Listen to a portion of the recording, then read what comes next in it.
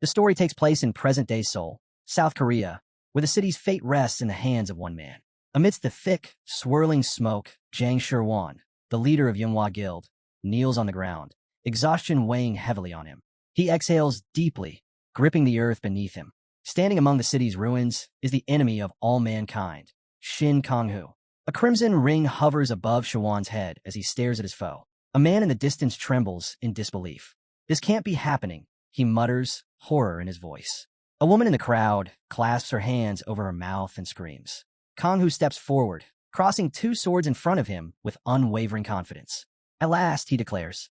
"It's just us now." Shirwan slowly pushes himself up, his body shaking as he rises from the debris. He glares at Kang-hu through the lingering fog. "Because of your senseless slaughter," he growls, "innocent people are suffering." His fury ignites.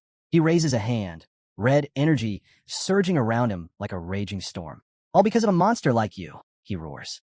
Kang-hu chuckles, his smirk laced with amusement. "Oh, and who do you think you are?" He tilts his head mockingly. "An envoy of justice." Shirwan's lips curl into a savage grin. An energy sphere crackles to life in his palm. "Justice," he scoffs.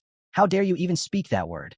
With a powerful squeeze, the energy explodes outward, sending streaks of lightning crackling through the battlefield. "You always stand in my way." Shirwan's voice thunders. "So tell me, if I'm not the devil, then who is?" The crowd erupts in support. Faces twisted with rage, they shout his name, their voices carrying through the ruins. Shirwan's gaze sharpens. "As long as they believe in me, I will never lose." He thrusts his hand forward, a massive magic circle forming in the air. From its core, a devastating energy beam surges forward at breakneck speed. Kang-hu's eyes widen in shock.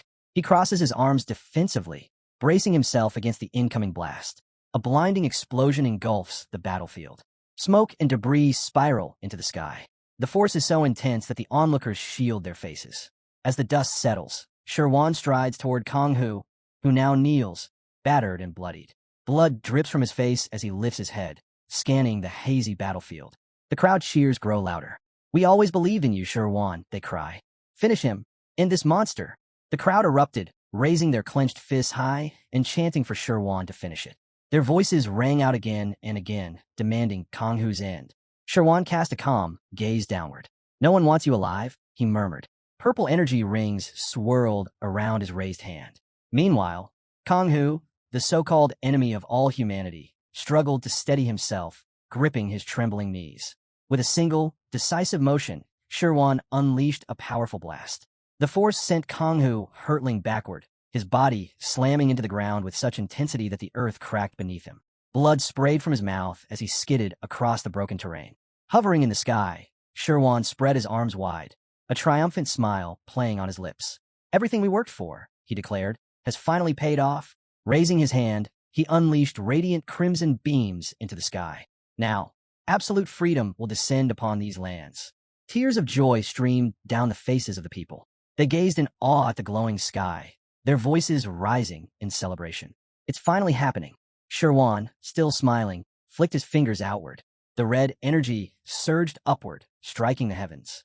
A massive explosion followed, streaks of lightning crashing down, painting the world in a sinister red glow. And then it appeared. A colossal hand stretched down from the sky above Shirwan's head. The celebration turned to terror. People's eyes widened in horror as they beheld the monstrous sight. Panic set in, and they fled in all directions. Shirwan, his expression dark with satisfaction, clenched his fists. "At last," he declared, "the Demon King has descended. Now, true peace will reign." Kang-hu, drenched in sweat, watched the scene unfold. His heart pounded as a chilling realization struck him. "This isn't peace," he thought. "This is tyranny." Shirwan turned sharply toward him, his voice cutting through the chaos. "Why are you still breathing?" His lips curled into a smirk. "Open your eyes and take a good look." His gaze hardened as he gestured toward the shattered landscape. "This is the real world I've created." And just like that, the world was no more. The truth was revealed. It had all been a novel. The author, in a final note, thanked the readers for their support. They had followed the journey of a villain who became a savior, only to have their expectations completely shattered. Shirwan wasn't a hero. He was a servant of the Demon King. Alongside his comrades, the infamous 13 Stars, he had risen to become the highest embodiment of evil. But in the end, fiction is nothing more than a mirror reflecting reality. This novel was born from the author's own college experiences, The moment he witnessed the kind of power that could bury school violence, twist justice into corruption, and reshape truth itself. He poured that reality into his story, but the world wasn't ready for it. The readers failed to understand, and so the story faded into obscurity. The comment section erupted with criticism. "What kind of ending is this?" one reader ranted. "These wannabe writers with their artistic vision should be banned from publishing novels." The author sighed. There was nothing he could do about it. With a weary click, he closed the comment window. Slumping onto his bed, surrounded by the mess in his dimly lit room, he replayed the harsh words in his mind. "Why leave it open-ended?" one reader complained. Another mocked him. "Isn't this the same guy who brags about crossing his arms in real life?" Pressing his lips together, he rubbed his eyes. But the worst comment lingered. "You're nothing but a minion who destroyed the world we invested in." His jaw clenched. Everything felt wrong. And now, he couldn't even rewrite it. It was too late. All he could do was sleep. As his thoughts faded into exhaustion, a strange noise crept into his dreams. Clang. Thud. Voices echoed. Weapons struck the ground. Slowly, he opened his eyes. The cold, unyielding surface beneath him felt rough. Was this stone? A loud voice rang out. "You ungrateful freak." A man, a warden, kicked a worker brutally, his words laced with venom. "Even after the mercy of the eclipse, you dare defy me?" Lying there, the protagonist stiffened. Eclipse? Did he just say eclipse? The worker curled up, shielding his face from the relentless blows. Watching the scene, a sinking feeling gripped the protagonist. He had seen this before. Lived it. No way, he thought. Is this freak really going to show up in my dreams now? The warden, seething with rage, grabbed the worker by the collar and raised a clenched fist. "You useless idiot. Start working, or you're dead." But then he stopped. His bloodshot eyes snapped toward the protagonist, who had unknowingly drawn his attention. In an instant, the warden was in front of him, a terrifying snarl on his face. His fist shot forward with brutal force. The impact sent shockwaves through the protagonist's body. Pain exploded in his skull. What the hell? His mind reeled. Why does this hurt? This is just a dream, isn't it? But before the warden could strike again, a firm hand caught his wrist. "Enough!" a voice commanded. The man's grip tightened, his presence radiating authority. The warden's face twisted with fury. He spat on the ground before storming off, muttering under his breath. "One day, I'll kill you." Silence hung in the air. A trembling hand landed on the protagonist's shoulder. The battered worker turned to him, his face pale with fear. "Are you okay?" The protagonist's mind raced. Who was the warden talking about? No, it couldn't be. A creeping dread settled over him as he glanced down at his hands. His breath hitched. Without finishing his thought, he bolted to the side, panic surging through him. Dropping to his knees near a pool of water, he pressed his hands to the ground. Blue mana pulsed beneath his palms, surging forward in powerful waves. Energy crackled around his body, wrapping him in its glow. A single bead of sweat rolled down his face as he lifted his hand, now bathed in shimmering blue light. His thoughts spun wildly. This is the ability to absorb mana at will. No doubt about it. This is innate increased mana sensitivity. Slowly, he touched his forehead, his gaze shifting to his reflection in the water. Then, realization struck. His fingers trembled as he stared at his reflection. Horror dawned in his eyes. Does this mean I become Kanhu? His lips curled into a bitter smile. He covered his face with one hand, a dry chuckle escaping him. Of all people, why him? If Kanhu was still alive, that meant there were 5 years left, 5 years until the end. Had he transmigrated into Sherwan instead, he would have been hailed as a hero, the savior of the world. But as things stood, the story would unfold exactly as before. The Demon King would descend, wiping out everyone except his loyal followers. And if the ending didn't change, then he was doomed. The only silver lining? He knew exactly how to escape this place. The moment he arrived, Kanhu's past and experiences had merged with his own. A sudden notification appeared before him. Class, Assassin. Level 10. 2 skills flashed on the screen, short-range jump and teleportation. His eyes narrowed. So I'm still at this level, huh? Letting out a weary sigh, he placed a hand on his knee, gripping a small blue stone. Frustration flared within him. He clenched his fist and growled. My stamina is terrible. His jaw tightened, and they just had to give me the weakness of being oversensitive to mana. All because I'm the villain.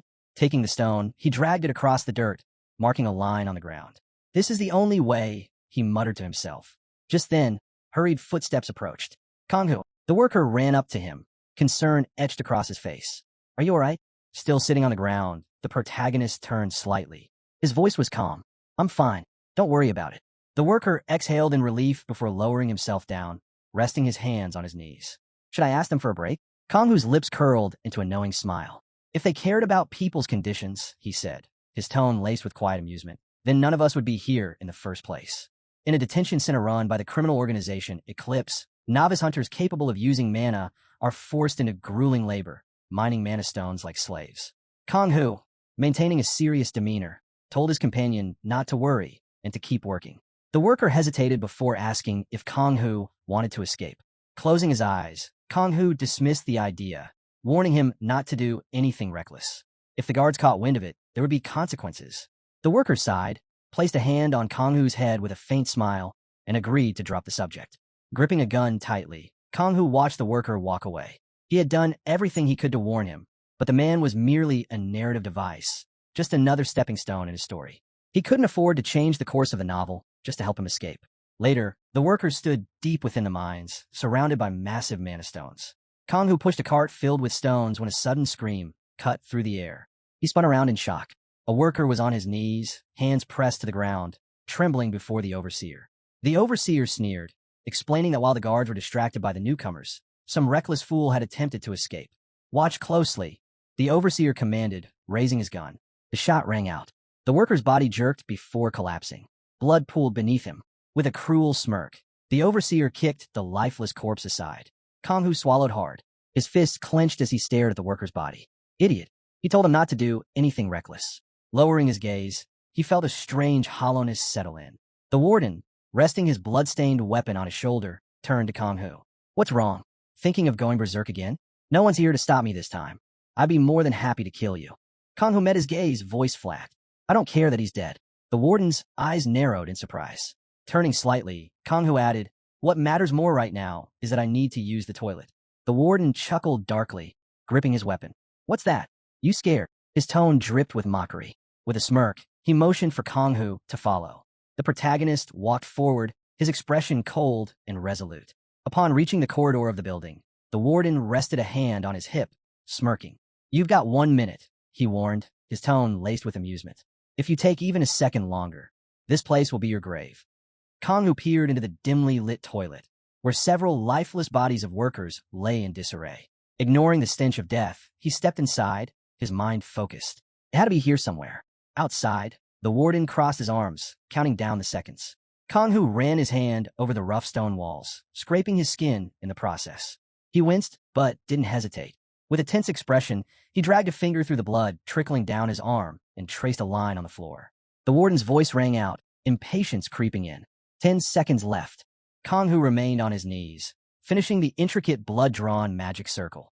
Rising slowly, he examined it with sharp eyes. He could feel it. Something was watching him. He clenched his fists, gaze unwavering. He knew exactly what kind of being lurked beyond. One that thrived on suffering, despair, and tragedy. A surge of blue mana pulsed from the circle, illuminating the grimy space. The warden banged on the door. "Hurry up and get out of there." Konghu didn't move. Instead, he smirked. "Aren't you even a little curious?" His voice carried confidence. "How someone like me, nothing but a low rank, can summon him? If he followed the original story, he would arrive soon. But if he hesitated, if he delayed even a single day, then the hope the world desperately needed would be lost forever." A blinding beam of light shot up from the circle, making Konghu's breath hitch. His hands pressed against the ground as he whispered under his breath. This is what he had to say. Because to him, Konghu was nothing more than a source of amusement. Standing at the center of the glowing magic circle, Konghu smiled. His voice was steady, unwavering. "I'm the only one who can wield your power to its fullest." Then, with a slow, ominous grin, he muttered under his breath, "I knew you'd come." And he did. The being that had once made a contract with Konghu in the original story. With absolute confidence, Konghu called out into the void. "Dimension Robber." A deep, echoing voice answered. "How bold of you." A presence loomed over him, thick with power. "I'll lend you my strength, but only for a while. Since you caught my interest, now prove yourself." A smirk played on the protagonist's lips as radiant energy swirled around him. Clenching his fist, he exhaled slowly. "Just sit back and watch." A system notification flashed before him. System alert. Constellation. Dimension Robber has been identified. Status. Neutral constellation. Special abilities. Looting and upgrading. All skills have reached maximum level. Rank F skills can now be made your own. The door burst open with a thunderous crash. The overseer stormed in, his face twisted with rage. "Who the hell do you think you are?" he bellowed. Thick black smoke curled through the room, obscuring his vision. His anger faltered, turning to shock as he caught sight of a shadow moving within the haze. Another system notification flashed. System alert. All skills have reached maximum level. Short-range jump skill upgraded to max. A piercing blue glow flickered in Kanghu's eyes as he propelled himself forward at an inhuman speed. System alert. Teleportation skill upgraded to max. The overseer flinched, scanning the smoke-filled room, his breathing ragged. Sweat beaded on his forehead. His voice trembled. He's gone. In a split second, Kanghu materialized behind him. Lightning pulsed in his gaze. With a swift, brutal motion, he drove a wooden stake through the overseer's back. The man choked, eyes wide with pain, blood spilling from his mouth. He twisted, barely able to breathe. "Why, you freak?" he gasped. Kanghu's expression remained cold as he wrenched the stake free. A fresh spray of blood splattered across the floor. The overseer collapsed, his body twitching before going still. Kanghu stood over him, gripping the bloodied weapon. "Thanks." His voice was calm, almost indifferent. Wiping the crimson streaks from his face with the back of his hand, he added, "Because of you, I'm walking out of here today." A deep chuckle echoed in his mind. "Dimension robber, huh? You're amusing." Contract established. Kanghu bent down, retrieving the warden's weapon. As he gripped the hilt, a thought crossed his mind. This was how he had avenged him. The system chimed once more. System alert. Weapon obtained. Tightening his hold on the blade, Kanghu tucked it into his bag. "From now on, I won't look back." Sometime later, Kanghu stood in a dimly lit corridor, his back to the overseer's corpse. In one hand, he held a canister. Tilting it slightly, he poured gasoline over the lifeless body. Sliding his free hand into his pocket, he stared at the scene before him. Step 1. Acquire a second-rank warden's uniform. Complete. He flicked open a lighter. Step 2. Burn all evidence. The flame danced as he let it fall. A roar of fire erupted, consuming everything in its path. Outside, chaos erupted. Workers scattered as flames engulfed the buildings. "He's near the 18th building," someone shouted over the crackling blaze. Another man, panic-stricken, raised his voice. "What kind of lunatic did this?" A worker threw up his hands. "Call the fire department." Meanwhile, Kanghu moved swiftly, disappearing into the night. Step 3. Escape through the main gate. A worker sprinted toward an armored car, gripping the ladder at the front. "Everyone, follow the instructions. We're heading to the crematorium," he shouted. He turned sharply to the driver. "Step on it." The driver nodded without hesitation and accelerated. Glancing in the rearview mirror, his eyes landed on Kanghu's uniform. "That's a second-rank warden's uniform. Are you replacing the supervisor in charge of this group?" Seated in the back, Kanghu gave a curt nod. There was an escape from Building 18. The driver's brows furrowed. What do you mean?" Kanghu's voice remained steady. "The prisoner climbed over the northwest fence. So why are we still here?" The driver stiffened, quickly slamming his foot on the gas. The vehicle roared forward. "Damn, my bad. We're moving now." Meanwhile, Kanghu's mind worked fast. The northwest fence led to Mountain Chungmyong. At first glance, the perfect escape route. No guards, complete darkness, and a maze-like terrain. But the reality was far different. That area was littered with deadly traps, making it the most dangerous path out. He crossed his arms, keeping his gaze forward. They'll try to catch him before he gets far. If they lose him, they'll search Mountain Chungmyong and bring back his corpse. The driver, hands gripping the wheel tightly, swallowed. "Got it." At the next checkpoint, a guard stood firm at his post. "Secret code, Warang," he called out. The driver didn't miss a beat. "Secret code, cigarettes." The guard waved both hands. "Clear. Move along." Kanghu's gaze remained cold. "Finally, the last obstacle before I clear this fence." The armored car rumbled down a forest road, weaving through the dense trees. The driver, keeping one hand on the wheel, glanced at Kanghu with a smirk. Must be exhausted with all that chaos at Building 18. Kanghu absently squeezed his blood-stained collar, fingers pressing into the fabric. It'd be easier to kill those rebellious prisoners. The driver laughed. "Right? Those so-called hunters are just a bunch of weaklings. They talk big, but in the end, they're nothing but losers." Kanghu's expression darkened. "Losers? Is that what they call them?" Beside him, the worker turned to face the disguised warden, his expression serious. "How long have you been stationed at Building 18? The protagonist glanced down and mentioned he'd arrived the day before yesterday. One of the workers immediately pointed out that this meant he was from the 9th block. Kanghu nodded in agreement. But then, the worker scoffed, questioning how that made sense when the 9th block hadn't even existed until the day before yesterday. Meanwhile, a car sped through the dark forest, its headlights cutting through the night. With a grin, the protagonist pulled a sword from his bag and muttered that cleaning up trash like them must be the only reason he was here. Without hesitation, he dashed forward, ready to strike. The car screeched to a stop, smoke billowing from its wheels. Kong-Hu slid back in an instant, while the worker was sent flying through the shattered window, glass scattering everywhere. The driver, gathering mana into a blazing fireball, shouted furiously, calling him a freak. The protagonist swiftly dodged the incoming blast of fiery mana. His eyes flicked to the scorched roof of the car, studying it quietly. The driver, now rattled, raised his hand, forming another fireball and yelling out, demanding to know how the protagonist dared to deceive them. A surge of blazing energy shot from the car, bursting through the roof and spiraling upward in flaming rings. The driver smirked, clenched his fist, and muttered about what kind of trash he was dealing with. But as he glanced toward the car's mirror, Kong-Hu had already vanished from sight, disappearing like a shadow. Before the driver could react, the protagonist's sword pierced through his neck, the blade slicing cleanly through the window. Kong-Hu raised his weapon, his expression cold and unshaken. The driver tumbled from the vehicle, collapsing onto the ground, coughing violently. Wiping the sweat from his forehead, the protagonist winced at the sharp pain pounding in his head. With a crooked grin, he pressed a hand to his temple, wondering aloud if he'd overused his mana. Just then, Kong-Hu's eyes widened as another car approached. The protagonist, unfazed, raised his hand with a smirk, asking if this was supposed to be a patrol. He hadn't expected backup. There shouldn't have been many left. Kong-Hu leapt from the armored vehicle, landing directly into the rubble below. Without missing a beat, he clenched his fists and slid confidently down the dirt mound. The protagonist knelt nearby, watching him descend. From above, a hunter observed the scene, unimpressed. He rested his weapon on his shoulder and chuckled, calling Kong-Hu low-ranking trash, surprised he'd managed to take out 2 guards and get away. The protagonist glanced at the hunter and noticed a red mark hovering above his head. That meant this guy had formed a contract with a constellation. Kong-Hu found himself wondering what kind of power he was dealing with. A system notification popped up, confirming that the hunter was linked to a neutral constellation. He was a skilled connector, someone capable of tracking mana. Curious, the protagonist calmly placed his mana-infused hand on the ground. So that's how the hunter had been able to find him so easily. Kong-Hu smirked, thinking to himself how perfectly things were falling into place. The hunter, clearly confused, narrowed his eyes and asked what he was grinning about. But the protagonist wasn't about to answer.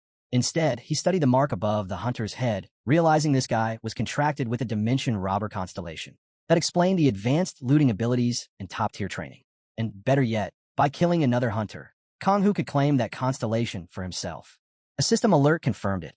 He could steal this target's contract. With a quiet smile, Kong-Hu leaned down, palm pressed to the earth, thinking this was the perfect opportunity to test out constellation looting. But there was one problem. Anyone tied to a constellation like that had to be at least level 100. A direct fight was out of the question. No, he'd have to bait him in and take him by surprise. Meanwhile, the hunter looked up with a smug grin and mocked Kong-Hu, calling him nothing but low-ranking trash. Raising his hand overhead, he sneered that Kong-Hu should have hidden better. Activating his constellation's ability, the hunter declared that nothing would escape his sight. Stalking through the dark forest, he called out, daring Kong-Hu to show himself. His gaze landed on a nearby tree as he sensed the faint pulse of mana. Smiling, he clenched his fist and said, "Found you." With a scowl, the hunter hurled his weapon straight into the tree, cutting through it with brutal force. Smoke and debris filled the air as the trees came crashing down. But as the dust cleared, the hunter's expression shifted to shock. He quickly looked around, realizing his target was gone. Before he could react, Kong-Hu appeared behind him, kneeling low and driving his sword clean through the hunter's neck. "Imagine that," Kong-Hu said coolly, a melee fighter tossing his own weapon. Big mistake. Without hesitation, Kong-Hu yanked his hand back, slashing through the hunter's throat with a swift, brutal strike. A system notification appeared, confirming the kill and the successful transfer of the skilled connector's contract. The skilled connector was now bound to the Dimension Robber and couldn't escape or break free. All its abilities were now Kong-Hu's. Rubbing his chin thoughtfully, Kong-Hu scanned the new stats displayed in his system window. With a tap of his finger, he boosted his night vision to the maximum. With a weary expression, Kong-Hu muttered that he'd pulled it off. Activating his night vision, he scanned the area and confirmed there were no more pursuers nearby.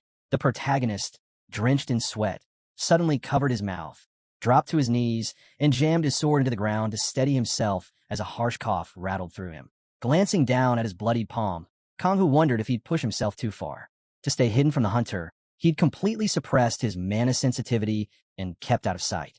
The real trick had been pouring all his mana into that stone. If he'd left it unchecked, the blast would have drained every bit of mana from the area. So, he had no choice but to suppress his energy and get rid of the stone quickly. That gamble worked. It drew the hunter in and let Konghu finish him off.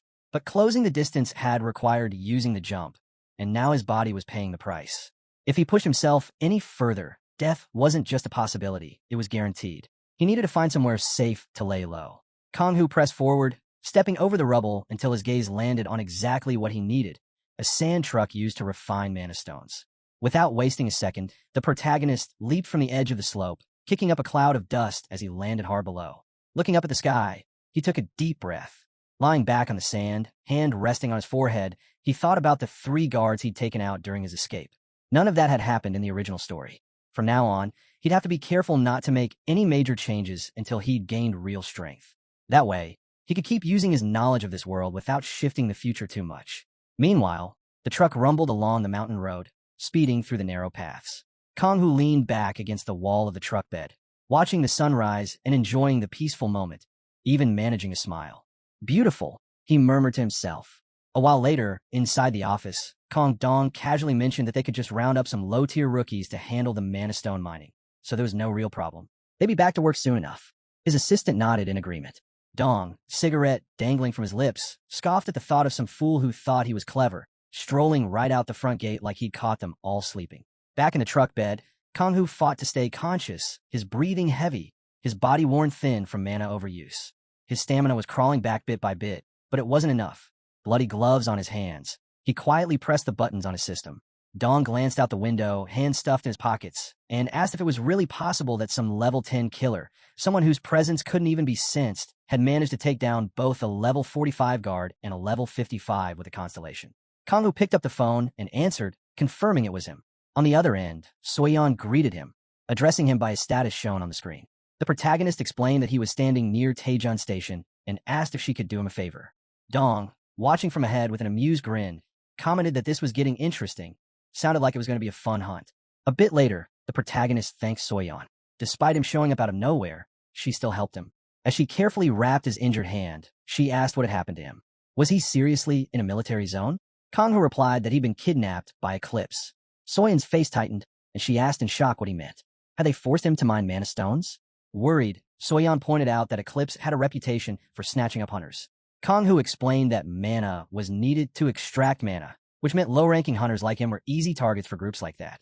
Even with all that, Konghu trusted Soyeon. He'd reached out to her because, deep down, he knew she still cared. Back when they broke up, she was just a rookie who had only recently awakened her abilities. Now she was level 150 with a constellation contract. But if she'd been with him back then, she would have ended up locked away in Chungmyeong Detention Center too. Konghu pushed himself up with his hand on the floor, thanking her sincerely for helping him out. He warned her not to get too involved. If Eclipse caught wind of her helping him, they might come after her next. But Soyeon rested her hands on him and assured him she wasn't worried. At her level, ordinary hunters wouldn't stand a chance against her. She told him not to stress about her safety. Konghu turned toward her with a soft smile and told her to focus on using her strength for herself. Soyeon mentioned she'd packed him a decent amount of cash and provided a hack phone that was nearly impossible to track. The protagonist asked if her guild was still operating in the gray zone.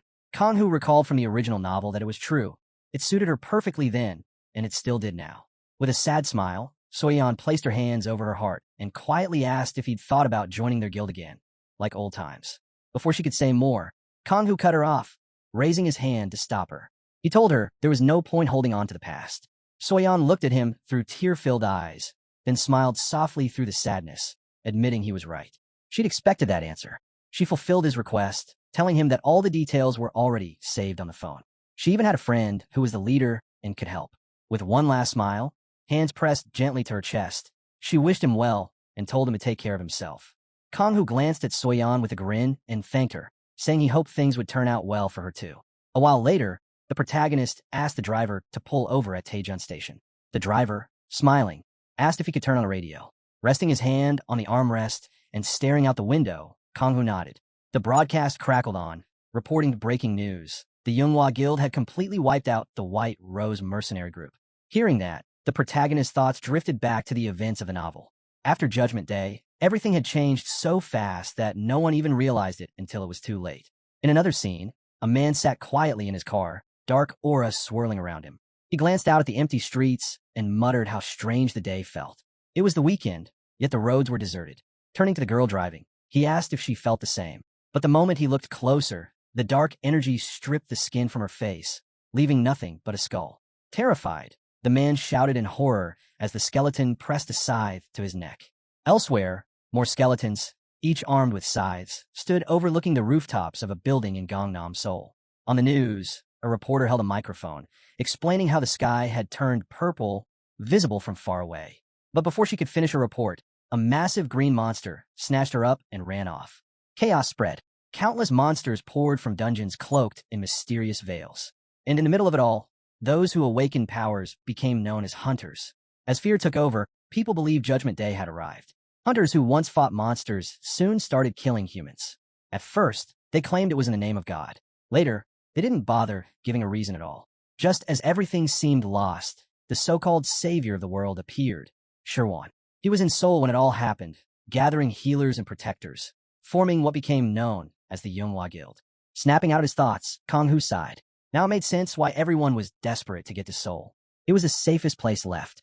With a faint smile, Kang-hoo recalled that the White Rose Group had been under Hunter Sherwan's watch for a while, accused of organizing the terrorist attack at Exit 11 of Gangnam Station.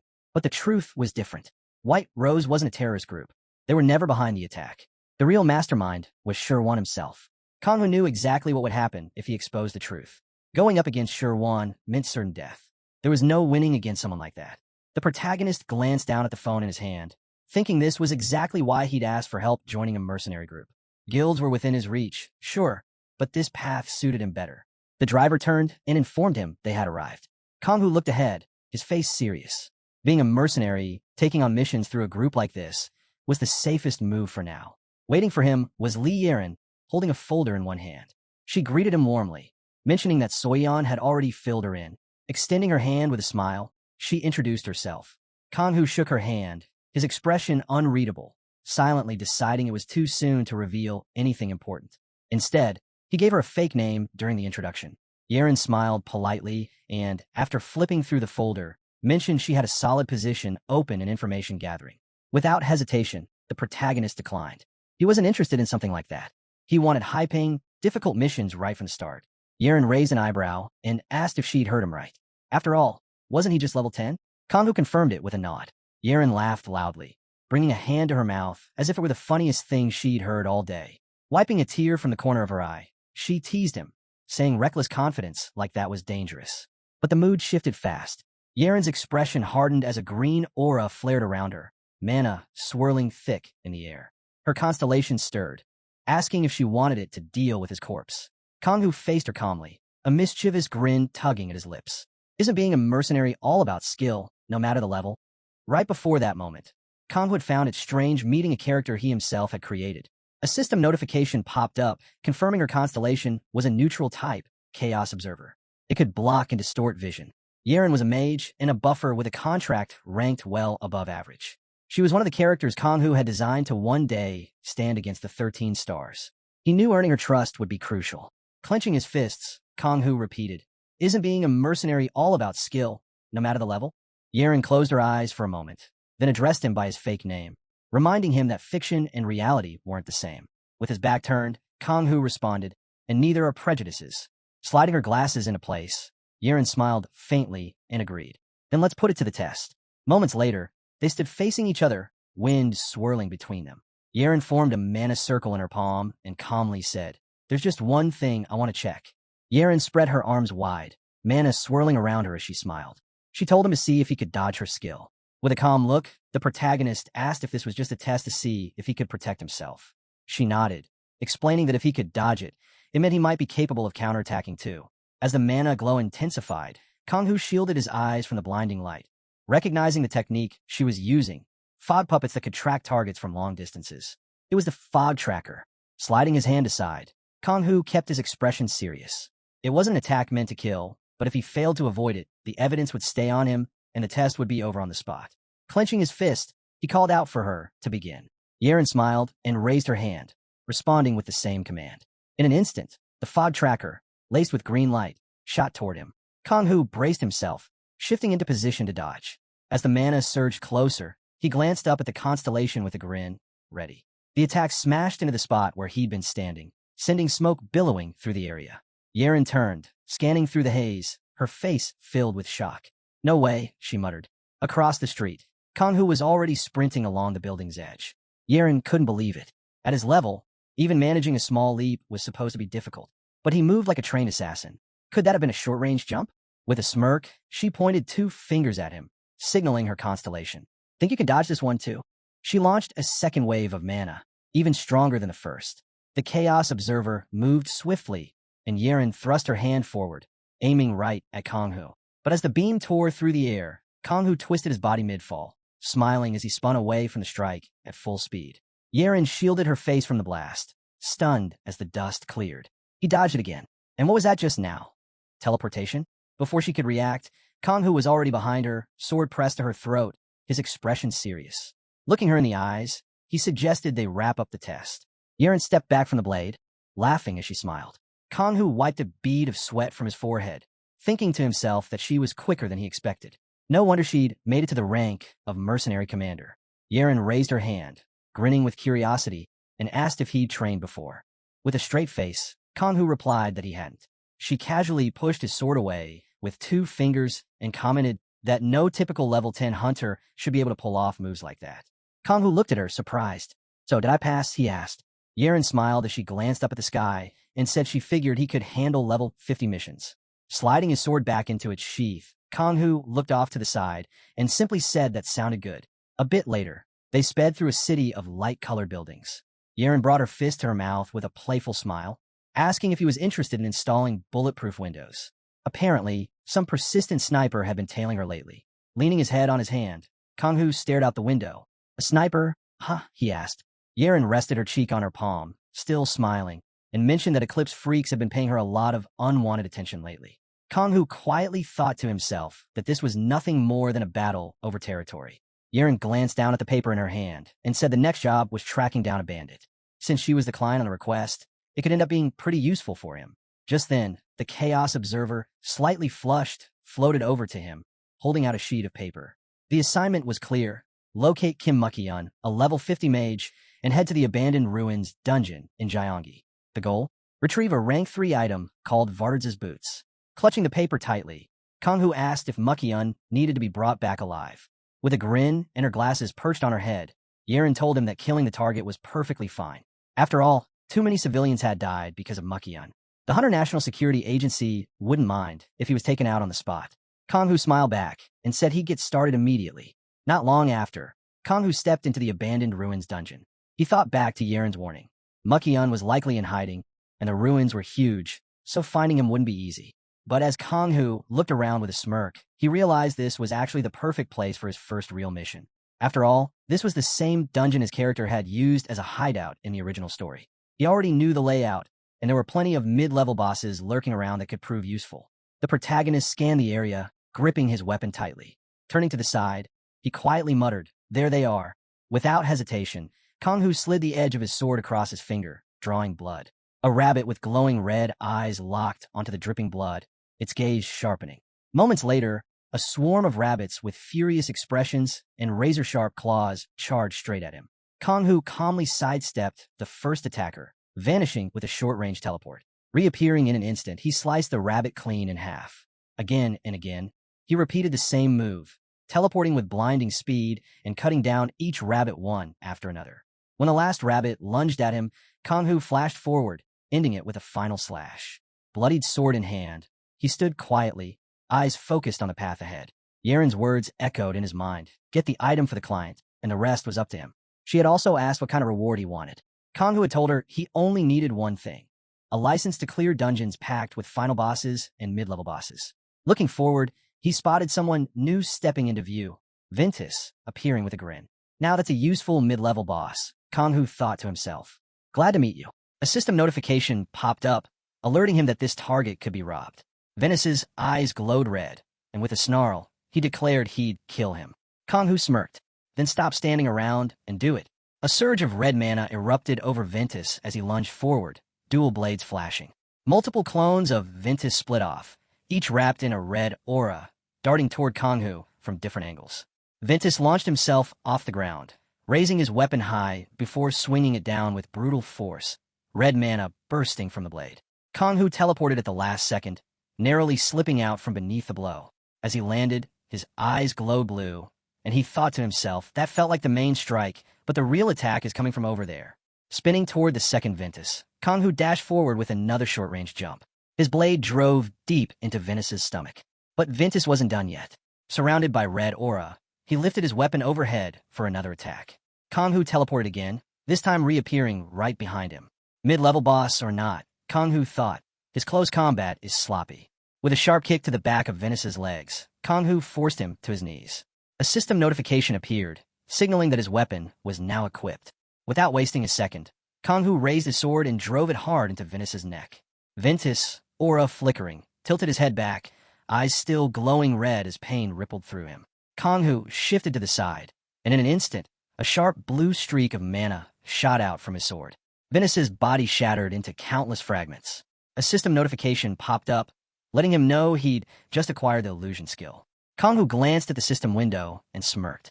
The protagonist turned his head, clenched his fist tightly, and noticed a brilliant light glowing through a building window. At that moment, the man stared at a green leaf and shouted that it was Solatium. Pointing ahead with a grin, he asked if Zhou Youngjae, a third-rank Ozen hunter, had seen this. Youngjae watched silently, deep in thought. So he took out Ventus by targeting her weak spot. Impressive.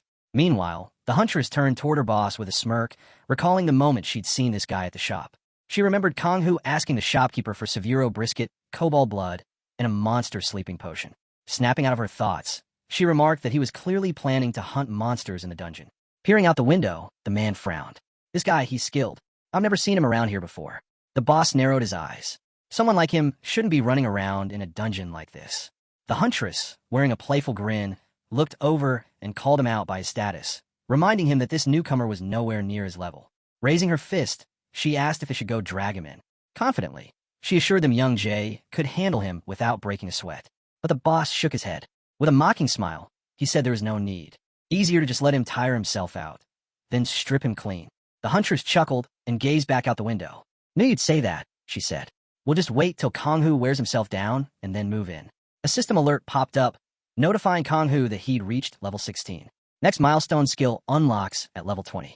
Pressing his finger to the system screen, Kang-Hu made his choice. He'd dump all his points into stamina. With his natural mana hypersensitivity already heightened, there was no reason to invest in that anymore. Stamina was the key. Letting out a deep breath, Kang-Hu held the Solatium close. Finally, I feel somewhat alive. Solatium, a soothing, pain-relieving herb. Perfect for dulling mana hypersensitivity. Rarely found in regular dungeons since it only grows in the wild and is almost impossible to cultivate on a large scale. And the only person in the entire country who knows how to grow it is right at the center of this whole mess. Kang-Hu looked off to the side, his expression hardening as he thought to himself. This place used to be known as the demilitarized zone.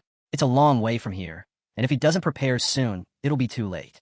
If Kang-Hu loses control of his mana hypersensitivity mid-fight, it'll be over for him right then and there. The protagonist placed a hand on his head and kept walking down the dungeon street. After a while, a car sped down the same path. Behind the wheel, Yeren glanced around cautiously, her hands gripping the steering wheel. Just a year ago, the signal wasn't this bad, she muttered. It's only gotten worse. From the car's phone, she'd once mentioned that interference was inevitable. Nothing could be done about it. Especially now, caught between Eclipse and Black Lion. Things would only keep spiraling. Yeren's gaze flickered to the rearview mirror. Makes sense, she added quietly. She'd been used to checking her surroundings for a long time now. Keeping her guard up was second nature. Pushing forward, she asked if there was a hunter worth recommending. The car jolted as it rolled over scattered debris, skidding slightly as she corrected the wheel. She recalled another conversation over the phone, someone complaining about being short-staffed lately. With a grin, Yeren pressed the accelerator, weaving through the rubble. That's why he called me, she thought aloud. Still smiling, she admitted she wasn't sure if she could even suggest a hunter he'd approve of. On the other end, he held his phone, returning the same smile. Yeren repeated her question. Is there any hunter you'd actually consider? She figured anyone she mentioned would just get dismissed. Sherwan flipped through a stack of resumes, scanning the names and photos. I've adjusted my standard a bit, he said. Yeren's expression turned serious as she maneuvered the car forward. She remembered him saying he wanted to raise someone up from the lower ranks. I might have someone, she said. Sherwan glanced away, smirking. Really? That's so. Yeren admitted the guy might need more time. She didn't want to rush to any conclusions. Sherwan looked down at the photo on the resume, then back at Yeren. "You're never wrong," he said. "Shame we lost him to that accident." The commander let out a small sigh and smiled faintly. "That was ages ago. No point dwelling on it." Yeren nodded. She'd keep her eye on him. Then she turned and asked Sherwan if he had any intel she could use. Sherwan nodded. "Yeah, got some inside info on the criminal groups. I'll send it over by email." Later on, Yeren glanced at her glowing phone, smiling as she thanked him. Sherwan, cheeks slightly flushed, replied modestly that it was no big deal. He could pass along that kind of information anytime. Turning to the man beside her, she mentioned that their guild was always on the lookout for skilled people. He told her to send someone truly capable his way. Off to the side, a man with his mouth wrapped in manna shot him a quick glance. Yeren, her voice cold and firm during a call, had once promised she'd handle things perfectly. Letting out a deep sigh, she muttered to herself how odd it was for someone to have such high expectations placed on them when they'd only just taken on their first assignment. Meanwhile, Kong-Hu's expression darkened as he thrust his weapon forward, striking the mid-level boss Ibria with brutal force. Ibria looked down at the sword piercing her, coughing heavily. The protagonist leaped back, bracing himself with one hand against the ground. With a glare, Ibria raised her clawed hand, aiming to strike. Kong-Hu locked onto the incoming attack, keeping his focus sharp. He activated his abduction skill, dropping to one knee as he targeted her hand. The attack phased straight through him, smashing into a nearby stone. Ibria blinked in confusion, watching as her hand passed harmlessly by. Quickly raising her arm, she lifted the vanishing stone.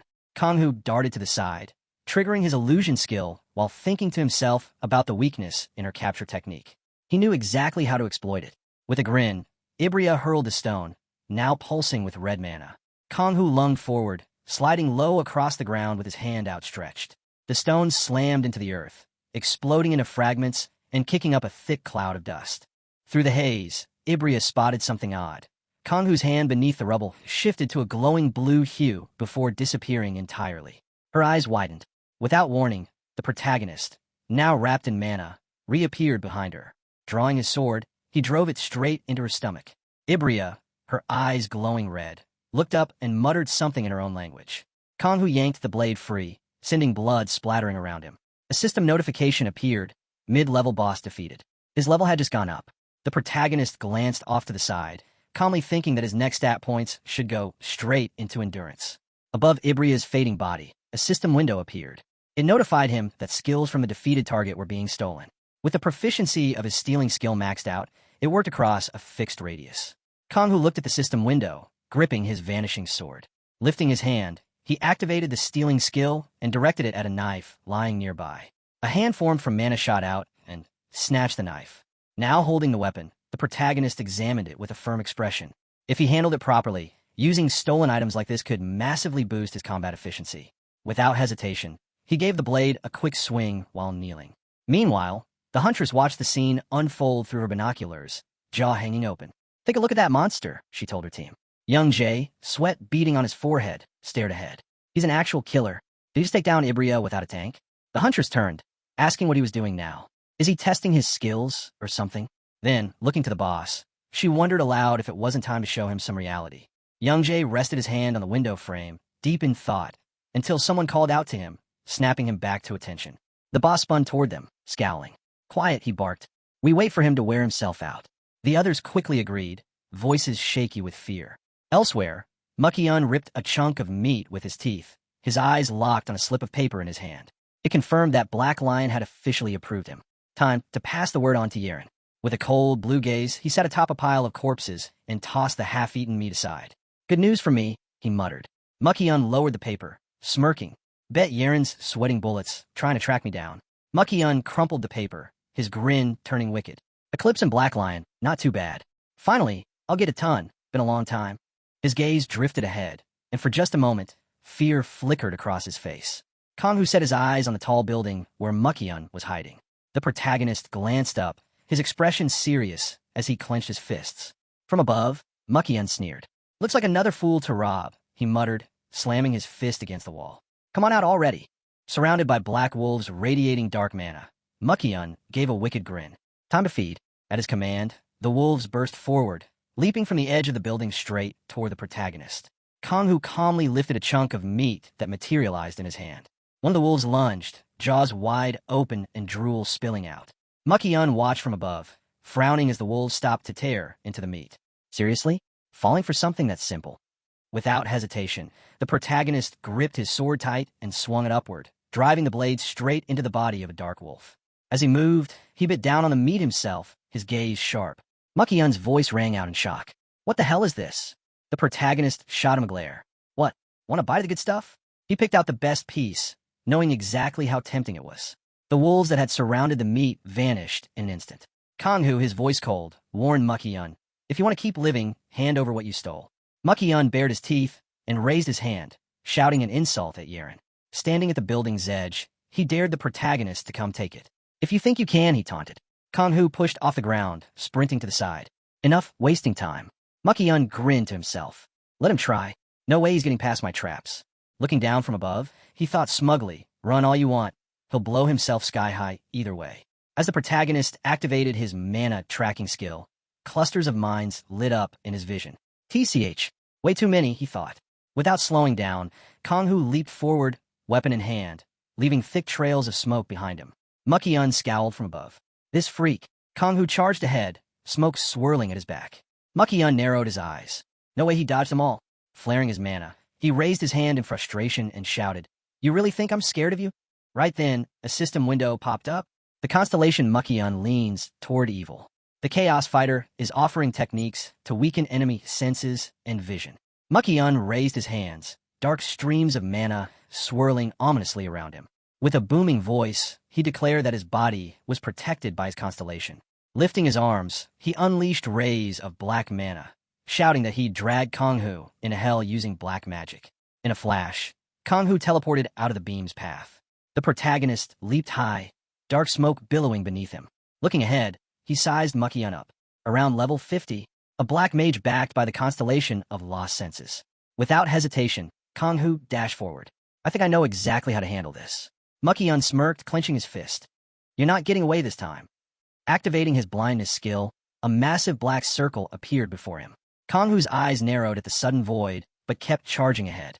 Not yet, just a little longer. Waiting for the perfect moment, Kang-hu raised his sword. Now, Mucky-yun laughed from the shadows.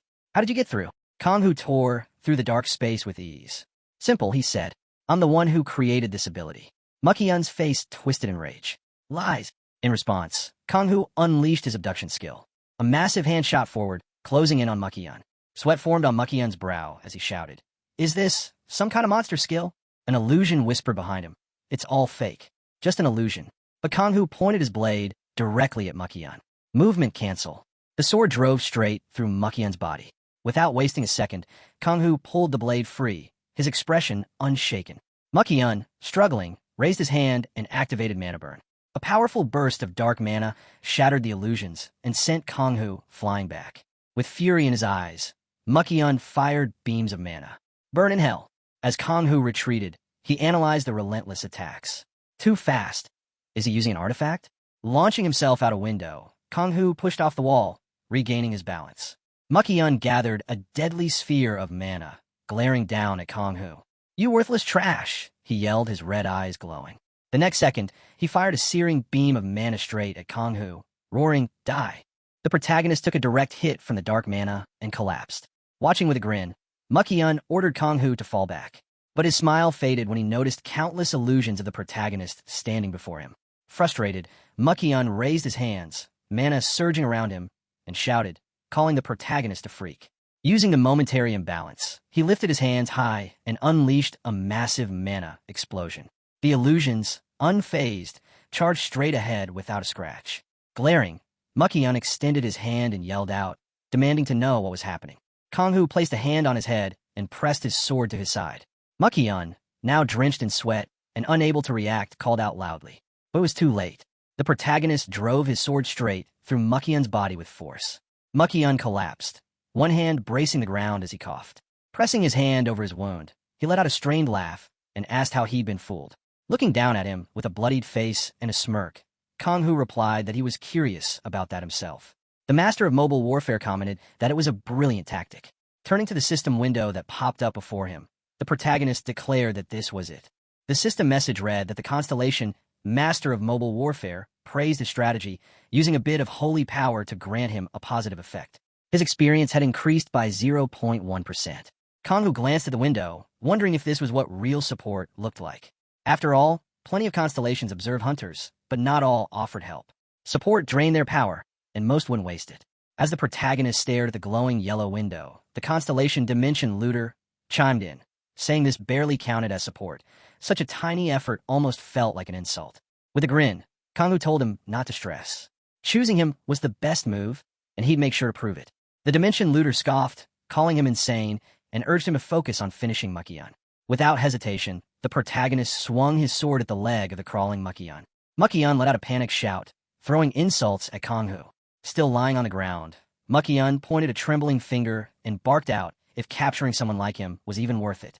Did Kanghu really believe it would change anything? With a weary expression, Kanghu replied that if taking down someone like Makian could actually change the world, he would have done it long ago. The protagonist raised his sword with confidence, ready to strike. Makian's eyes widened in terror as the mana-coated blade came rushing toward his face. A system window flashed, confirming the target had been eliminated. The Chaos Fighter's contract had been stolen, and the constellation was now under the control of the Dimension Looter. Until the contract ran out, Kanghu couldn't remove the effect and would inherit all the abilities of Chaos Fighter. With the sword fading from his grip, the protagonist tapped on the system window. New skills unlocked: blindness and light chaos. Kanghu let out a satisfied chuckle, saying his luck just kept getting better. Looking ahead with a smirk, the protagonist mentioned it was time to claim one more prize. Grabbing Makian by the collar, he dragged him up and muttered that stripping men wasn't exactly his thing. Kanghu rummaged through the body, tossing items aside and commenting on the haul. For level 50 gear, it was nothing special, but the protagonist figured it was still worth keeping. Slipping on a mana glove, he noted how perfect it would be paired with a throwing dagger. Kanghu tried on a vest, remarking that its health effect could use an upgrade. Holding up a mana ring, he admired its stamina boost. An item like this was too valuable to waste. Finally, the protagonist studied an amulet in his hand with a grin. The amulet of the god of evil. It consumed 1 mana per second during awakening, but in return, skill cooldowns were reduced. Glancing at the system window, Kanghu shoved his hand into his pocket, pleased. This was exactly the kind of buff he needed. Still smiling, the protagonist looked forward, thinking this was the item he'd been searching for. Kanghu decided to sell off all the level 9 gear. There'd be good profit in it. If things went smoothly, he could hit level 20 before long. With a confident clench of his fists, Kanghu left the building, already thinking ahead. The Killer Devourer skill would activate soon. After some time passed, the protagonist scanned the area. It was quiet, too quiet. Not a single monster in sight. The setup was perfect for an ambush. From a tall building nearby, a bright light glinted through the window. Peering through binoculars, a huntress smirked and called for everyone to check out the target. With a loud order, she told them to finish him. Young Jay grinned, asking if they were kicking things off. Another man, gripping a bag, glanced at the glowing light in the building. The boss gave a nod, signaling the start. Dropping the bag to the ground, the man confirmed loudly, request accepted. Young Jay shouted for them to wear him down properly. Dozens of white rabbits with glowing red eyes turned as one. Their jaws opened wide in a frenzy as they charged straight at Kanghu. The protagonist, gripping his bloodied weapon, watched them rush in and smirked. There they are, he muttered.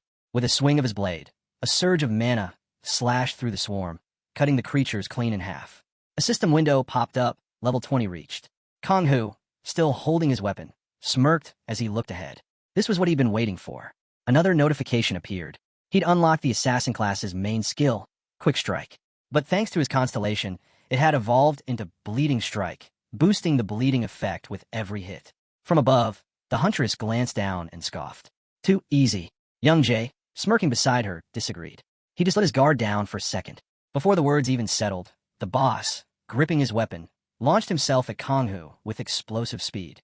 Yin, scowling, sent a wave of mana barreling forward. Kanghu narrowly dodged the blast, stepping aside with sharp focus. He had the newcomer. Who was this guy? Another one looking to rob him? A little closer, and that attack might have taken his head. The boss, his sword crackling with a red aura, snarled. Did I really miss? Yin darted to the side, swinging his sword wide. Not this time, he roared. Kanghu didn't hesitate. He charged in and slashed across the boss's body. The system window confirmed it. A bleeding strike. 10 more hits, and the target's regeneration would start to fail. Kanghu glanced at the notification. He had to land as many strikes as possible fast. But then his eyes snapped up. Yin was still standing, still grinning, still holding his sword. That's what you call an attack? He taunted, his voice laced with menace. Behind him, the other hunters cheered, their voices echoing. It's pointless, they laughed. This fight won't end. He's only getting stronger. Yin lunged forward, his blade slicing through the air with deadly force.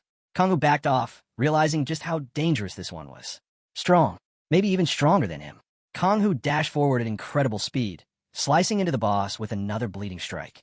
Spinning around, he pointed his weapon ahead, eyes locked on young Jae, who stood unharmed before him. The boss spread his arms wide and laughed loudly. Go on, keep trying. His comrade watched with a smirk, thinking Kanghu just needed to land 4 more hits. Without hesitation, the protagonist shot forward again, smoke billowing up around him as he charged. Youngji's expression shifted to shock as Kanghu launched straight at him, his gaze dark and focused. Activating the blindness skill, Kanghu struck. Youngji's red eyes blinked into the void of darkness. Confused and under the effect of light chaos, he shouted out, What? What is this? Kanghu didn't slow down. He landed another bleeding strike, though even that was starting to feel pointless. No matter how many times he cut him, it never seemed to matter. But suddenly, young Jae turned with a wicked grin. Ah, now I can see again, he sneered, his glowing eyes locked on Kanghu. Out of tricks already? Then, without warning, young Jae winced, clutching his head. What? What is this? He groaned, clearly in pain. The confusion spread across his face. Why was his strength fading? The hunters above stared down in shock. The hunters called out, demanding to know what was happening to him. One of the others wiped sweat from his forehead, staring forward in disbelief.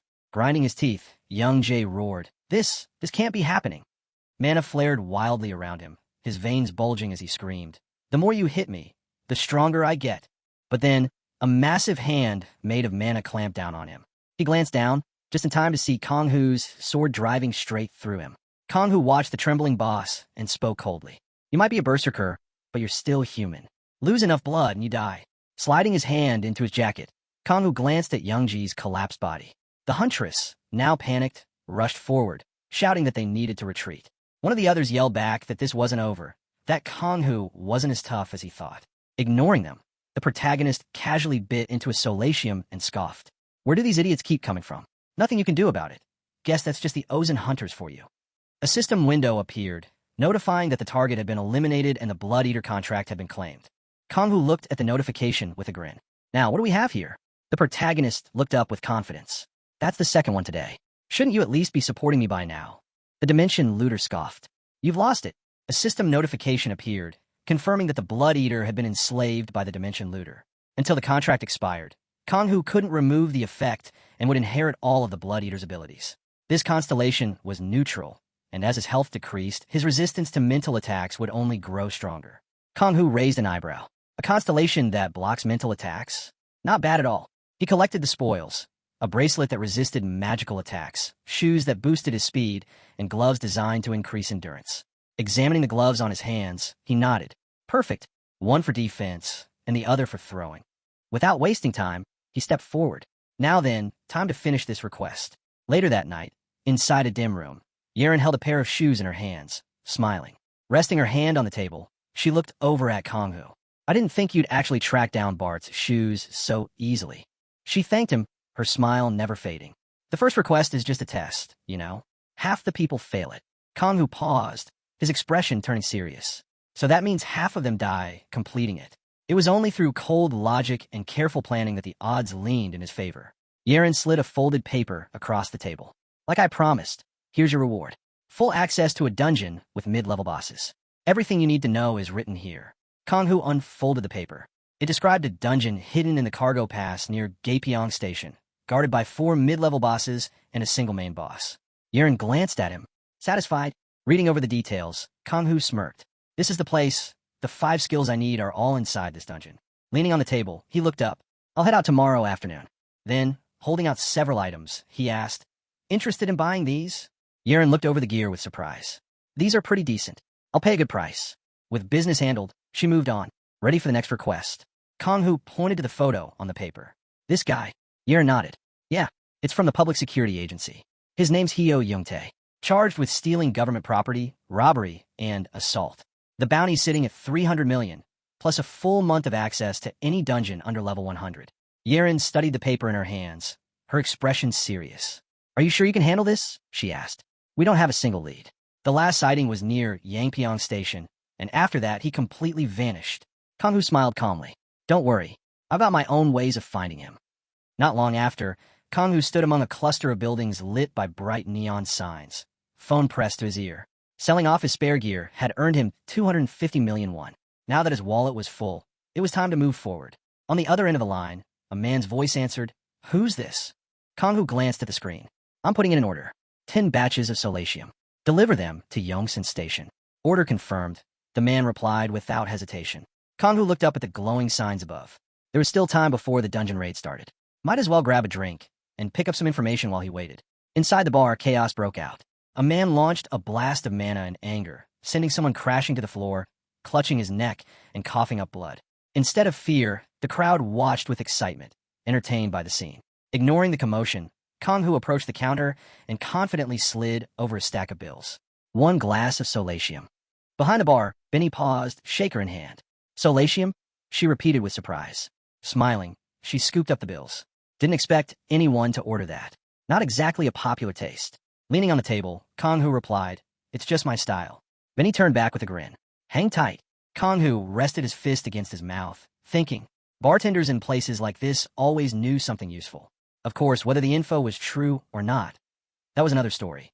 But then he froze. Out of the corner of his eye, he spotted someone familiar. Cha So-hee, one of Eclipse's operatives. What was she doing here? Sweat beaded on his forehead. Don't tell me they're tracking me. Just then, Benny placed the glass in front of him. First time seeing someone like you around here, she said with a smile. Shame we won't be seeing each other again.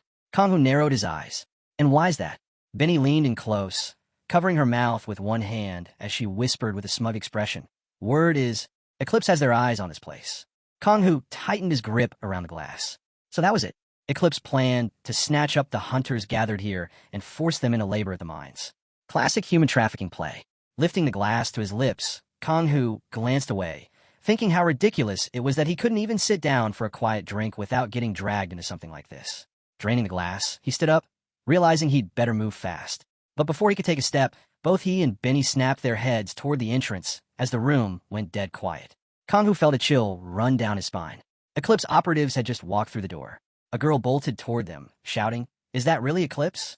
One of the men standing nearby stared ahead in shock. Why are they here? He muttered. One of the Eclipse men grinned. Better run while you can. We're taking everything we came for.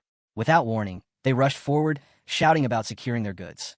One of them grabbed a guy by the arm and slammed a mana-charged fist into his stomach, dropping him on the spot.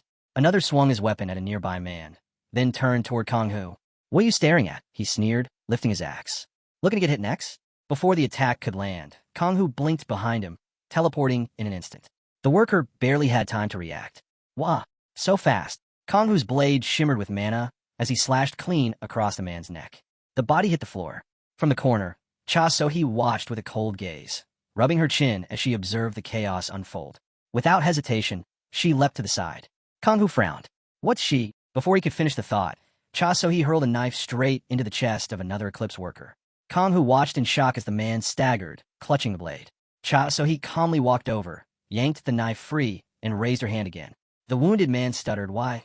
Before he could get the words out, Cha So-hee drove her foot into his chest, sending him crashing across the room. Kang Hu glanced calmly at Cha So-hee, wondering what exactly she was planning. With a playful smile, Cha So-hee looked him over. First time seeing you, but you look familiar, she said. Which guild are you with? Kang Hu kept his expression steady. One that doesn't like being tied down. Cha So-hee placed her hands on his shoulders, her grin widening.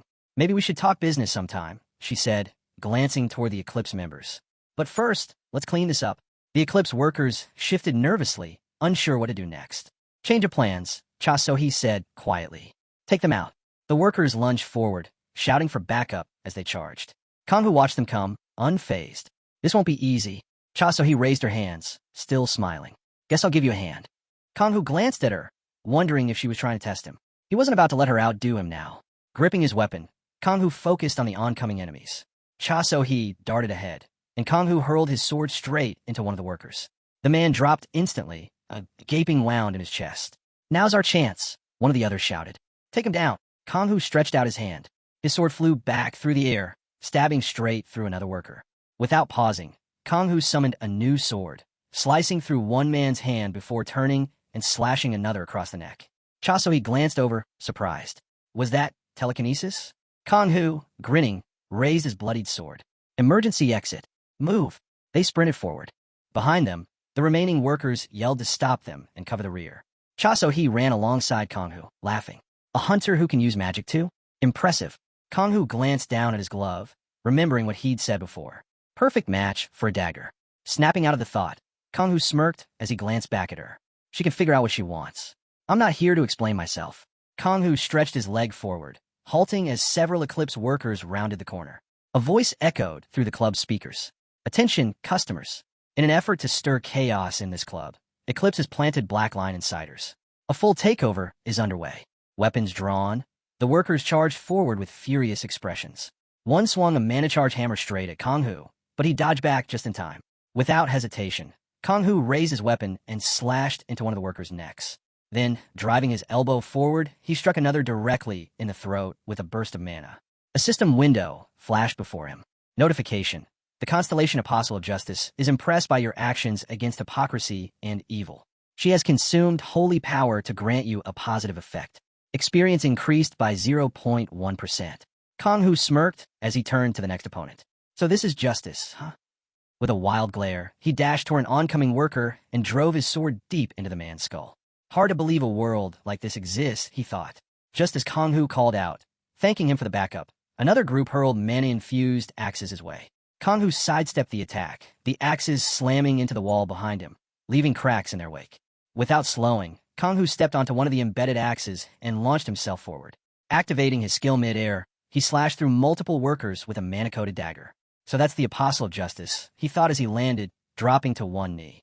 Nearby, Cha So-hee ripped her dagger from fallen worker's skull. Looking down at the scattered bodies, she nodded to herself. Knew it. As Kang Hu bashed a door open with a heavy kick, he glanced over his shoulder and gestured toward the passage with his thumb. Cha So-hee clenched her fists and grinned. Glad I didn't let this one slip by. Sometime later, under the starry night sky, a frustrated Eclipse worker pressed a hand to his earpiece and barked orders. Search the area. I want every corner checked. Meanwhile, behind a nearby wall, Kang Hu and Cha So-hee waited quietly. She looked at him and smirked. How about we do this without any trouble for once? With a grin, she handed him a business card. The pay's good. Think about it. Kang Hu took the business card from her hand with a smirk, glancing to the side. If something urgent comes up, get in touch, he said before turning to leave. Watching him go, Cha So-hee pressed a finger to the mic in her ear and reported back to her superior. That wraps up the test. The rest of the investigation should be simple. Just tell me a name. She smiled to herself as she added, You're talking about Kang Hu, right? There was a brief pause before she continued. There were a few minor issues, but the benefits outweigh the losses. Later, in the middle of a busy station, Kang Hu stepped off the train and scanned the area. Judging by Cha So-hee's reaction earlier, it seemed that he is not wanted yet. Just in case, it might be best to avoid Taejun for a while. He couldn't shake the irritation building inside him. Eclipse's influence was spreading faster than ever. It was getting out of control. They had even been watching the trains heading toward Gapyeong. Instead of risking that route, he figured it was safer to slip out through Yongsan Station. Sometime later, Kang Hu placed his suitcase on the rack, sat down, and checked the Solatium delivery. Smiling, he held the package in his hand. At least this part went smoothly. With his hands tucked into his pockets, he thought back. In the original story, Kang Hu had picked up Solatium near this station a few times. Good thing he remembered. His thoughts were interrupted by a nearby conversation. Turning slightly, he overheard a man grumbling into his phone. Kang Hu raised his hand to his face, unsure if he really needed to play along with whatever was going on. The man on the phone complained loudly. There aren't any dungeons left to find in Seoul. Frustrated, he pulled the phone from his ear and shouted, Why isn't anyone doing anything about this? Turning back to the call, he barked, Just get over to Yunghwa Station already. Before long, people gathered around a massive sign hanging from a tall building.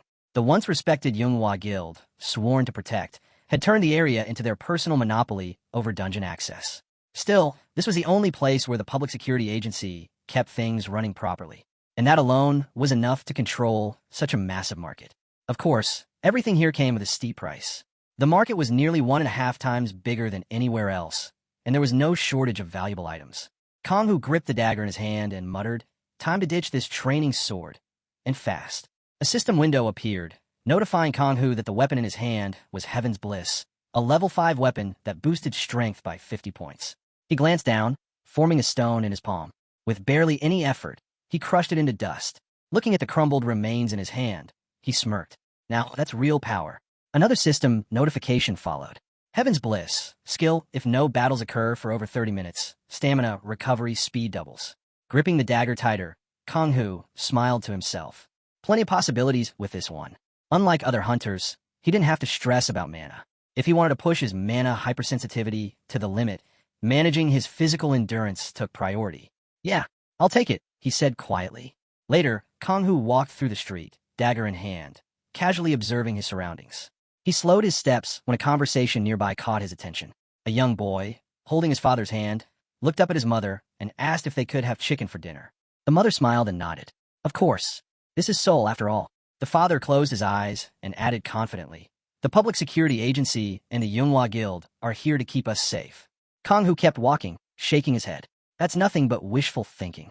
A sudden scream snapped him out of his thoughts. Turning his head, he spotted the boy's father on the ground, clutching a bleeding wound on his cheek, pleading, please, just leave the kid alone. The attacker, holding the boy in his arms, looked down at the man. You think I'm joking? He pressed his fingers together and sneered. If you're going to beg, do it properly. The boy, crying, pounded his tiny fist against the man's body, desperately calling for his dad. Onlookers watched in shock. Voices rose from the crowd, calling out for someone to contact the Public Security Agency. Kong Hu stared ahead, his face serious. Is this really happening in broad daylight? In Seoul? Unbelievable. Monsters like this just walking around. He smirked to himself. Guess I'll do them a favor, on behalf of the guild. Kong Hu froze, staring ahead in shock as the men suddenly turned toward the commotion. It's Chai Guanhyung from the Manhwa Guild, someone shouted. A system window flashed. Notification. Constellation of harmful incense. Demon of war. Specializes in swordsmanship and spatial manipulation. Kong Hu's eyes narrowed. Never thought I'd run into one of Shawan's people here. Someone like him shouldn't be getting involved in something like this. So why is he? Guanhyung casually tossed a sleek black bank card toward the kidnappers, smiling as it hit the ground. The masked man picked it up and looked it over with interest. And what's this supposed to be? Guanhyung held out his hand. Spend whatever you want. Just hand over the kid. Before the man could even finish considering it, he shoved the boy aside with force, barking, Don't even think about moving. The boy tumbled straight into Guanhyung's arms, crying out in fear. The father clenched his fists, terror plastered across his face. Long black claws sprouted from Guanhyung's hands as he vanished into thin air, leaving behind only a swirling stream of smoke. Kong Hu glanced over. So he's got spatial abilities, definitely not someone ordinary. The men turned, startled, as Guanhyung reappeared, summoning a dense wave of dark mana that sealed off any chance of escape. One of the men cautiously held out his hand toward the smoke. What is this? Guanhyung didn't give them time to figure it out. He advanced without hesitation, his weapon slicing through their bodies with dark magic. As the dust settled, Kong Hu noticed a familiar face. It was the same hunter he'd seen earlier at the station, now staring in horror at his fallen ally. You killed him? The hunter stammered, looking back and forth in disbelief. Panicked, he raised his hand, begging, Please, we did what you asked. Just spare me. Outside the dark sphere, onlookers whispered, confused. What's going on? Is this some kind of skill? We can't hear anything. Sweat dripping down his face. The trembling hunter reached into his pocket, pulled out his weapon, and shouted, lunging forward in desperation. Guanhyung smiled coldly, met the attack without hesitation, and struck him down in one swift move. As the smoke cleared and his skill faded, Guanhyung stepped forward, calmly announcing, It's over. You're all safe now. Kong Hu stared ahead, his expression serious. As expected from Guanhyung, he thought, using independent hunters like this to boost the Manhwa Guild's reputation, all just another move to tighten their monopoly. Let them enjoy the moment while they can. It won't last. Soon, everything will belong to him. Meanwhile, a man handed over a stack of papers, bowing slightly. Sorry to bother you in person, but this is all the information we have on the fugitive you mentioned. Cha So-hee sat back in her chair, calmly flipping through the documents. When her eyes landed on Kong Hu's photo, she smiled. I thought that face looked familiar. Up on a mountain, a man stood with his hands behind his back, looking into the distance. Kong Hu turned toward him. I think it's time. Can I enter? The man glanced at another hunter and nodded. The dungeon's ready. Then his gaze shifted back to Kong Hu. But you're only level 20. That's well below what we recommend for this dungeon.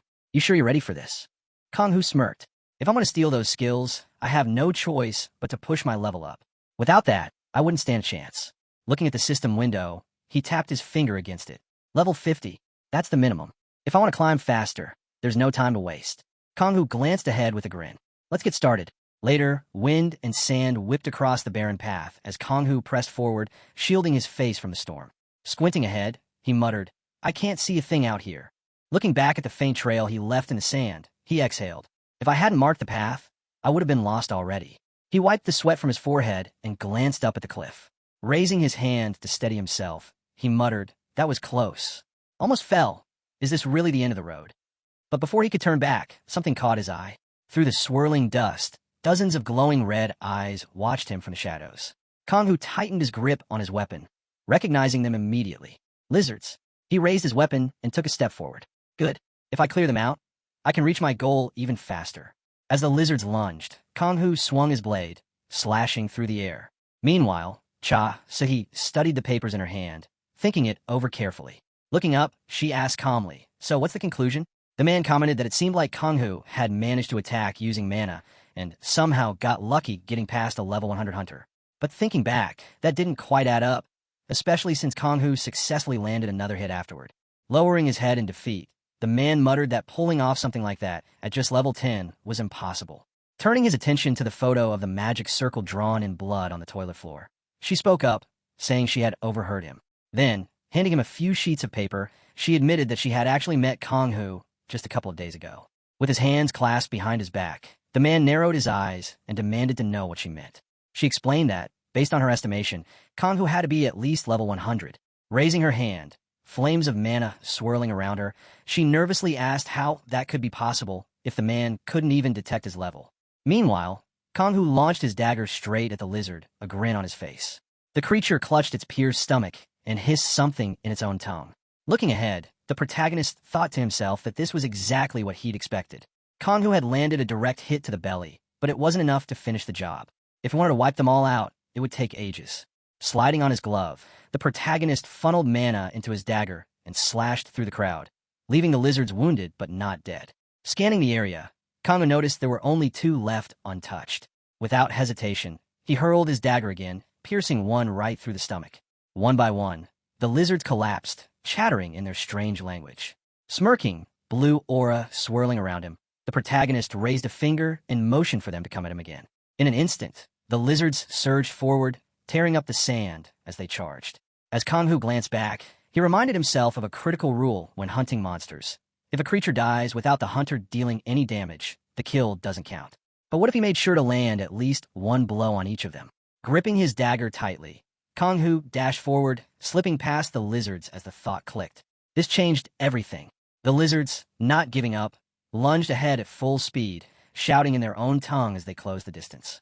The protagonist launched himself over the cliff with a powerful leap, activating his jump skill.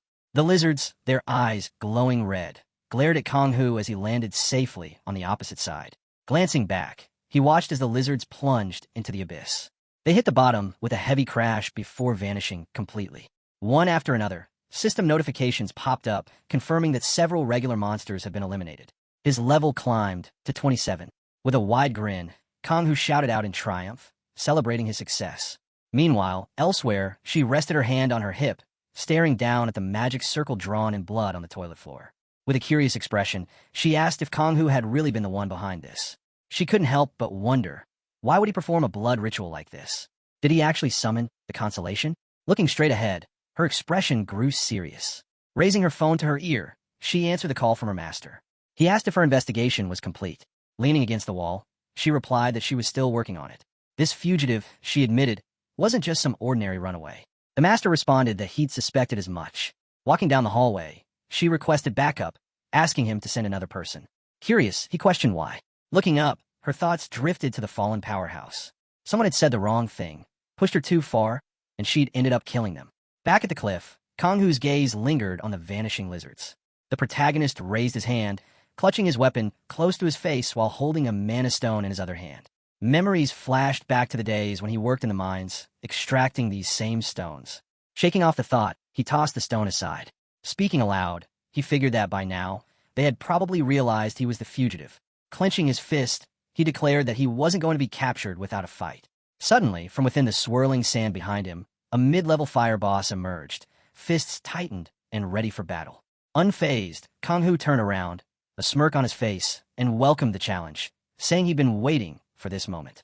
Without hesitation, the protagonist gripped his weapon tightly and announced that he was about to unleash his first ability. Up on the mountain, a man silently observed the scene below. Drawing his bow and nocking an arrow, he took careful aim. Moments later, the defeated monster lay motionless in the water, and the system confirmed he'd successfully stolen the fire modifier skill. Shin Kanghu looked ahead, clearly pleased, as the system informed him that the newly acquired skill could evolve based on his constellation. It even allowed him to add fire attributes to any weapon he wielded.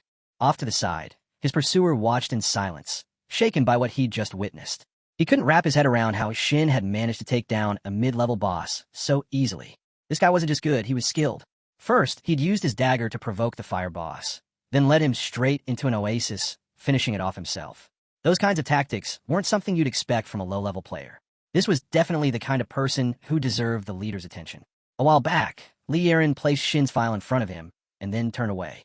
He asked if she was seriously assigning him to tail this hunter. Looking at Shin's photo, she confirmed it. The test results were exceptional, but his level was still a concern. Turning back to him, she reminded him to step in if things got risky. With a satisfied glance, she added that teamwork shouldn't be forgotten. He thought to himself that with a bit more development, Shin's talent could become something incredible. Standing from his hiding spot, he decided to keep following. Not long after, a dagger shot toward a monster, but it deflected the attack with a barrier and immediately countered, smirking as it commented that its opponent must be a defender. Looking over the battlefield, Shin quickly assessed the situation. There was a mid-level boss covering the rear, another guarding the flank, and a third holding the front. Watching them move together, he muttered that hopefully their payout would match their combined strength. He recalled what Li Yiren had told him earlier. Back then, he'd given her a nod, promising to get in touch after handling Hyo Youngtae. As he was about to leave, she stopped him, pointing out that they had strong clients and suggesting he work with them instead. Crossing her arms, she added that clearing an entire dungeon solo wouldn't be easy. Shin had paused, considering her for a moment before flashing a grin. He told her he had no plans of joining anyone. He worked alone and intended to claim everything for himself. Back in the fight, Shin executed a short-range jump, circling around the enemies to attack from behind. But when he struck, the barrier held strong. His attack failed to break through. Shin Kanghu moved swiftly, using teleportation and space capture to throw the enemies into complete disarray. Landing a few steps back, he thought to himself that this was perfect. This should be more than enough. The monsters exchanged confused glances, but Shin wasn't finished. Activating abduction, he noted that this was the maximum range the skill would work. Without slowing down, he dashed toward the boss, rolling smoothly beneath it, then approached another and muttered that this was exactly why he avoided working with team. One of the monsters stared at him, clearly surprised. Shin continued, saying that relying on others meant giving up control, and without calculating every move, failure was certain. With a quick teleport, he appeared again, this time right in front of a monster, who froze in fear. Shin didn't give a chance to react. Using a short-range jump, he slipped past its guard and shattered its defense, sending it flying. The system immediately confirmed the defeat of two mid-level bosses. The last remaining boss, enraged, charged straight at him, swinging wildly. But Shin teleported again, vanishing before the monster could land a hit. Caught off guard, the monster spun around just as Shin reappeared inside its barrier. Smirking, Shin commented that the trick didn't work this time. He slipped around the monster, driving his sword straight through it. The creature gave him one last pitiful look before collapsing. The system chimed in, announcing that the final mid-level boss had been eliminated and his level had risen to 29. Pulling his sword from the fallen boss, Shin glanced at the system messages that appeared next. Apparently, he'd unlocked the front, flank, and rear defense skills, which had automatically merged into a new ability, Defensive Barrier. It was a powerful, reinforced shield that would hold until its usage time ran out. With a leaf between his teeth, Shin studied the details carefully. Interesting. The skill had already been pushed to its maximum level, and he knew it would come in handy. From a distance, the observer watched quietly, realizing Shin was even more impressive than expected. Maybe he really didn't need any support. Still, it was too early to say for sure. As Shin moved on, the observer stood and kept his eyes on him, thinking that the truth would reveal itself during the fight with the main boss. Before long, an undead monster appeared before Shin. The observer watched silently as Shin faced it and finally spoke. "So we meet at last." The undead greeted him with a wicked grin. Pointing straight at the creature, Shin declared that from the very beginning, this was the opponent he'd been after. The undead unleashed a barrage of dark purple fireworks, but Shin Kanghu dodged every blast with precise short-range jumps. Slipping behind the creature, he went in for an attack, but the undead quickly cast flight magic and soared into the air. From above, the monster launched a flurry of wind arrows. Sprinting across the battlefield with a leaf clenched between his teeth, Shin thought to himself how difficult it was to keep up with this one. As the wind arrows cut through the air, one shattered the leaf in his mouth. Shin blinked in surprise. This monster wasn't holding back in the slightest. From behind, the undead switched to defensive magic, clearly preparing for another wave of arrow attacks. Shin knew if he tried getting close now, he'd have to take some hits. In that case, bleeding would be inevitable, but luckily, he had his signature skill, Blood Flower. Just imagining the monster snapping its fingers and killing him in an instant was enough to make Shin realize that with Blood Flower, he could turn the tables just as fast. As he dashed across the battlefield, arrows raining down around him, Shin's mind raced. He needed a plan. He couldn't afford to reveal his other skills just yet. Dodging relentlessly, Shin smirked to himself. So far, he'd only shown his short-range jumps. The boss had no clue about his real trump cards. The undead, growing more irritated, kept pressing the attack. From the sidelines, the observer watched quietly, noting how neither of them had managed to land a decisive blow. Was it really taking this long just to find a weak spot? Frustrated, the monster gathered its power and fired off an enormous spell. Shin grinned. Finally, you're getting serious. Dark purple fireworks exploded again, and several glowing spheres shot toward him. This is the perfect time to show you my ace, Shin muttered, slipping past the blasts. Using abduction, he pulled the monster closer. The boss, furious, roared and unleashed another spell. Shin was caught off guard for a second, realizing the creature had been charging it all along. A massive explosion erupted across the battlefield, the shockwave nearly reaching the observer's position. But in the next moment, Shin reappeared right behind the monster. Go ahead, fire me all you want, he taunted. The undead glanced back, confused, then smirked as it spotted another projectile already flying toward Shin. But Shin just laughed, celebrating a bit too soon. Raising his hand, he activated a defensive barrier, blocking the incoming strike. Then, without wasting a second, he unleashed fire magic straight at the monster. Staring it down, his voice turned cold. Burn. And the flames engulfed the creature completely. Burns and Konghu watched with satisfied expressions, remarking that the fire attribute was proving to be quite useful. From a distance, the observer quietly noted that Shin had managed to defeat Alicia, even with his current level. It was clear this was something the leader needed to hear about. Meanwhile, the system notified Shin that he'd successfully stolen the skill Blood Flower from the monster. Standing before the burning remains, he muttered that his most important goal had finally been achieved. With a grin, he glanced over his shoulder, commenting that even his little spectator had taken off. A new system message appeared, announcing his level had risen to 32. He'd also unlocked Acceleration, a basic assassin class skill. Still chewing on a leaf, Shin kept scrolling through the updates, noting that his levels were climbing steadily. Another notification followed, revealing that the War Demon constellation was impressed with his combat strategy. In response, it had spent a bit of holy power to grant him a small buff, boosting his experience gain by 1.3%. Shin smirked to himself. That was an unexpected bit of help. He hadn't thought the constellation would actually support him like this. The system suggested he should show some gratitude. With a proud smirk, Shin agreed aloud.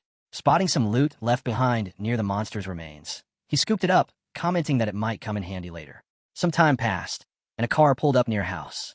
Inside, Cha So-hee was on the phone, assuring her master there was no need to worry. She had found Konghu. Standing at the entrance with a small team, she pointed to the door and mentioned that he had locked himself inside. But that wouldn't last long. Smiling, she ignited her hand with flames and said she'd check for evidence once they got inside. Not far away, some agents stood by the door, texting that Eclipse had tracked down the house, and they were already searching for clues. Peeking through the peephole, he spotted CHA, so he's still talking on her phone, confirming that, just as she expected, there wasn't a single trace left behind. Dong, cigarette dangling from his lips, chuckled and admitted he was feeling a bit jealous of Konghu. Surprised, she asked what he meant by that. As people scoured the apartment, Konghu Dong explained that nothing seemed capable of stopping Konghu. He was cautious and relentless, exactly the kind of person who could keep up with them. CHA So-hee teased that, by the sound of it, he must really like him. Konghu Dong shrugged, saying it was just that Konghu had a kind of careful determination that Cha So-hee lacked. And if Konghu ever came under his command, he'd make one hell of a rival for her. Hearing that, CHA So-hee froze, her mind racing. Could he really be planning to replace her? They handed her a stack of papers, and Konghu Dong asked if they'd found anything worthwhile. Glancing through the documents with a grin, she replied that there was definitely something he'd be interested in. From what she could tell, the owner of the house seemed to be a hunter. Meanwhile, Cha Sohee clutched her phone shyly, quietly typing a message. As she and her team left the apartment, she mentioned that she was always ready to take on missions from the master. Judging by what they'd uncovered, it looked like they had found some promising clues. Elsewhere, Kang-hoo stepped out of the dungeon, thinking that defeating Alicia had been a key objective, but stealing blood flow had been his real goal. Still, the loot wasn't bad either. Selling off the green magic stone had made for a nice profit, and the ring that boosted bleeding effects was bound to come in handy. On top of that, even a skill book was a good find. It wasn't exactly a match for his class, but he already had a plan to make use of it later. As he moved farther from the dungeon, his phone finally picked up a better signal. Glancing at the screen, he noticed messages from Soyeon. She mentioned that she'd tried calling him, but hadn't gotten through. Now she was warning him. Eclipse was investigating, and she was pretty sure they were after him. Kang-hoo read the message with a satisfied smirk, glad he'd been tipped off before things escalated. Thinking back on Cha Sohee, he couldn't help but feel impressed by how quickly she'd managed to track him down. That part was still unexpected. Looking over Soyeon's messages, his expression grew serious. She was most likely an informant for the Flower Guild, which operated under the Manhwa Guild. Slipping the phone back into his jacket, he considered the situation. If Eclipse was already tracking him, it wouldn't be long before they found their way to Yeren, too. Yeren, after all, was just getting started in this world. She had no real reason to protect him after he'd refused her help. And with Eclipse and Blue locked in a rivalry, neither side would benefit from sharing any info about him. As he boarded a carriage, Kang-hoo thought about Hyo Young-tae. He still needed to track him down as planned. Looking ahead with a focused gaze, he decided it was time to find the right partner for this mission. Meeting that person was his next priority. Not far away, Dahun held his head in his hands, staring at the house. After a moment, he muttered to himself that this was the only shot they had at catching Hyo Young-tae. The bespectacled man tried to reassure him, saying he understood the concern. It was a comrade from his homeland, after all, but there was no need to worry. Yangpyeong district wasn't even part of their jurisdiction. Checking his watch with a grim look, Dahun muttered that this was the last possible place Hyo Young-tae could be hiding. Without wasting time, he climbed the stairs, knocked on the door, and called out to see if anyone was home. The door creaked open, and a white-haired man appeared, eyeing him cautiously before asking who he was. Dahun asked if someone named Hyo Young-tae happened to live there. The man frowned, questioning who Dahun was and why he was looking for anyone there. He claimed he lived alone, and there was no way Hyo Young-tae could be inside. For a moment, Dahun peered past him, spotting a gun resting on the table inside. Narrowing his eyes, he asked if the man was a professional hunter. The man glanced at the gun, then scoffed, saying that just because he owned a gun didn't mean anything. In a world like this, it was smart to keep one close, just in case. Without another word, he shut the door. Checking his watch again, Dahun sighed, thinking it looked like this wasn't the right place after all. But then the door cracked open just slightly. The man peeked through with a smirk, pulled out a gun, and aimed straight at Dahun. In one swift motion, Dahun drew his swords, slashing across the man's hand and slicing off several fingers along with part of the gun's barrel. The man howled in pain as Dahun pushed his way into the apartment, his expression cold and unflinching. "So I wasn't wrong after all," Dahun said flatly. The man stumbled back, clutching his bleeding hand. Dahun watched him for a moment and added that maybe next time he should remember to take the safety off. A sharp kick to the back sent the man sprawling to the floor. Dahun pressed his katana to the man's head and demanded answers. Trembling, the man admitted he'd only met Hyo Young-tae once. He said the only thing he knew was that Hyo Young-tae warned him to kill anyone who came asking questions. Beyond that, all he knew was that Hyo Young-tae preferred to keep to himself and was good at staying hidden. Grinding his teeth in frustration, Dahun pressed for more. Is anyone helping him? But the man had nothing else to give. Later, stepping out onto the street, Dahun declared the investigation in Yangpyeong was officially over. As he glanced to the side, he noticed a group of police officers approaching. Unsure what they were doing there, he knew one thing. He couldn't afford to be spotted. Sliding behind a nearby wall, he decided it was best to stay out of sight for now. One of the police officers glanced toward the column, noticing something unusual. He asked the others if they saw anything strange over there. Dahun's heart pounded. This felt like an ambush. He froze, unsure of his next move. Just then, Kang-hoo casually approached the officers and asked if they were from the public security agency. They looked at him, confused, and Kang-hoo flashed a friendly smile, saying he had a small favor to ask. Awkwardly, one of the officers explained they were in the middle of a mission and now wasn't really the best time. Pointing off to the side, Kang-hoo told them that a hunter had stolen something from him out on the main road. While the officers were distracted, Dahun quietly slipped away, disappearing down a narrow alley. Leaning against the wall, he let out a relieved breath. "Talk about lucky," he muttered. As he peeked back, Kang-hoo turned his head slightly and looked right at him with a knowing smile. Later, Dahun stood alone, pulling a book from a shelf. Flipping through the old photos, he paused as memories resurfaced, him standing beside his comrade, back in the day. His friend had congratulated him on being accepted into Seoul, saying he'd heard how tough it was to get in, let alone work there. He mentioned that Da-hun was now working with the Manhwa Guild, right? Da-hun had let out a laugh, about to reply, but his friend cut him off. Good. Then I'll leave this place in your hands, he said, pointing to himself. Don't worry. I'll handle things here. You got Seoul. I've got this. We each do our part. Da-hun stared at the photo in silence before turning around to see Kang-hoo approaching. With a serious look, Da-hun asked, That was you back there on the street, wasn't it? How did you know about this place? Kang-hoo stepped closer and said that your name is Da-hun. Level 362. Seoul Metropolitan Police Department. Da-hun raised an eyebrow. So, you've been digging into me? Slowly reaching for his katana, he asked if Kang-hoo was with the police too. But Kang-hoo casually extended his arm to the side. Not exactly, he replied.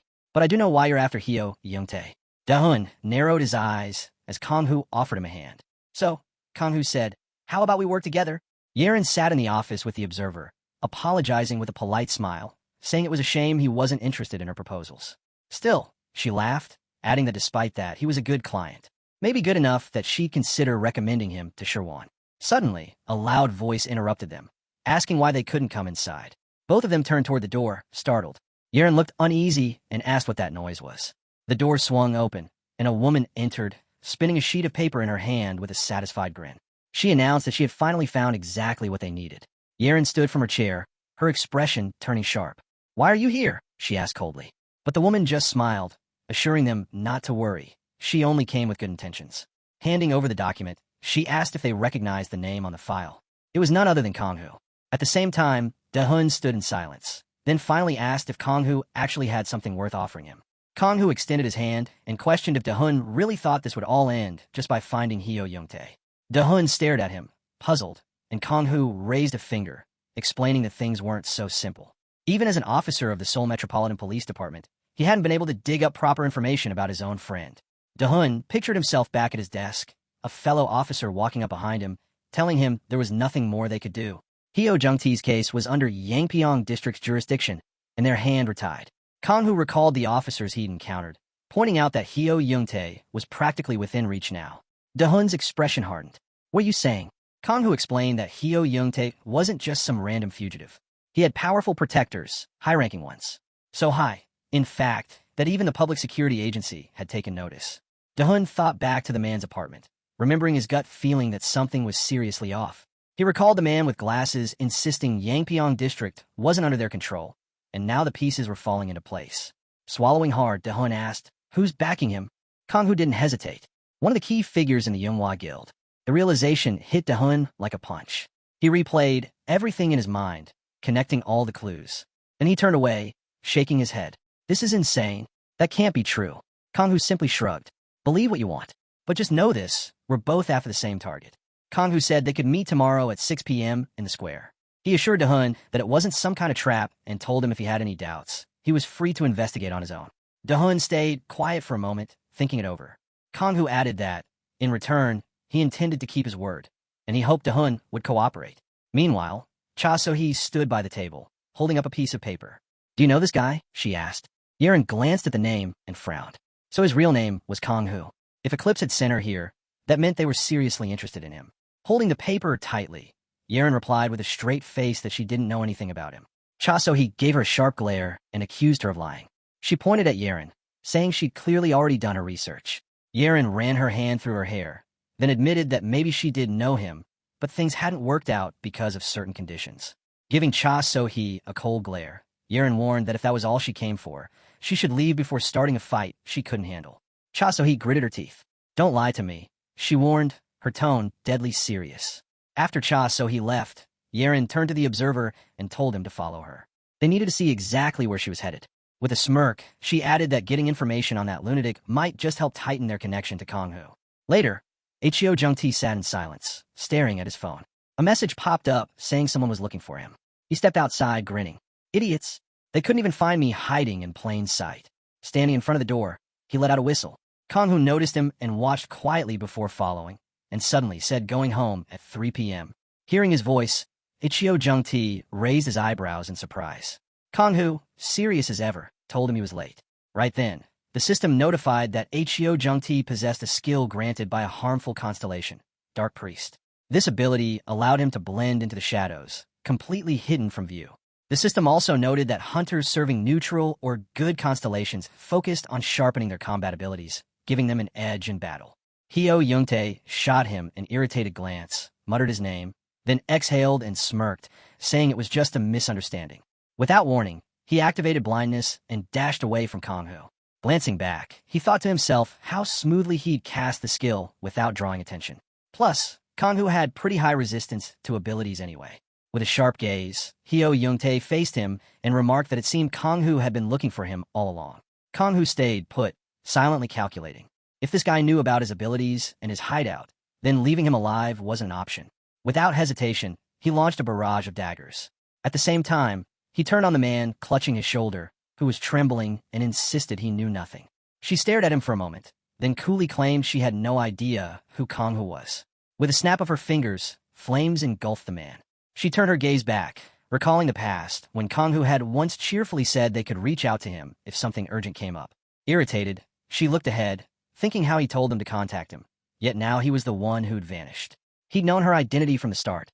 That's why he ran. She remembered what the boss once said. If Kang-hoo joined his ranks, he'd give her serious competition. She stomped her foot, stood quietly for a bit, then muttered that if the boss's words were true, Kang-hoo was definitely her enemy. But then she chuckled, saying mistakes happen, and figured the boss would probably forgive her if she accidentally killed Kang-hoo. Just then, a flurry of daggers flew at Kang-hoo, but he quickly activated a barrier and stood his ground. Hyo Jung-tae shot him a puzzled look, surprised to see him using shield. After all, Kang-hoo was an assassin. Without wasting a second, Hyo Jung-tae darted aside and unleashed another wave of daggers. Kang-hoo hadn't expected such a relentless attack and scrambled to dodge. Watching him evade everything, Hyo Jung-tae clicked his tongue, begrudgingly admitting Kang-hoo was holding up well, even if the distance helped. Sliding to the side, Hyo Jung-tae drew more daggers, ready to close the gap and fight head-on. But Kang-hoo suddenly used abduction, catching Hyo Jung-tae off guard. "What the hell is this?" Hyo Jung-tae blurted out. Kang-hoo didn't answer. He drove a dagger into him and activated bleeding, then looked straight at him and said calmly that he'd already marked the perfect spots to avoid any counterattacks. He effortlessly countered every move his opponent made, smirking as he claimed he could read them all like an open book. Hyo Jung-tae winced in pain, clutching his ear as he muttered that things weren't looking good. He'd have to pull back. Kang-hoo conjured another blade, hurling it straight at him while scoffing that running was pointless. Jung-tae's face twisted in fear as Kang-hoo activated blood flow, sending him crashing to the ground, groaning. As Kang-hoo approached, Jung-tae clutched his neck and croaked out, asking if Kang-hoo even realized it was backing him. Without hesitation, Kang-hoo replied that he knew. It was Guan-hyun from the Manhwa Guild. Jung-tae looked up, stunned, asking how he found that out. But Kang-hoo just sent another dagger flying his way, telling him to shut up and sleep. Later, Da-hun emerged from the hangar, lost in thought, wondering why Kang-hoo had made him that offer earlier. Nearby, Kang-hoo casually waved a hand and mentioned he almost crossed paths with some agents. Da-hun glanced at him, confused, and asked what he meant. Kang-hoo explained he'd heard the agents liked solving things through an app, but more often, they relied on those watches. Da-hun glanced down at his own, wondering aloud if his friend's account was still active. He stared quietly at the screen, and Kang-hoo pointed out that if security really wanted to wipe out that account, they likely wanted to erase him too.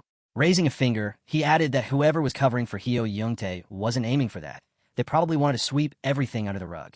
With the public safety department under pressure, keeping things quiet was the easier option. But someone had managed to log into the account, dig up the records, and track down that villa. Da-hun looked over in shock, and Kang-hoo reminded him that he'd kept his end of the deal. Now it was Da-hun's turn to help. As Da-hun wandered down the street, his mind raced. If what he suspected was true, and both the Manhwa Guild and security department had messed up, he had no idea how to handle it.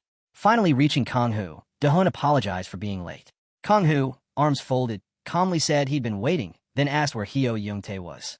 Da-hun casually gestured behind him, saying there was no need to worry about that. Kang-hoo grabbed him by the hair, lifted him up, and said he'd brought him along. Da-hun looked at him, surprised, realizing that Kang-hoo had used stealth, which was why he couldn't sense him earlier.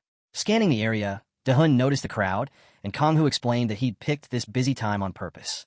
With so many people around, if they moved now, they might uncover who was pulling the strings behind the scenes. But if Da-hun wanted revenge, Kang-hoo wouldn't stand in his way. Looking him straight in the eye, Kang-hoo asked what he planned to do. Before Da-hun could answer, a man in a police uniform shoved through the onlookers and approached them. He asked if Da-hun was the one who reported Hyo Young-tae. Da-hun gave a nod and gestured toward Hyo Young-tae. The officer smiled, thanking him for his help, saying they'd been after Hyo Young-tae for quite some time. Pulling out his phone, the officer told Da-hun to enter his hunter registration number to claim the reward. Da-hun typed it in and handed the phone back. The officer thanked him again, and Da-hun thought to himself that not only did he earn 300 million won, but he also secured the chance to rent a dungeon. Sometime later, Da-hun leaned against a wall when Kang-hoo walked up beside him, saying he was honestly surprised Da-hun hadn't gone after revenge. Da-hun let out a satisfied sigh, saying his friend would have never made that choice if the roles were reversed. Looking up at the sky, Da-hun said they both dreamed of a world where people could actually trust one another. He hoped that someday the Manhwa Guild and the Public Security Agency could become places like that, where justice was real and mistakes were fixed. But his face hardened as he added that if they truly meant what they said, neither the Manhwa Guild nor the Public Security Agency could be let off the hook. Meanwhile, Kang-hoo kept his hands in his pockets, thinking how this was starting to feel just like the story of Da-hun, the one who led a rebellion against the Public Security Agency. In that story, Da-hun was branded as the villain, the enemy of the Manhwa Guild. Kang-hoo thought back to Da-hun attacking Sean, wondering if maybe Da-hun was turning out just like him. Da-hun believed Kang-hoo was on his trail because of the Hyo Young-tae case, but this time, Kang-hoo hadn't left behind a single clue, so things should be fine. He raised his hand and said he was honestly surprised. He never thought Kang-hoo stepped in just for the reward. Kang-hoo shot him a serious look and made it clear he wasn't here to do charity work. Smirking to himself, he thought the real prize was slicing off Gwon-hyung's arms and legs. Holding a piece of paper, Gwon-hyung asked if that meant Hyo Young-tae had been caught. Police officer nodded, confirming it. Hyo Young-tae had been taken to the hospital. His condition was beyond terrible. Gwon-hyung let out a long breath, shut his eyes for a moment, then tossed the papers aside, saying Hyo Young-tae was worthless to them now and should just stay quiet. Looking over seriously, he demanded to know who was really behind all of this. One of the men nervously glanced at his phone and said he'd managed to get the registration number of the hunter involved. But as he stared at the screen, his face paled. "What's wrong?" Gwon-hyung asked, already irritated by the sudden silence. The man stammered that the information was gone, completely wiped from every public security system. The account had triggered an error message, the kind that only shows up when someone's officially dead. Gwon-hyung slammed his hand on the table, glaring at them. "And you expect me to believe that?" They immediately bowed, trying to explain. One of them said he'd even gone to Yangpyeong in person, but didn't find anyone suspicious, and came right back. Gwon-hyung waved his arm in frustration, ready to strike him, but before the slap landed, a voice calmly told him to stop. Everyone froze as a portal opened, and Sherwan stepped out. Smiling, he held out his hand and casually asked what was going on. Back at an earlier moment, Da-hun glanced at Kang-hoo, admitting how shocked he was that Kang-hoo actually helped him out. But Kang-hoo, arms crossed and looking serious, said it was all about the reward. Charity wasn't his style. Though in the back of his mind, Kang-hoo thought it was even better than that. Not only did he cash in on the bounty, but he also managed to snatch a few of Hyo Jung-tae's items, and among them was an ability to restore stamina, a skill far too valuable to pass up. Da-hun nodded and said now it all made sense. Why Kang-hoo helped him get revenge. Kang-hoo, keeping a serious expression, replied that there's no worse enemy than someone who was once a friend. Da-hun gave him a puzzled look, and Kang-hoo explained that to take down the Manhwa Guild, he needed a weapon, and this was his way of gaining a strong ally. Da-hun laughed, saying Kang-hoo sounded like the protagonist of some story, pulling a move like that. But in his mind, he figured the role of the hero belonged to someone else. Kang-hoo? He was more like the villain lurking in the background, growing even darker when the spotlight hit someone else. With that, Da-hun said he'd just head back to Seoul and left. Watching him go, Kang-hoo thought about how much he'd obsessed over the so-called villain role. But was this really the plot of the novel he always wanted to write? Meanwhile, Gwon-hyung wasn't letting it go. He demanded answers, asking again what exactly they were doing in Seoul. Irritated, he wondered who this guy was and how he could pull something like this off. He even shut off the cameras to cover his tracks, yet somehow, things still didn't add up. Just then, Jang Shawon stepped out from the portal and told him to relax. With a smile, he joked that maybe Gwon-hyung was just in a bad mood. The others greeted Jang Shawon cheerfully, but Gwon-hyung turned his gaze away, clearly annoyed. After that, he ordered everyone to clear out. Under hypnosis, they smiled and agreed without question, leaving immediately. Later, Gwon-hyung and Sherwon sat across from each other. Gwon-hyung, looking frustrated, admitted the tool he'd used had been broken, and it felt like someone had done it on purpose. Before he could say more, Sherwon cut him off, reminding him of something he'd always said. Gwon-hyung glanced over, confused. What are you talking about now? With a serious look, Xuan told him he needed to stay calm. Wasn't that always the rule? Guan Hyung tensed, a bit unsettled, but Xuan brushed it off, saying it didn't matter who was responsible. Whoever dared to stand in their way would end up reduced to ashes. Meanwhile, over at Yangsu Station near Baiyang Mountain, Kanghu stood before a statue, finally understanding where it was. Thinking back, he recalled the story. This was exactly where the main character, Sherwan, had been. Even though this place was supposed to be a hidden dungeon. Kanghu stared at the entrance, his expression serious, before making his way inside, thinking that, this time, he'd managed to find it first. As he stepped in, a mid-level boss called Shadow appeared before him. Kanghu immediately realized this one wouldn't go down easy, especially if it attacked from behind. The monster opened all its eyes at once, activated Shadow's step, and lunged forward. Multiple shadows shot toward Kanghu in an instant. Timing was everything now. He quickly threw a dagger over his shoulder, waiting for the perfect moment. The dagger flew through one shadow, then another, piercing several at once before slamming into the ground. Without missing a beat, Kanghu summoned his sword, launched himself at the main shadow, and swung. But the monster activated its exchange skill, switching places at the last second. Kanghu froze for a moment, stunned by the sudden swap, as the real shadow charged toward him, ready to strike. But what the monster hit was only an illusion. Kanghu seized the moment, lifted his dagger, and without hesitation, unleashed an attack. The shadow glanced around, too late to react, as Kanghu launched a blade straight at the boss, finishing it off. As the monster crumbled, Kanghu thought everything had played out perfectly. Thanks to the illusion, the boss hadn't even noticed the attack coming and couldn't predict where Kanghu would strike next. Most importantly, Kanghu had attacked at the exact right moment. The system notification appeared, confirming the mid-level boss had been eliminated. Several skills were stolen from the target, including Shadow Step, now mastered at maximum proficiency. His Shadow summons increased to 5, and he gained the ability to instantly teleport to a selected target without casting time. Shadows would vanish if they moved beyond 100 meters or took direct damage. But within that range, they could move freely, making it nearly impossible for enemies to track him. Reading the details, Kanghu grinned. This was exactly what he needed. Now his story could truly begin. Another notification popped up. His level had jumped significantly. He'd reached level 33. Holding the blade tightly in his hand, Kanghu said this was only the first step, and it was a success. Elsewhere, Guan Hyung smiled and warned him not to get too comfortable. Nothing's ever perfect, he said. Sherwan raised an eyebrow. What's that supposed to mean? Sherwan stepped closer, his face turning serious. You should know by now, he said. The whole world rests on me. Then, with a chilling look, he added, everything, even choice and justice, is mine to control. At that moment, without warning, a projection of the main boss, its level completely unknown, appeared beside Kanghu. Instantly on guard, Kanghu recognized him right away, just like in the story. Meanwhile, Guan Hyung stood frozen, silent for a long moment before finally asking if Sherwan truly wanted to play the role of the protagonist. With a chilling look, Sherwan confirmed it. This time, he was the protagonist. Kanghu braced himself, realizing what was coming. A fight against another version of himself. The projection wasted no time, activating short-distance leap and lunging straight at him. Kanghu narrowly dodged the attack and countered with a swing of his blade. Their weapons clashed, and Kanghu thought to himself that this battle was going to stay close quarters.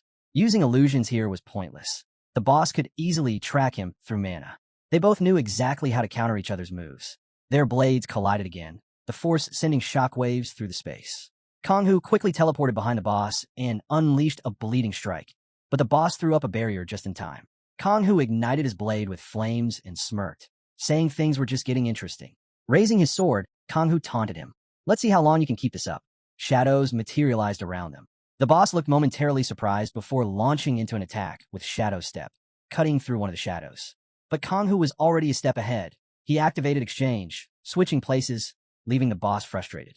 Kanghu struck again, landing another bleeding strike. The boss managed to block with his barrier, but cracks started to form under the pressure. Seeing the barrier weaken, the boss went on the offensive, charging at Kanghu with his own bleeding strike, only to hit another shadow.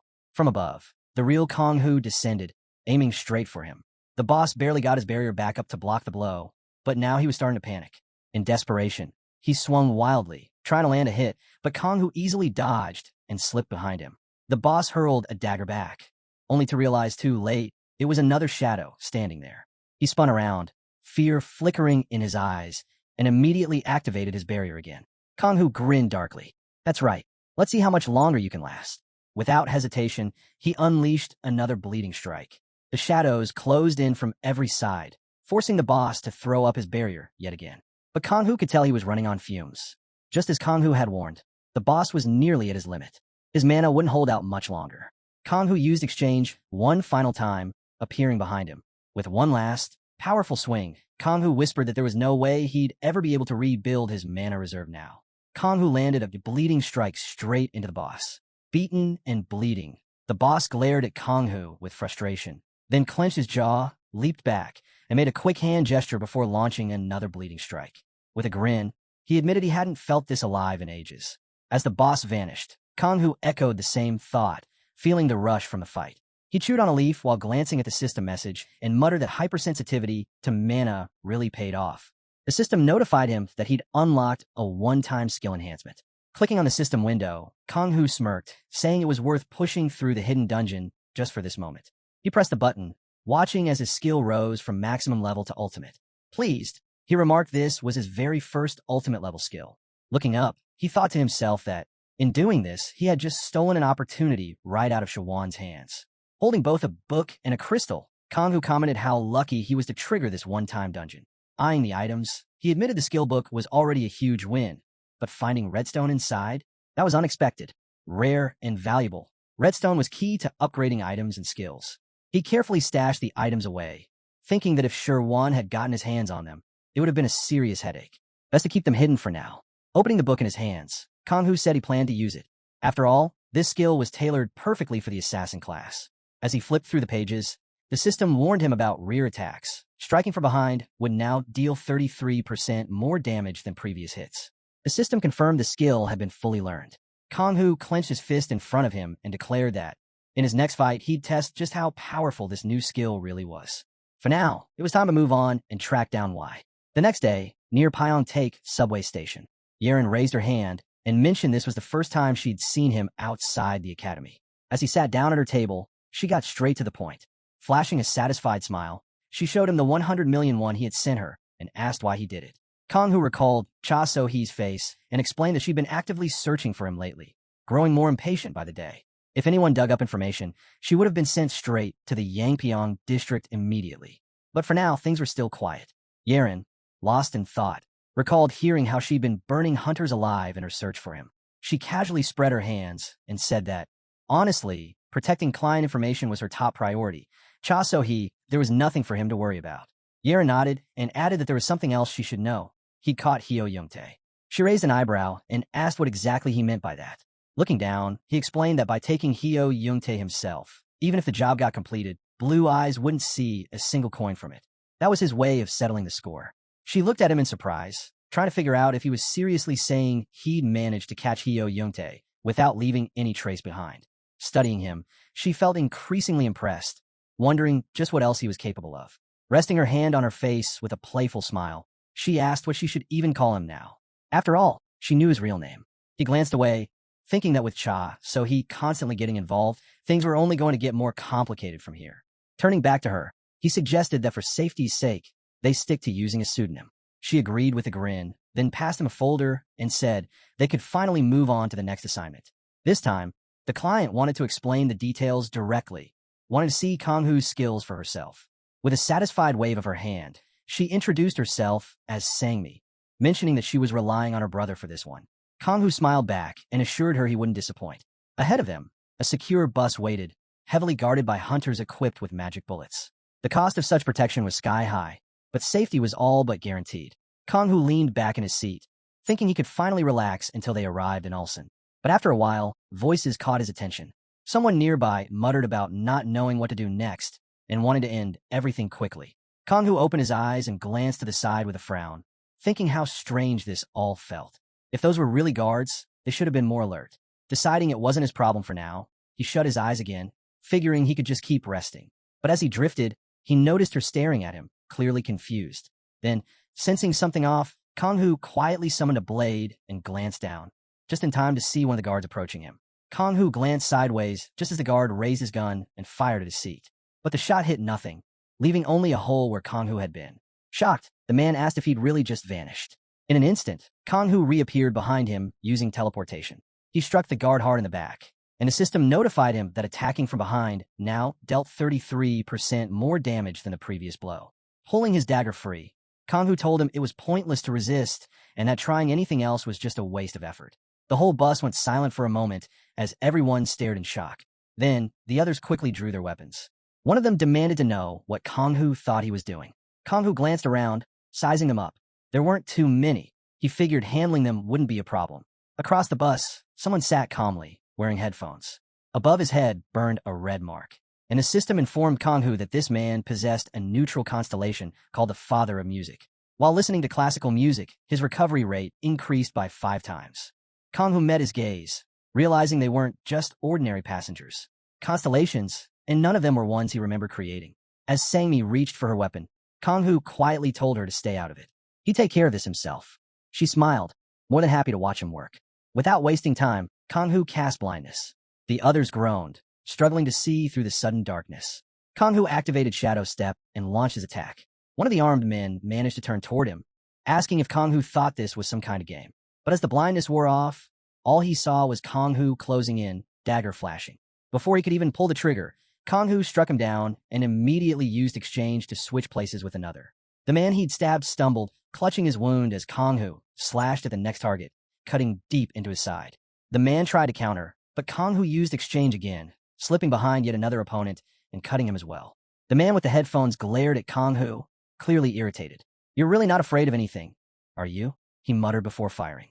But Kanghu dodged with another exchange, avoiding the shot and closing the distance in a blink. He slashed across the man's side, then used dash and boost to push forward, placing himself directly in front of the remaining enemies. The guy with the headphones wiped the blood from his face, let out a laugh, and said it was impressive, but not enough. Next time, he promised, he'd get his revenge. Kanghu grinned and asked, "Why wait for next time? Why not settle it now?" Remembering his top-level ability, Bloodburn, Kanghu snapped his fingers. Instantly, blood erupted from every wound his enemies had suffered. The bus kept moving as bodies collapsed around him, leaving only one opponent still breathing, the man with the headphones, now down on one knee. Music still played in his ears as he healed rapidly. Sangmi, watching from the side, stared at him in surprise. Meanwhile, Kanghu smirked and asked if he was seriously listening to music right now. The man aimed his gun at Kanghu, smiled, and declared that Kanghu had to die. Pushing off the leg of one of his fallen allies, he leapt forward, but Kanghu's blade met him midair, piercing his throat. He hit the floor, motionless. The other passengers cowered behind the seats, terrified. Sangmi, smiling, raised a finger and announced that Kanghu had officially passed. A system notification popped up, confirming the target's death and that Kanghu had successfully stolen the contract with the Constellation Father of Music. Now, while listening to classical music, his recovery speed would increase 5-fold. Looking at the system window, Kanghu chuckled. "Guess it's classical music from now on." Nearby, the Dimension Looter grumbled that this was all a waste of time. But Kanghu slipped on a glove and shrugged, saying it wasn't cha so he bad. This item's power scaled with his endurance. He added the new shoes, pleased to find they boosted his agility even higher. Glancing down at the bodies scattered across the bus, he remarked that the rest of the loot should sell nicely. Sangmi stepped closer, asking if he wasn't even going to praise her. With a playful smile, she said she made a pretty good assistant. As the leader of Taewo River, she officially entrusted him with his next task. Kanghu blinked, surprised by her words. Organizations like Taewo River were just small side notes in the novel's background. Barely any details, just names with no real significance. Yet here was one of their leaders standing right in front of him. Sangmi unwrapped a lollipop and casually stated the mission. The payment? 250 million won. The job? Bring her Gong Taisu's left hand. Kanghu looked off to the side, thinking for a moment, before saying he had one more condition. He agreed to handle Sangmi's request, but in return, he wanted a meeting with the leader of the Abyss. Among all the guilds standing against the Manhwa Guild, none were stronger or more united than the Abyss. Even though, according to the story, the Abyss eventually collapsed from internal conflict, Kanghu knew he'd need their strength if he wanted to bring down the Manhwa Guild. He never expected an opportunity like this to come so soon. With Taewo River being one of the Abyss's allied organizations, this was his perfect chance to get closer. Sangmi smiled wide and said it was an interesting condition. They discussed it once she saw the results of his work. Sometime later, they arrived at their destination, walking through the streets. Hunters nearby glanced at them but stayed silent. Sangmi grinned and pointed out the dungeon ahead. This was where Taesu was often spotted. They approached the gate, dark energy swirling around it. Dozens of hunters lingered nearby, watching closely. Kanghu glanced around and commented that, judging by the mood, no one seemed eager to step inside. He asked if they were all really here for Taisu's head. Sangmi smiled again and confirmed that he was exactly right. She asked if he was familiar with fireworks, the method used to take down a single powerful target, no matter the losses. It's a high-risk strategy where sacrifices are expected, but in the end, the last ones standing get the prize. Kanghu thought to himself that he'd rather not be the sole survivor this time like he was in the story. But with his knowledge of all the constellations involved, maybe now he could change how it ends. Sangmi explained that he wasn't the only one aiming for the prize. About 100 people had gathered for the same job, all receiving the request at once. Looking around, Kanghu admitted it was quite the crowd. Sangmi continued, explaining that Taesu, the leader of Red Blood, was the target. In Ulsan, most people refused missions the moment his name came up. Warlords, criminals, business elites, Taesu killed them all without hesitation. That's how he earned the nickname, the Butcher of Ulsan. To him, even level 200 professionals were nothing more than playthings. Just then, a voice called out loudly, drawing everyone's attention. Turning toward the sound, they spotted Taesu himself, standing with a group of armed guards. One of them suddenly shouted that they should all get out of there. Sangmi glanced over and asked if he'd noticed her left hand. She depended on it for nearly all her magic, 99% to be exact. To her, that hand was worth more than her own life. Hunters like them would love to snatch up a reward like that, always waiting for the perfect moment. And once she left the dungeon, that's when the real show would begin. Kanghu didn't say a word. He simply turned around and walked off, his face serious. Sangmi blinked in surprise, calling out that they should stick together. They still needed to regroup near the Taewa River. But Kanghu just waved her off with a grin. Go on ahead, he said. I've got some things to take care of.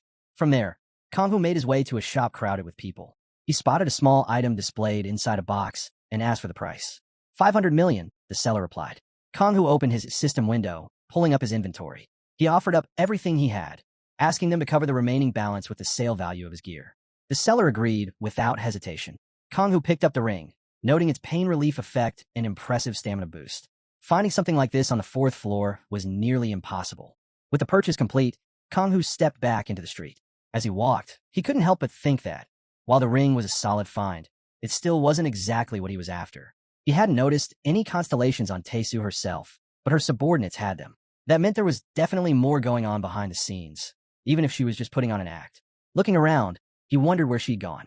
Maybe it was time to make a habit of checking the market thoroughly before making any moves. For all he knew, she was browsing a different stall. Just then, he noticed someone nearby. A system window floated above their head, revealing they carried the Shrine constellation, a neutral type that boosted magic and arrow accuracy by 5 times. Kanghu smirked. Found her. It was a girl with long hair. Taesu. She stepped outside, and Kanghu casually followed. Watching her, he couldn't help but admire her outfit. Without the constellation giving her away, he never would have guessed it was her. Soon after, Taesu boarded public transport, and Kanghu noticed several others with constellations climbing aboard as well. Looked like the whole crew was on the move. Gathering his energy, Kanghu focused it into his hands. A bus ride with them? Sounded like fun. With that, he activated his skill, leaping high into the air and landing smoothly on the roof. Kanghu sprinted across the rooftops, tailing the bus from above. Still, he couldn't shake the thought. If they kept crossing paths like this, someone was bound to get suspicious. He had no choice. It was time to stick to his own 2 feet and figure out exactly where they were headed. Once he knew that, their plan would unfold on its own. Meanwhile, Taesu wore a broad grin as she spoke. She couldn't wait to see the looks on the mercenaries' faces once they were completely surrounded. The man beside her laughed, saying the mercenaries wouldn't even see it coming. Once they hit them from behind, it was game over.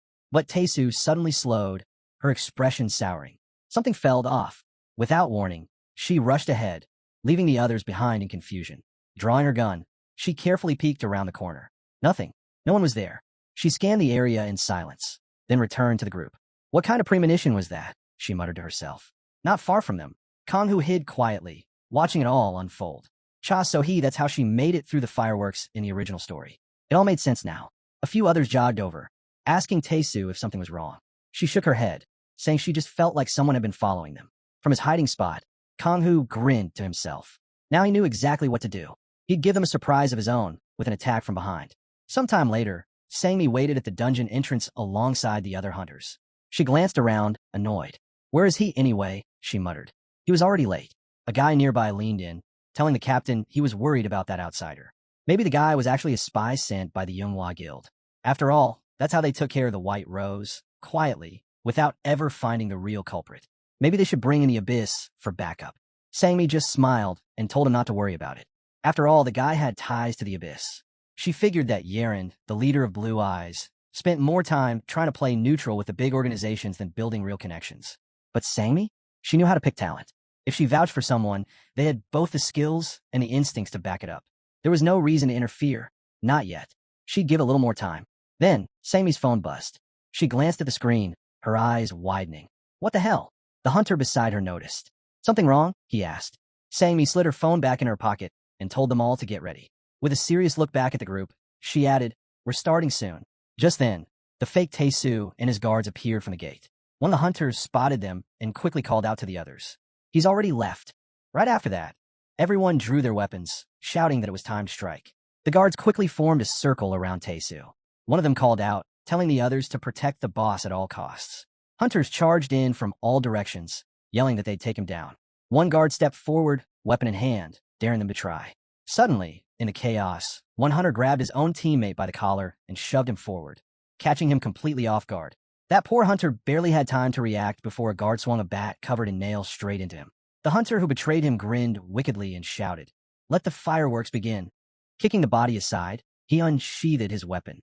One of the guards pointed out that the fool had activated a barrier.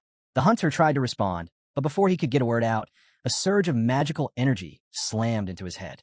The blast caused a small explosion, forcing one of the guards to shield his face as debris flew past him. When the dust cleared, the hunter was on the ground, and so was the guard, momentarily stunned. From a distance, Tae-soo watched it all unfold, smiling wide. "Now the real fireworks begin," he said. A nearby hunter, eyes wide, asked where that attack had even come from. The guard climbed back to his feet, let out a laugh, and said, "Now it's getting good." The hunter just stared in shock as the guards lunged forward, overwhelming one of the hunters within seconds. Grinning, one of the guards turned to the others. "Hope you're ready to enjoy the show," he said. Realization hit the hunters hard.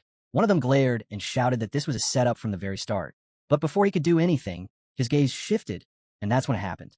A storm of magical projectiles rained down on them. Explosions ripped through the group, sending hunters flying as screams echoed through the area. The blast was so strong, it left few standing. The survivors coughed and staggered to their feet. What? What was that?" one of them gasped. They looked around in confusion, still dazed, trying to figure out what hit them.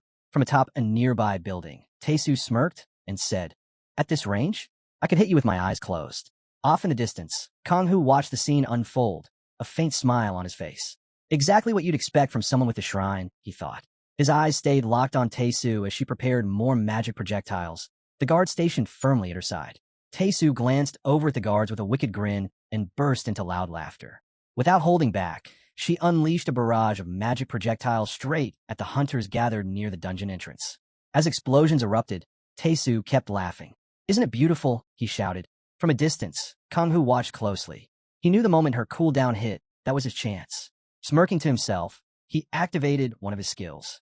A massive hand made of energy shot out and grabbed Tae-soo, catching him completely off guard. In an instant, he vanished from the battlefield. The guards immediately panicked, shouting for their boss. Tae-soo reappeared nearby, confusion all over his face, just in time to see Kang-hoo charging straight at him with a cold, determined gaze. "Who the hell are you?" he demanded. Kang-hoo didn't answer. Instead, he lunged forward, aiming his dagger right at her. Tae-soo barely managed to dodge the strike, slipping just out of reach. Kang-hoo didn't slow down. He attacked again, but this time Tae-soo triggered a skill at the last second. He paused, realizing what he'd done. A short-distance blink? If he can't go far, then, spinning around, he spotted him reappearing just behind him. Without wasting a second, Kang-hoo dashed toward him, activating his bleeding lunge skill. His dagger sank deep into his shoulder. Tae-soo cried out in pain, glaring at him. "You freak," he shouted. In response, he thrust out his hand, channeling a blast of raw energy. The resulting explosion leveled the nearby building, sending debris everywhere. Tae-soo stood amidst the wreckage, gasping for air, clearly exhausted. From behind cover, Kang-hoo watched carefully. He was even stronger than he expected. He stepped out, and Tae-soo immediately noticed him. "You can at least tell me your name," he scoffed. Kang-hoo just smirked, snapped his fingers, and said, "You'll figure out." The moment he did, his bleeding skill activated. Blood erupted from his wound, catching Tae-soo completely off guard. He screamed, coughing up blood as the pain overwhelmed him. Then, in an instant, his body crumpled to the ground, trembling violently. The magic holding his illusion snapped, fading away. Lying there, he glared upward. "I'm going to kill him," he growled. But as he looked around, his anger turned to confusion. Where was he? He reached down, ready to grab something, but froze. Staring at the ground, his eyes widened. Her hand was lying right there, separated from her body. Just as he was about to grab his hand, Kanghu suddenly activated his abduction skill, snatching it away. Taesu instantly noticed and shouted in shock, demanding to know what he'd just done. Without wasting a second, Kanghu bolted, sprinting off as Taesu chased right after him. But Kanghu didn't even glance back, racing ahead with a sly grin on his face. Taesu, clearly irritated, turned away and called him a brainless freak. Storming out of the building, he barked that everyone needed to get moving immediately. But as he stepped outside, he spotted several hunters approaching. Channeling his magic, he called out loudly, asking if they seriously thought he hadn't noticed them lurking. He ordered them to show themselves without delay. Then his eyes widened. Every single one of his guards had been wiped out. Sangmi stood among the hunters, wearing a wide grin. Her mind drifted back to when she first heard the plan. The Taesu who entered the dungeon was just bait. The real one was waiting at a distance, ready to provide cover fire. They would corner the mercenaries, forcing them to hide, and then head toward the building set to explode. The real Taesu would escape, but minus his left arm. Back in the present, Sangmi dashed forward, gripping her massive sword. She admitted she had no clue how he'd managed any of this, but that didn't matter now. Releasing a devastating burst of energy, she sent a shocked Taesu flying. His scream echoed as the force hurled him into the air. Moments later, his lifeless body hit the ground. Meanwhile, near the dungeon entrance, the hunters launched their attack on the remaining guards, who were struggling without backup. Taesu's double stood frozen, staring in disbelief, unable to make sense of what was happening. Why wasn't anyone helping them? Before he could process it, one of the hunters reached him and drove a massive sword straight through his body. Smiling with satisfaction, the hunter shouted that they'd finally caught Taesu. But his grin quickly faded. The body began to shift and morph. The spell had worn off. Staring at the scene, the stunned hunter blurted out, "Had it all been a trick?" Suddenly, loud noises and the shouts of guards echoed through the air, immediately drawing everyone's attention. Without hesitation, Sangmi charged straight at them, flashing a wide grin as she swung her massive sword. Looking the guards dead in the eyes, she loudly ordered them to surrender. She sprinted forward, not slowing down for a second, while the guards and hunters stared her down. The guards looked tense, clearly rattled by the situation. Moments later, the rest of the hunters rushed in behind her, shouting that they were joining the fight too. Before long, the battle was over. One of the guys sighed and pointed out that they'd nearly gotten into serious trouble, and the damage done was beyond repair. But Sangmi's focus shifted when she received a message. A hunter nearby asked how she'd even known where Taesu would show up. It turned out Kanghu had sent her a message, reminding her not to forget her promise. Sangmi recalled how he'd asked to meet the leader of the Abyss. She quickly replied that, thanks to all the chaos, she'd be tied up for a bit. But as soon as things settled down, she'd get in touch with him. Letting out a frustrated sigh, she mumbled that he'd already taken off. The least he could have done was say goodbye. Meanwhile, Yeren glanced down at the severed hand and remarked that, just as expected, he really pulled it off well. She admitted it was nice seeing him back in Taejon. Kanghu, curious, asked what exactly he'd been up to. Yeren explained that she and Soyeon had fed him fake intel. Then, pulling out her phone, she added, "Oh, by the way, did you see the news?" She showed him a video of Kanghu sprinting away while holding Taesu's hand. His identity hadn't been exposed, but the clip was making the rounds. Kanghu stared at the screen, his expression turning serious. In his mind, he couldn't ignore the fact that the plan was starting to veer off course. It would have been fine if this only affected Taesu, but now Swin was caught up in it too. He needed to tread carefully. Breaking his thoughts, Yeren gave him a gentle smile and asked if he planned to keep working with them. With a sly grin, Kanghu replied that he would, at least until a better deal came along. She laughed, teasing him about his strange sense of humor, before handing over a folder. Inside was information on his next target. The name? Ju Gubin, a killer known for preying on minors. His last known location? Ground Zero. This should help, Yeren said. Kanghu took the folder, his mind already racing. Things were accelerating faster than he expected. He needed to get ready before heading out. At the same time, Sherwan was watching the news on TV. He had no clue who pulled it off, but whoever it was did a solid job. Definitely some entertaining news. He made a call, and the person on the other end confirmed it was the Yunhua Guild strategic squad behind the move. She reminded him they needed to gather every bit of intel on the Taesu incident and track down the hunter who sliced off his arm. Meanwhile, over at the Whole World Guild in Suwon, Kanghu was lounging on a couch in the office when a man across from him spoke up. It was their first time meeting, and he introduced himself as Han Sung-hyuk, the leader of the dungeon management team. With a sour expression, Han said he had no idea where Kong-hoo got his information from, but handing out dungeon licenses to random strangers wasn't how they operated. But Kong-hoo simply smiled and replied that for 100 million, all he wanted was a one-time pass into the Boltman dungeon. Han paused for a few seconds, quietly considering it. Then, without warning, he shot up and rushed to the door, his voice suddenly respectful as he told Kong-hoo he was free to enter. Grinning to himself, Han thought Kong-hoo had to be a fool. That dungeon was worthless with terrible profits, and now he was about to cash in 100 million just from this guy's visit. Before long, Kong-hoo was inside the dungeon. Controlling his dagger with precision, he swiftly cut down ghost after ghost. With a clean catch of his blade, he took out another monster charging at him in a single strike. The system alert flashed. His level had just reached 37. Kong-hoo glanced at the notification, noting that this time, his stats leaned into endurance. Without slowing down, he pushed deeper into the dungeon until he stepped outside, where fires crackled all around. Standing in the middle of it all was the boss, Boltman. The monster spotted him and warned him to stay out of trouble. If he knew what was good for him, he'd leave now. But Kong-hoo wasn't interested in listening. He dashed forward at full speed. Boltman focused his energy into his palm, sneering as he asked if Kong-hoo wasn't scared. Then he hurled molten lava his way, announcing that he'd burn him to ash. Kong-hoo activated dash, narrowly slipping past the waves of lava. In a flash, he used Shadow Step, sending a clone sprinting ahead.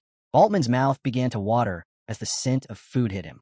Tilting his head back, he took a deep breath, locked eyes on the clone, and unleashed a massive blast of fire energy with his signature move, Burn and Eat.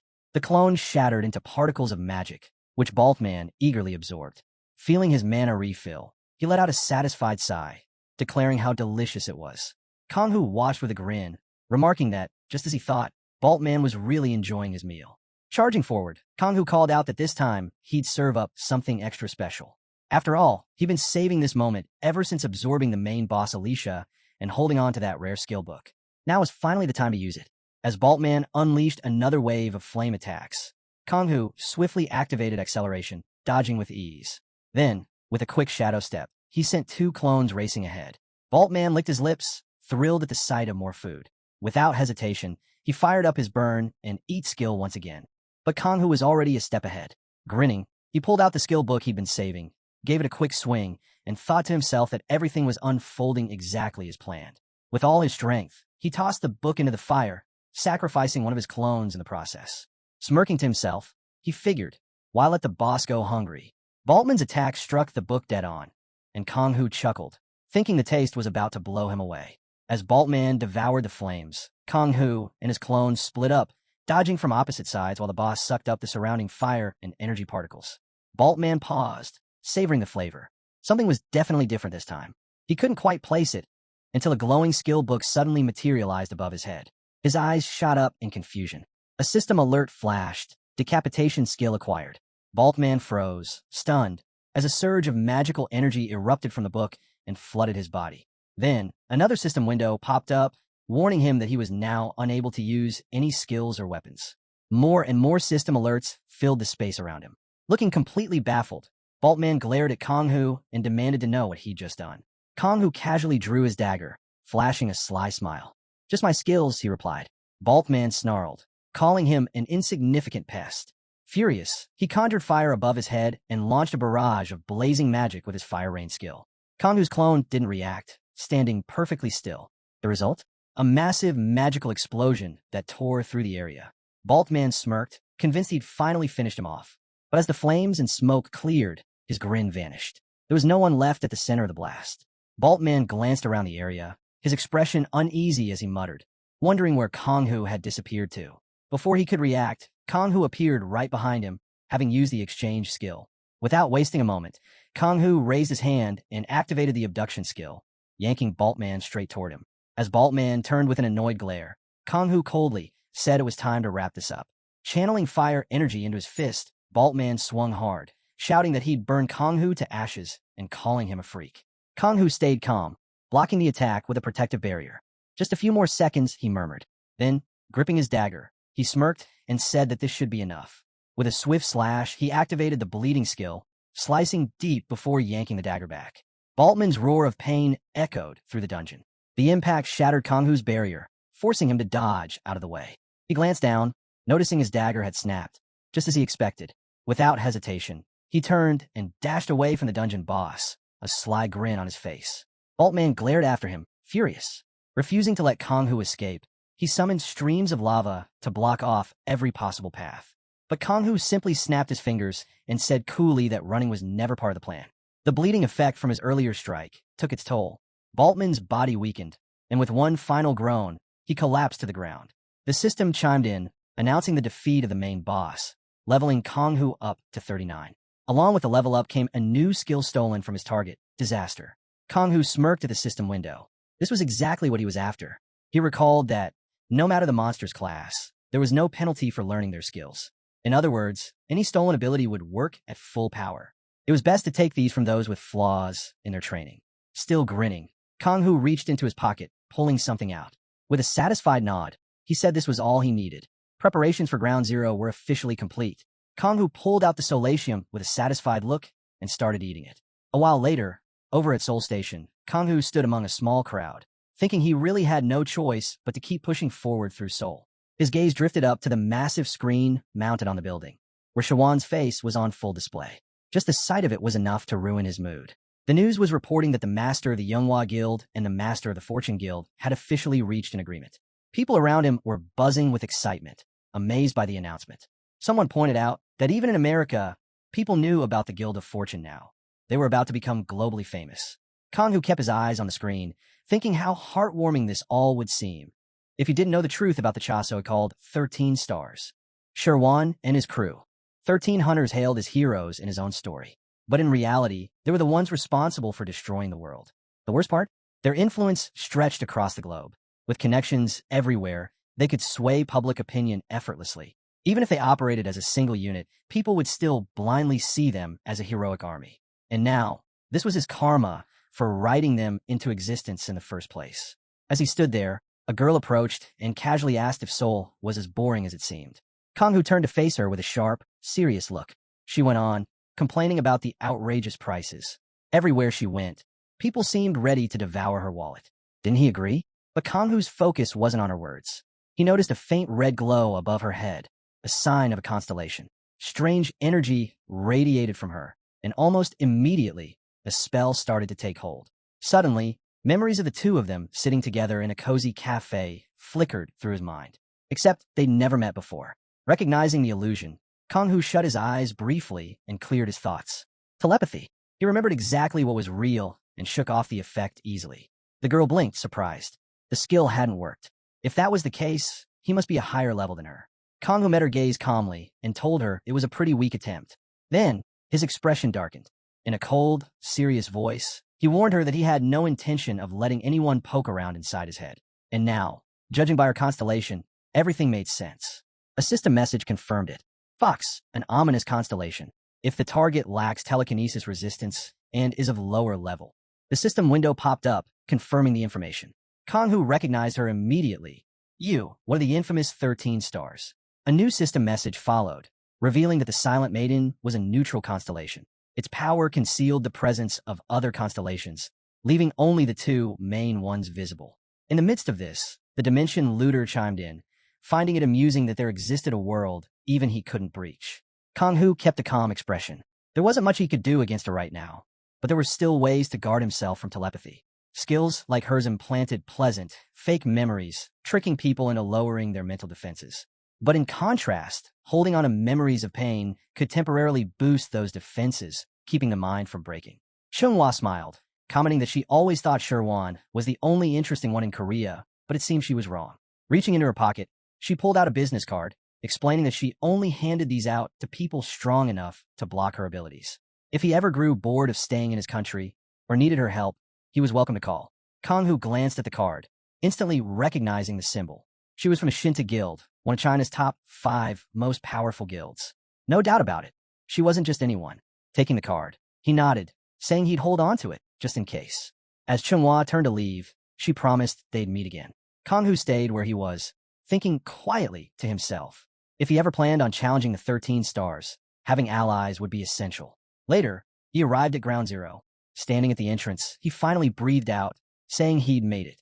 Pulling up his map, He reminded himself that before starting his real objective, he needed to find the treasure first.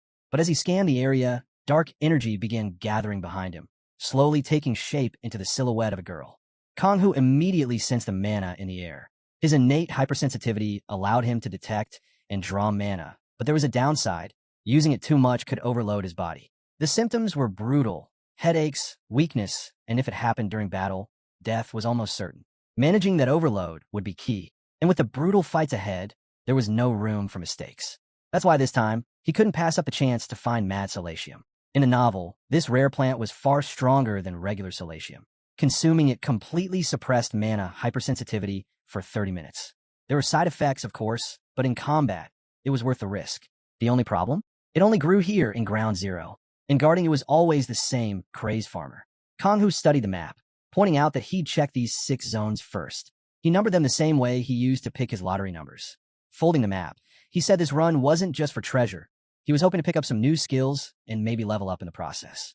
Not long after, Kanghu came across a plant monster blocking his path. With a single slash of his dagger, he sliced through the stem, sending the creature crashing to the ground.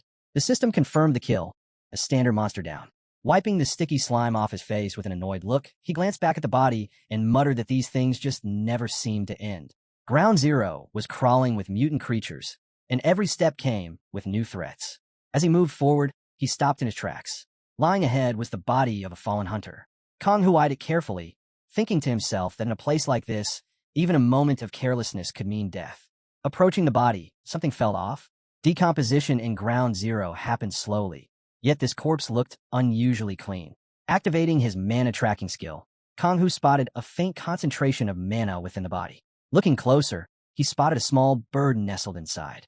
Of course, he thought, there shouldn't be mana lingering in a corpse. Glancing down at his dagger, Kanghu realized exactly what this was: a trap set by the Black Guide. They lured unsuspecting hunters with bait like this, and anyone reckless enough to touch the body risked being cursed with ghosts, just like Yaren's fog tracker. Once they latched on, they never stopped haunting. Staring at the dead hunter, Kanghu couldn't help but drift back to old memories from his past life. He remembered 2 men walking down the street, whispering about their next target. They were making sure no one stepped in to save Park Min-sung. Shaking off the thought, Kanghu turned away and quietly left the body behind, his expression slightly somber. But as he looked up, his attention locked on a wild solatium growing straight out of the wall. This was exactly what he'd been searching for. Standing beneath it, he admitted this task had been trouble from the very start. There was no room for mistakes. Speed and precision were everything. Activating his jump skill, Kanghu launched himself into the air toward the plant. But just as he neared it, the tree above him started to pulse with energy, and glowing eyes opened across its bark. Without hesitation, Kanghu shot his hand out and plucked the wild solatium in one clean motion.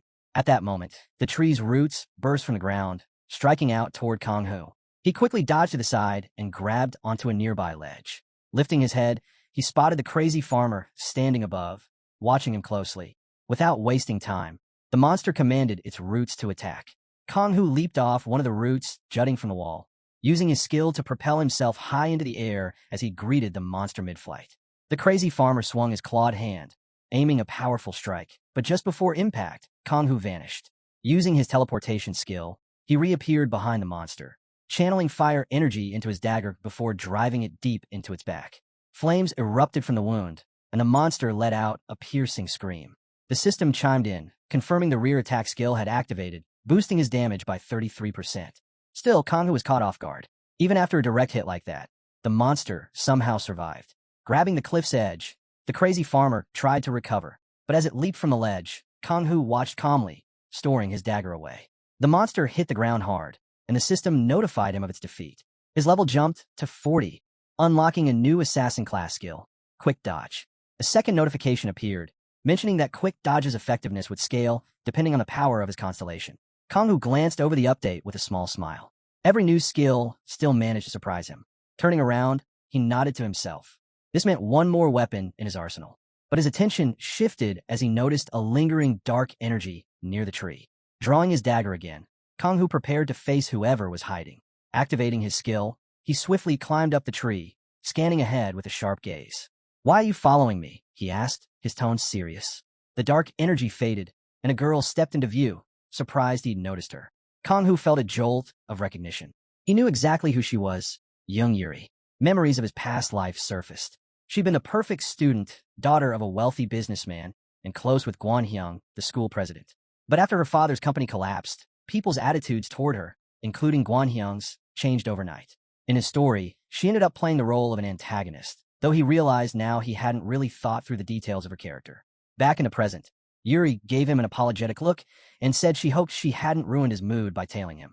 With a slight smile, she added that she was honestly impressed. He had just arrived in Ground Zero, and yet he was already dodging the black conductors with ease, and even managed to take down the crazy farmer. Yuri froze in shock when she saw Kong-Hu suddenly grip his dagger and swing it in her direction. Instinctively, she covered her head with her hands, closing her eyes in fear. But instead of feeling pain, she heard a monstrous scream echo behind her.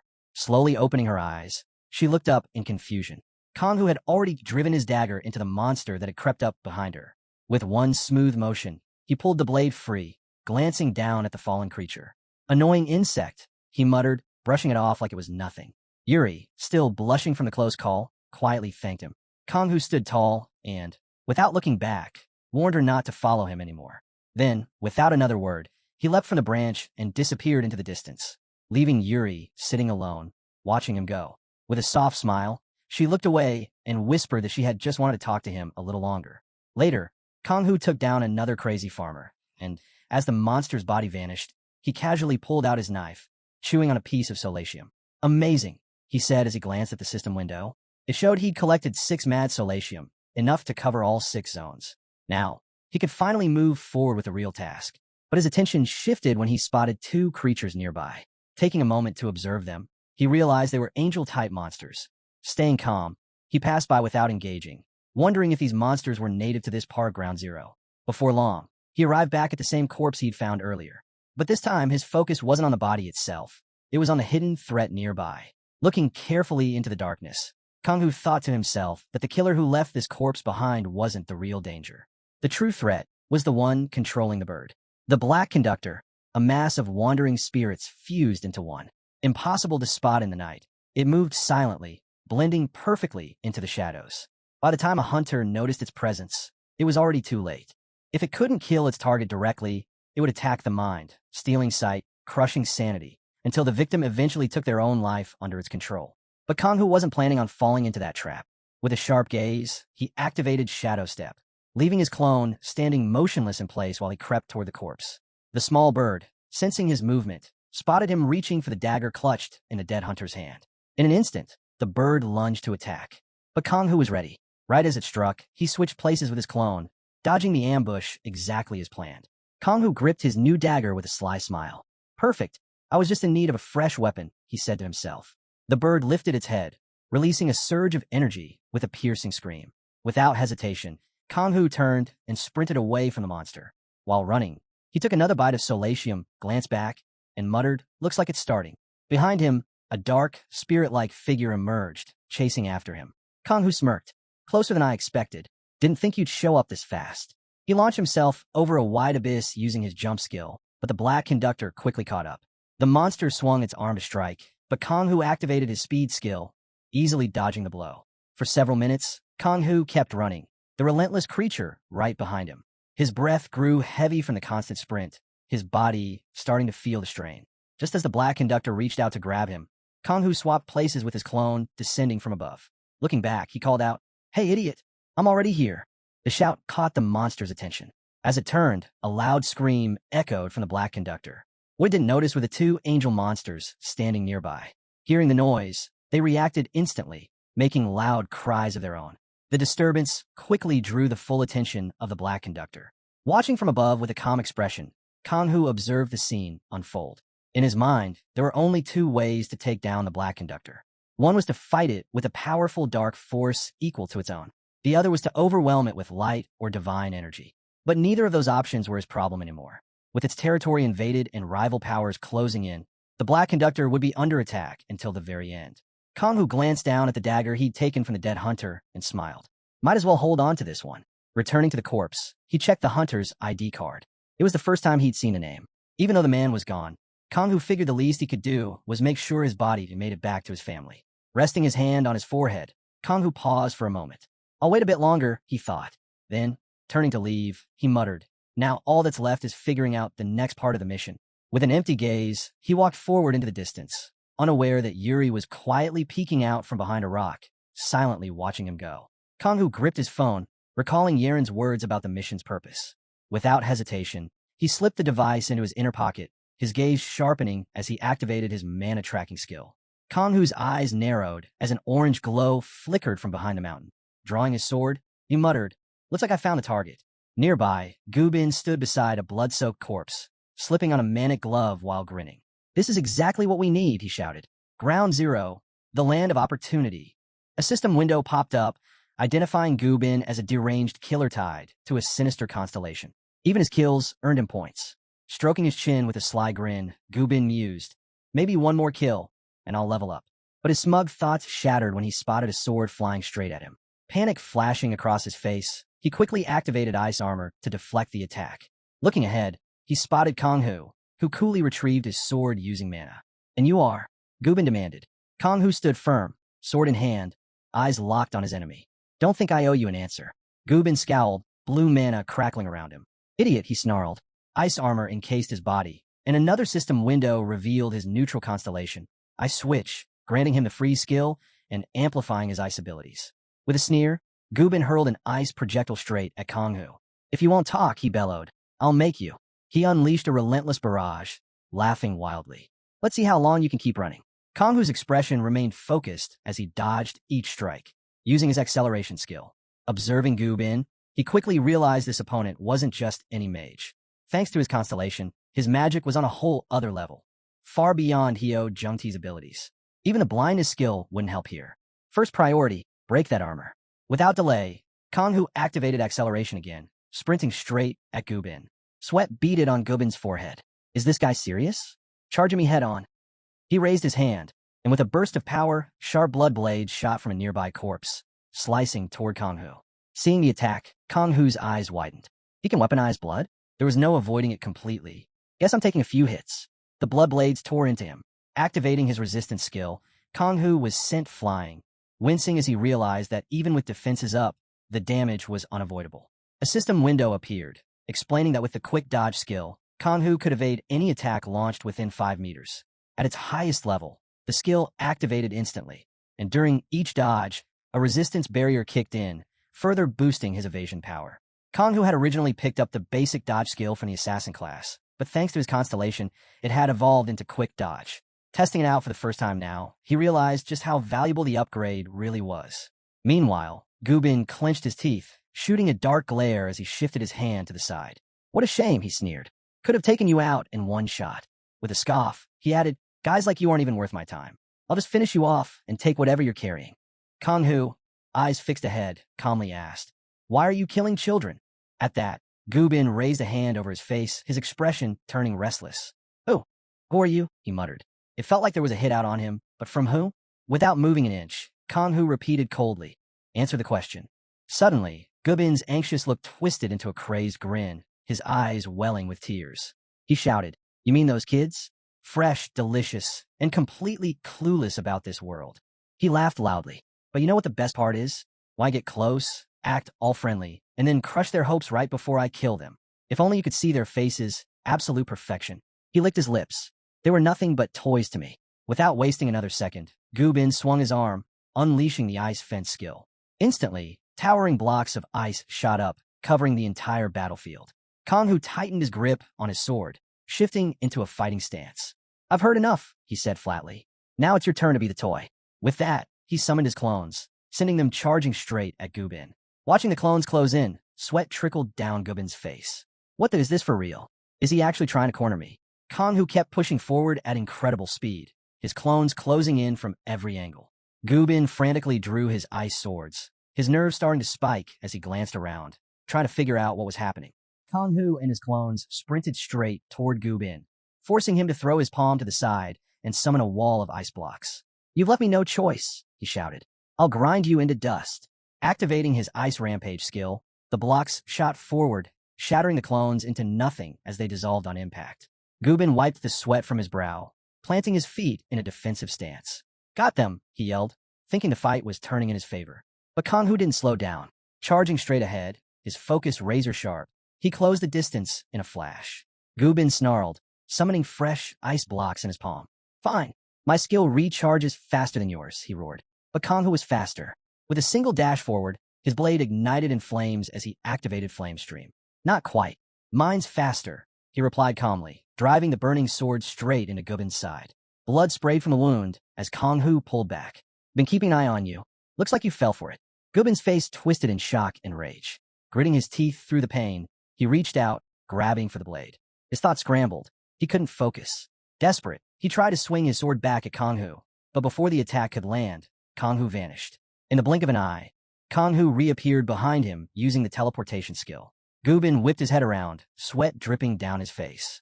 What?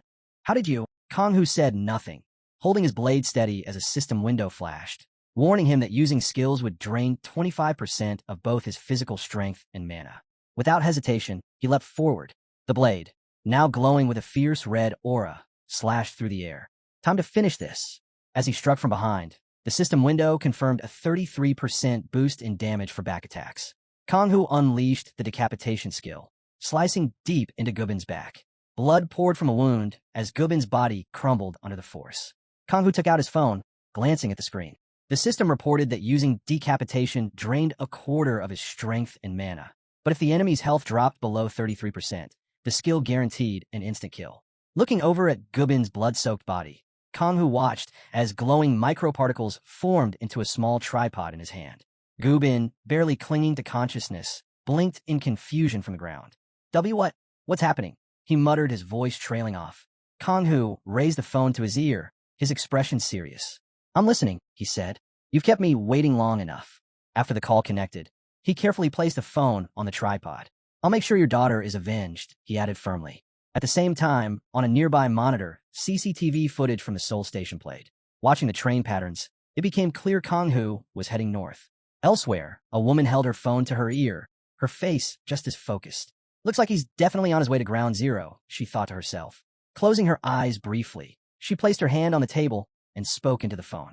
Once he's done, there's a good chance he'll come back to Seoul the same way. Keep tracking him. Understood. The man on the other end replied before ending the call. Her calm facade broke.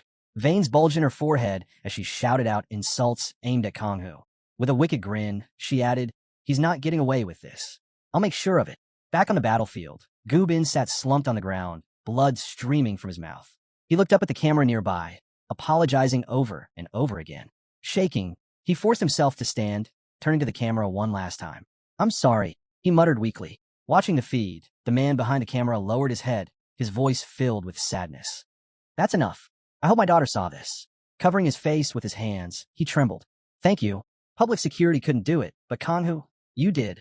Kanghu glanced at the screen, his expression unchanging. I was just doing my job, he said quietly. I hope she can rest easy now. Gubin turned toward Kanghu, blood spilling from his lips. That's enough. You've finished your mission, he coughed out. Kanghu didn't hesitate. Activating the bleeding skill, he sent another brutal wave of blood bursting from Gubin's wounds. Extending his blood-soaked hand, he gave a cold nod. You're right. It's over. A system window popped up, confirming Kanghu had stolen the Ice Switch constellation. From somewhere, the Dimension Looter's voice echoed, commenting, what a useless constellation. He never even developed it. Kanghu raised his bloodied hand, his weapon fading as he looked down at Gubin's body. I'll handle it, he said plainly. Sitting beside the corpse, he gripped the item Gubin had dropped. Selling this could net me 1,000,000,000, he muttered, a faint glint of satisfaction flashing in his eyes. Kanghu turned toward the phone, his expression firm. With a quick tap of his finger on the screen, Yerin appeared on the call. Looking directly into the camera, she said, you did well. Smiling, she added, the client paid way over the agreed amount. I've just transferred 2.5 billion to your account. Kanghu glanced at the screen. I have another job for you. Surprised, Yerin asked. Oh, what kind of job? I need you to recover the body and confirm the identity, he said plainly. Yerin grinned. Consider it done. That won't be a problem. Sliding his hand into his pocket, Kanghu turned away. Without looking back, he asked, Yuri, are you finally going to tell me why you're still following me? From behind a nearby rock, Yuri stepped out quietly. Her face was downcast, fists clenched, beads of sweat trailing down her skin. There's a dungeon, mid-tier boss inside, she murmured. Then, rubbing her head with an awkward smile, she asked, want to check it out with me? Before long, they stood before the remains of a towering, crumbling building. Kanghu eyed a support column, noting how unstable the entire place felt. Looks like this whole thing could fall apart any second, but I guess that's just part of the charm, he thought.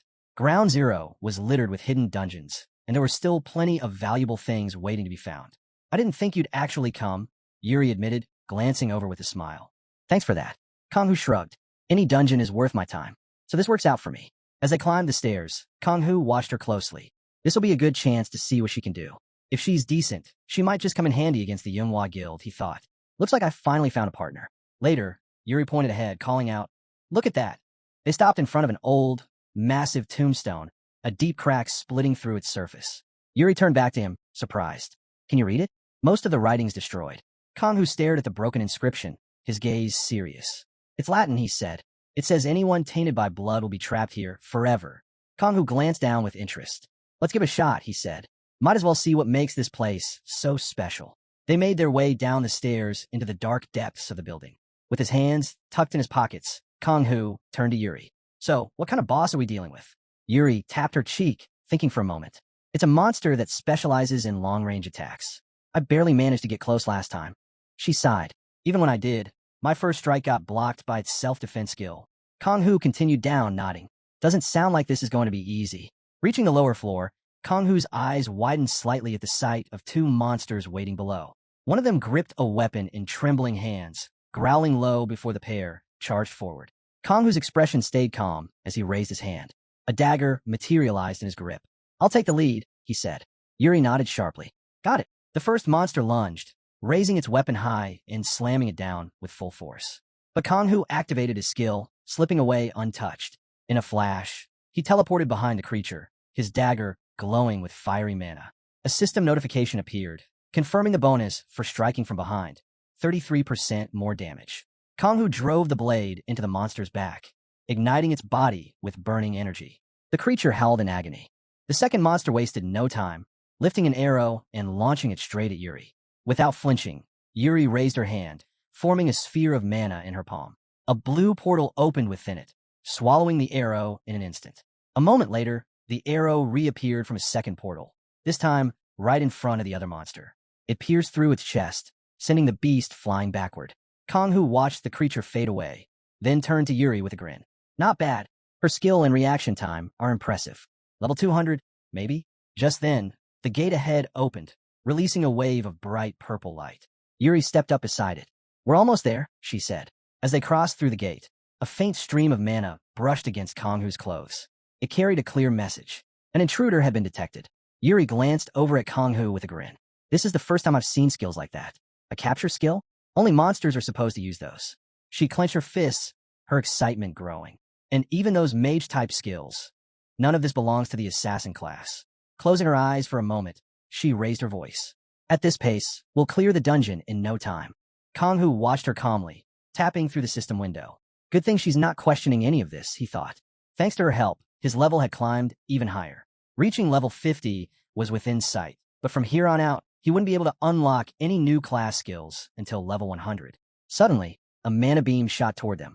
Kang-Hu spun sharply, and they both leaped to the side, dodging just in time as smoke trailed through the air from the blast. Looking at the lingering smoke, Kang-Hu tightened his fists. Looks like we found our boss. Yuri nodded, her expression focused. Yeah, it's him. Ahead of them, the mid-boss Sportula glared with glowing green eyes. He dragged his sword through the air, leaving a thick line of smoke in its path. Raising his blade high, he sneered. I need to finish what I started. Kang-Hu observed him carefully. Long-range attacks, strong defense, typical for this one. Turning to Yuri, he asked, think you can drop one right on his head?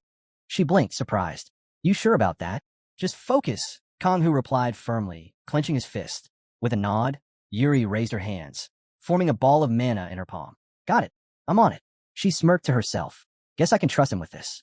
Without hesitation, Kang-Hu activated his short-distance jump skill, launching himself towards Sportula. The boss swung his sword with brutal force, but Yuri reacted instantly, opening a portal in front of Kang-Hu. In a flash, Kang-Hu shot into the portal, disappearing from sight. Sportula slashed the air where the portal had been, only to freeze when Kang-Hu suddenly emerged from the other side. Right behind him, Kang-Hu dashed past, and without slowing down, dove into another portal Yuri opened in sync. Sportula lashed out again, sending dust flying as his blade sliced through the air, but it was no use. Yuri kept the portals flowing smoothly, thinking these sudden close-range attacks are throwing him off completely. Sportula's eyes widened in shock as Kong-Hu shot out of a portal directly above him. The boss swung his sword upward with force, but Kong-Hu slipped into another portal just in time, avoiding the attack completely. Frustrated, Sportula slammed his sword into the ground, sending up a massive cloud of smoke. Turning with a fierce green glow in his eyes, he let out a deafening roar. Yuri narrowed her eyes. This is it. Now's the moment, she thought. From above, Kong-Hu's dagger dropped down, spinning through the air. Right after, Kong-Hu himself launched out of a portal high above Sportula's head. The boss noticed just in time to twist aside, but Kong-Hu calmly raised his hand, calling the dagger back to him. First, let's deal with that self-defense skill, he muttered. Sportula responded immediately, slamming his sword down with immense power, causing a bright explosion to erupt where Kong-Hu had been standing. Seizing the opening, Yuri thrust her hand forward and summoned a massive portal. Perfect timing, she thought. Kong-Hu shot through the portal, appearing right in front of the sprinting Sportula. Raising his dagger high, he drove it down with full force into the boss's neck, activating the decapitation skill. As Sportula stumbled and his body began to fall, Kong-Hu quickly leapt away, landing safely. With a grin, Yuri clenched her fist, lifting her gaze. Now's the perfect time, she shouted. But Sportula wasn't finished. He turned sharply, roaring again, blood pouring from his shoulder. Gripping his sword tightly, he unleashed another blinding explosion. Kong-Hu dropped from a portal behind Yuri, landing beside her. Surprised, he glanced ahead. Yuri, her palm glowing with radiant mana, focused. Did he just tell me to aim behind him? Sportula spun toward her, standing in front of flickering bursts of lightning. With a confident smile, Yuri stretched out both hands. I'm not sitting this one out, she yelled as powerful lightning surged forward, crashing straight into the boss. Sportula, his green aura fading, let out one final roar before collapsing to the ground in a cloud of smoke. Kong-Hu's attention shifted to the system window, flashing before him. A message confirmed he'd stolen skills from the defeated boss. What should I do with him? Leaving him here isn't an option, Kong-Hu thought, then smiled faintly, tapping his finger on the system window. Looking over at Yuri, who was still beaming, Kong-Hu glanced ahead. Before long, the two of them made their way deeper into the building, the center glowing softly with light. As Kong-Hu walked ahead, he couldn't help but think how much faster they'd handled that boss than expected. With her strength, he thought, we might just have a shot against the Manhwa Guild too. He glanced at Yuri and smiled, but before he could say anything, she pointed forward, her expression filled with surprise. Look over there, she said. Kong-Hu summoned a dagger into his hand as his eyes locked onto a man sitting beneath a beam of light. Arms crossed, the man stared at the ground. As Kong-Hu approached, he narrowed his eyes. Is this really the boss? He just looks like a man. Suddenly, the man shut his eyes, and blood poured from them. Both of them froze, staring at the unsettling sight. Without warning, a massive red beam burst from the man, shaking the entire ground. Yuri raised her hands defensively, fear in her voice. What is happening? Kong-Hu stayed calm, aiming his dagger. With a swift throw, the blade shot forward and tore straight through the man's body. A system window flashed, confirmation that the main boss had been eliminated. No skills were available to steal. Kong-Hu blinked in surprise, gripping his dagger. Then, without pause, stones began crashing down from the ceiling. Kong-Hu grit his teeth, glancing up. The dungeon's restarting. He spun toward Yuri. Get us out of here. Now. She didn't hesitate. Lifting her hands, she unleashed her power, and a dark wave of smoke shot off to the side. On it, Kong-Hu clenched his fist. Time to move. Activating his skill, he dashed forward, narrowly avoiding a massive stone crashing down behind him. Boosting his speed with acceleration, he sprinted through the crumbling corridor. As he ran, a thought hit him. Could that boss have taken over Hunter? With no time to dwell on it, Kong-Hu formed a rose in his hand. This thing's valuable, he thought. But if I don't use it now, I'm dead. Without hesitation, he bit into the rosebud, gripping the stem tightly. Almost immediately, green mana wrapped around him as he surged forward. Kong-Hu grinned, a rose petal clenched between his teeth. I had a feeling this thing would be strong. But the effects were beyond anything he'd imagined. Every ache vanished, and his senses sharpened like never before. Kong-Hu dashed forward at incredible speed, his body surrounded by a powerful aura. With an ominous grin, he shouted that it was time to get out of this tomb. Meanwhile, dark smoke whipped through the crumbling structure. From within it, Yuri emerged, gasping for air. Panic filled her as she hurried ahead, unsure of what to do next. It felt like she drained too much mana. Teeth clenched, Yuri stumbled and collapsed to the ground, catching herself with her hands. As she looked up, she spotted Kong-Hu racing further ahead. Reaching out desperately, she called for him to wait. With her hand trembling and her gaze downcast, she tried to speak, but the words faltered, and she fell silent, lowering her head and closing her eyes. Kanghu glanced back and asked what she was doing. Still radiating mana, he extended his hand toward her and asked if she was injured. Startled, Yuri slowly raised her head, only for her eyes to widen in shock. A massive stone was crashing down from above, aimed right where Kanghu stood. Yuri cried out, warning him to look up. Without hesitation, Kanghu turned his head just as the stone smashed down, only to ricochet harmlessly off him. Yuri stared in disbelief, questioning what had just happened. Unfazed, Kanghu knelt and placed his hand on her shoulder, steady and focused. Rising to his feet, with Yuri now on his back, Kanghu said they just had one more push to make. He urged her to hold on tight, and without wasting a second, he shot forward, weaving through the cascade of falling debris. They burst out of the collapsing tomb, narrowly avoiding the deadly rockfall. Landing on one knee, Kanghu let out a heavy breath, his exhaustion clear. Yuri dropped onto the sand, relieved, remarking how close it had been. Kanghu silently agreed. It had been just in time. Checking his system window, Kanghu noticed that the skill he'd taken from the mid-boss had leveled up.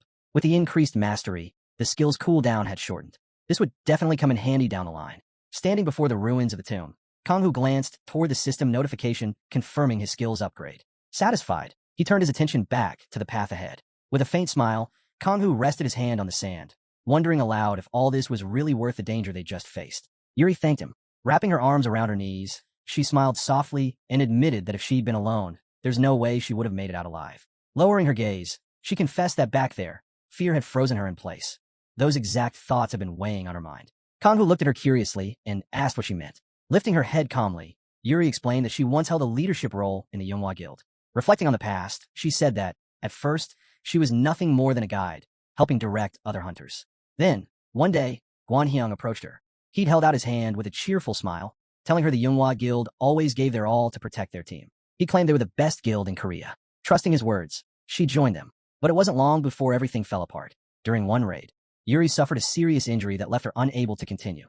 When Guanhyung realized she wouldn't be of any use clearing the dungeon, he shot her a cold, dismissive glance. Turning away without hesitation, he told the others they were moving on. Yuri had stared after him in shock, propping herself up on one hand. Guanhyung glanced back, brushing her off and saying there was no point wasting time. She'd shouted at him, furious, accusing him of lying about protecting the team. But with a twisted grin, Guanhyung told her those rules only mattered if someone's life was actually worth something. And really, wasn't it the fool's fault for being deceived?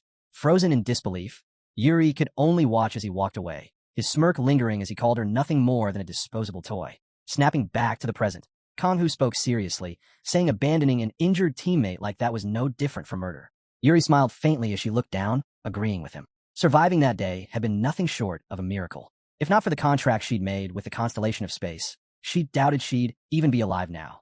Still holding her knees, she turned toward Kanghu and said quietly that, in the end, she was just lucky. Kanghu glanced over with a serious look, telling her he didn't believe it was just luck. He said that constellations don't form contracts with hunters for no reason.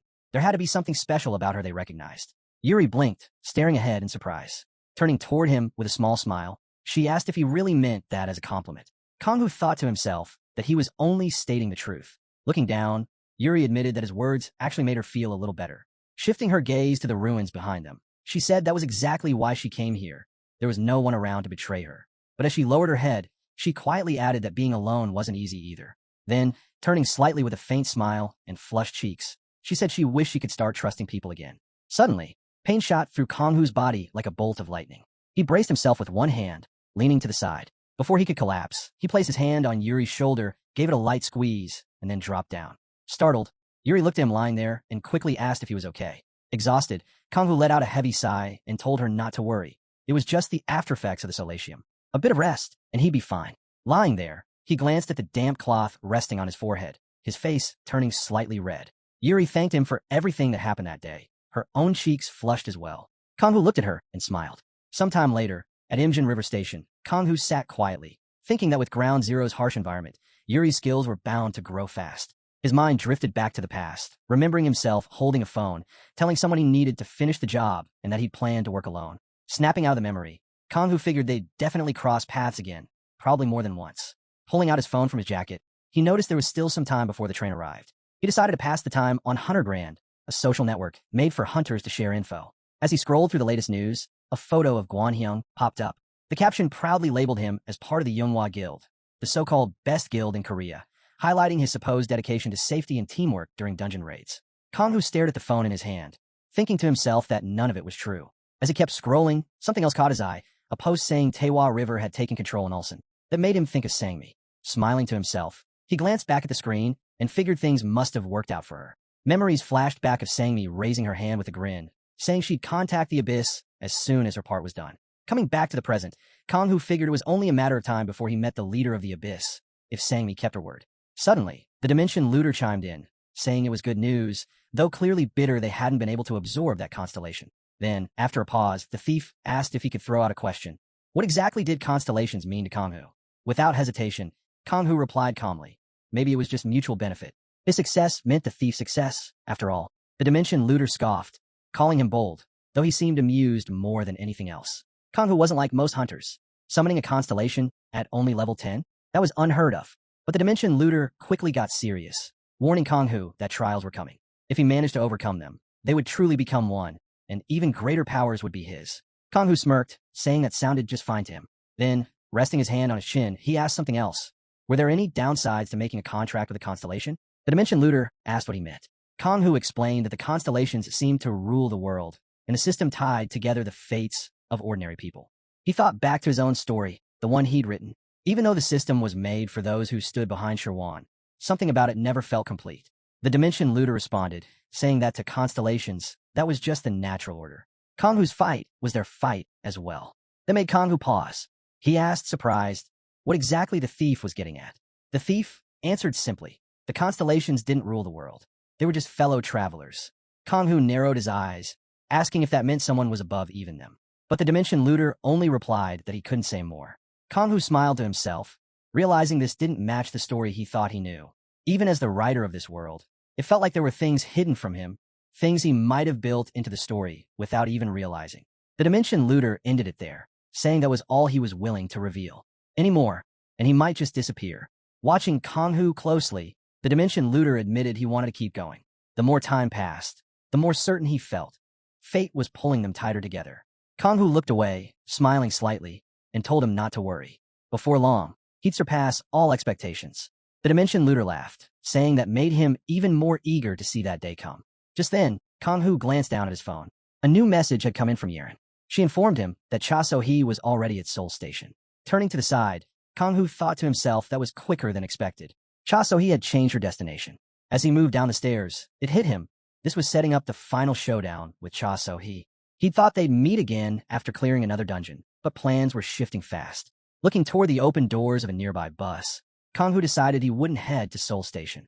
Instead, he'd go straight to the bus station. Smiling to himself, he figured from there he could reach the terminal at Gwangju. There was a dungeon nearby, and that was exactly what he needed. Later, arriving near Gwangju Terminal, Kang Hu stepped off the bus and glanced at his phone. He reminded himself there was only one reason for coming here. This was the only place he could use the permit he'd secured from the Public Safety Department. Checking his phone again, he confirmed his hunter data had already been wiped. No one could trace him now. Before facing Cha So-hee, it was worth sharpening his skills. A sudden scream snapped him out of his thoughts. He quickly turned to see a girl clutching a wound on her side, surrounded by a group of men closing in on her. Jean Hyoyoung, pressing her hand to the cut, shouted desperately for help. One man, grinning and spinning a knife in his hand, sneered that she was the one who slashed his shoulder first. Another man smirked and said they'd check what she had on her before anything else. Blood running down her mouth, Hyoyoung glared at them, spitting out that they were members of the Haeyoung Guild. Kang Hu narrowed his eyes, tightening his grip on his phone. The Haeyoung Guild. In the story, they were directly under Shawan's control. Nothing more than enforcers who crushed anyone standing against the Yeonhwa Guild. Kang Hu clenched his fist, eyeing the group in front of him. This wouldn't be easy, but trash was still trash. Without hesitation, he activated his skill and shifted his gaze away. Meanwhile, Hyoyoung struggled against their grip, shouting at them to let her go. Kang Hu focused on one of the men and activated his detection skill. A system window popped up, revealing the man's constellation. Master of Deception, a neutral type. Not bad, Kang Hu thought. The Dimension Looter agreed, saying it was a high-ranking constellation, even if the name felt a bit plain. Who would have guessed a guy like that had something so decent backing him? Kang Hu gripped the dagger that appeared in his hand. There was no reason to sit this one out. With a confident grin, he raised the dagger and asked if they wanted a real show of deception. He called out to the group, drawing their attention as they turned toward him. With a flick of his skill, Multiple illusions of Kanghu appeared around him. The thugs froze, eyes wide, staring in confusion. Resting the dagger on his shoulder, Kanghu smirked and dared them to figure out which one was the real him. One of the men, gripping his knife tightly, scowled and muttered, "Who's this idiot?" But before they could react, Kanghu and his illusions rushed in. The man snarled, his blade igniting with fire mana as he raised it to strike. "What's this freak trying to pull?" He spat, stabbing forward, his burning blade cutting through one illusion after another. While chaos unfolded, far away at Seoul Station, Cha So-hee stood with her arms crossed and an annoyed expression on her face. She scowled, tapping her foot impatiently. How long has it been? Did he really take a different route? Pressing 2 fingers to the earpiece in her ear, she contacted Dongan. Dongan asked if she still hadn't caught Kangha. Hand on her hip, Cha So-hee sighed and admitted it was turning into more trouble than she expected. Dongan chuckled, saying he never thought this would actually give her such a hard time. Still, he was curious to see how it all played out. A man hidden behind a nearby building kept his eyes on Cha So-hee as she made her way down the street, gripping a knife tightly in her hand. Through her earpiece, Dongan's voice came through, reminding her that no matter what, she needed to bring Kanghu to him. Cha So-hee touched the earpiece and calmly replied that she understood. She would make sure it happened. Dropping her hand, she stood still as the wind swirled around her. Lowering her head slightly, she called out, asking who was there. Reaching toward the knife at her hip, she confirmed it was him. With a grin, Cha So-hee swiftly drew her blade and, without hesitation, hurled it forward. Her eyes sharpened as she greeted him loudly, her tone sharp and direct. The man she was targeting reacted just in time, thrusting his own knife forward and shattering the illusions around him. From behind the chaos, Kanghu crouched low with a grin and muttered that this was exactly who he was looking for. In one smooth motion, Kanghu pointed his mana-charged dagger forward and told the man to accept his reward. Activating his decapitation skill, he unleashed a powerful strike, a surge of mana ripping straight through the man's body. Kanghu grabbed the man by the shoulder, pulled his bloody dagger free, and a system notification appeared. Target eliminated, Constellation contract stolen. The rest of the Guanhyung stared in shock at their fallen leader. Still clutching her side, Hyoyoung watched Kanghu with a smile, relieved. The others, gripping their knives tightly, turned to each other in disbelief before shouting toward their boss.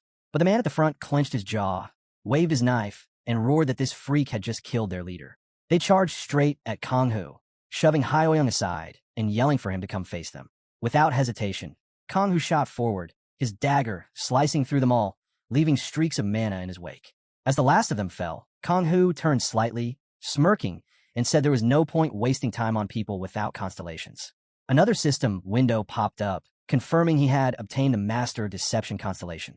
Every 100 levels, it would reward him with a rare item. Glancing at the screen, Kanghu smiled to himself, already looking forward to hitting level 100. Nearby, Hyoyoung approached and thanked him sincerely for saving her. Blushing slightly, she placed her hand on her neck and introduced herself. Then, offering him her phone, she asked if he'd mind leaving his contact information. Smiling, she added that she really wanted the chance to thank him properly. The protagonist picked up her phone, dialed his own number, and watched as Hyoyoung cheerfully waved goodbye, shouting her thanks and promising they'd meet again. With his hands shoved into his pockets, Kanghu silently observed her figure disappearing into the distance. Then, snapping back to the moment, he checked his phone, his expression turning sharp. A new message had arrived. The dungeon was now accessible. Reading over the notification, Kanghu muttered to himself that the dungeon had just opened. Meanwhile, elsewhere, Cha So-hee knelt beside a man's corpse, glancing down with a cold gaze. Was this guy really a mercenary? Or just some regular nobody? She questioned aloud. Rising to her feet and brushing off her knees, she frowned. There's no useful info on him. Did I kill him for nothing?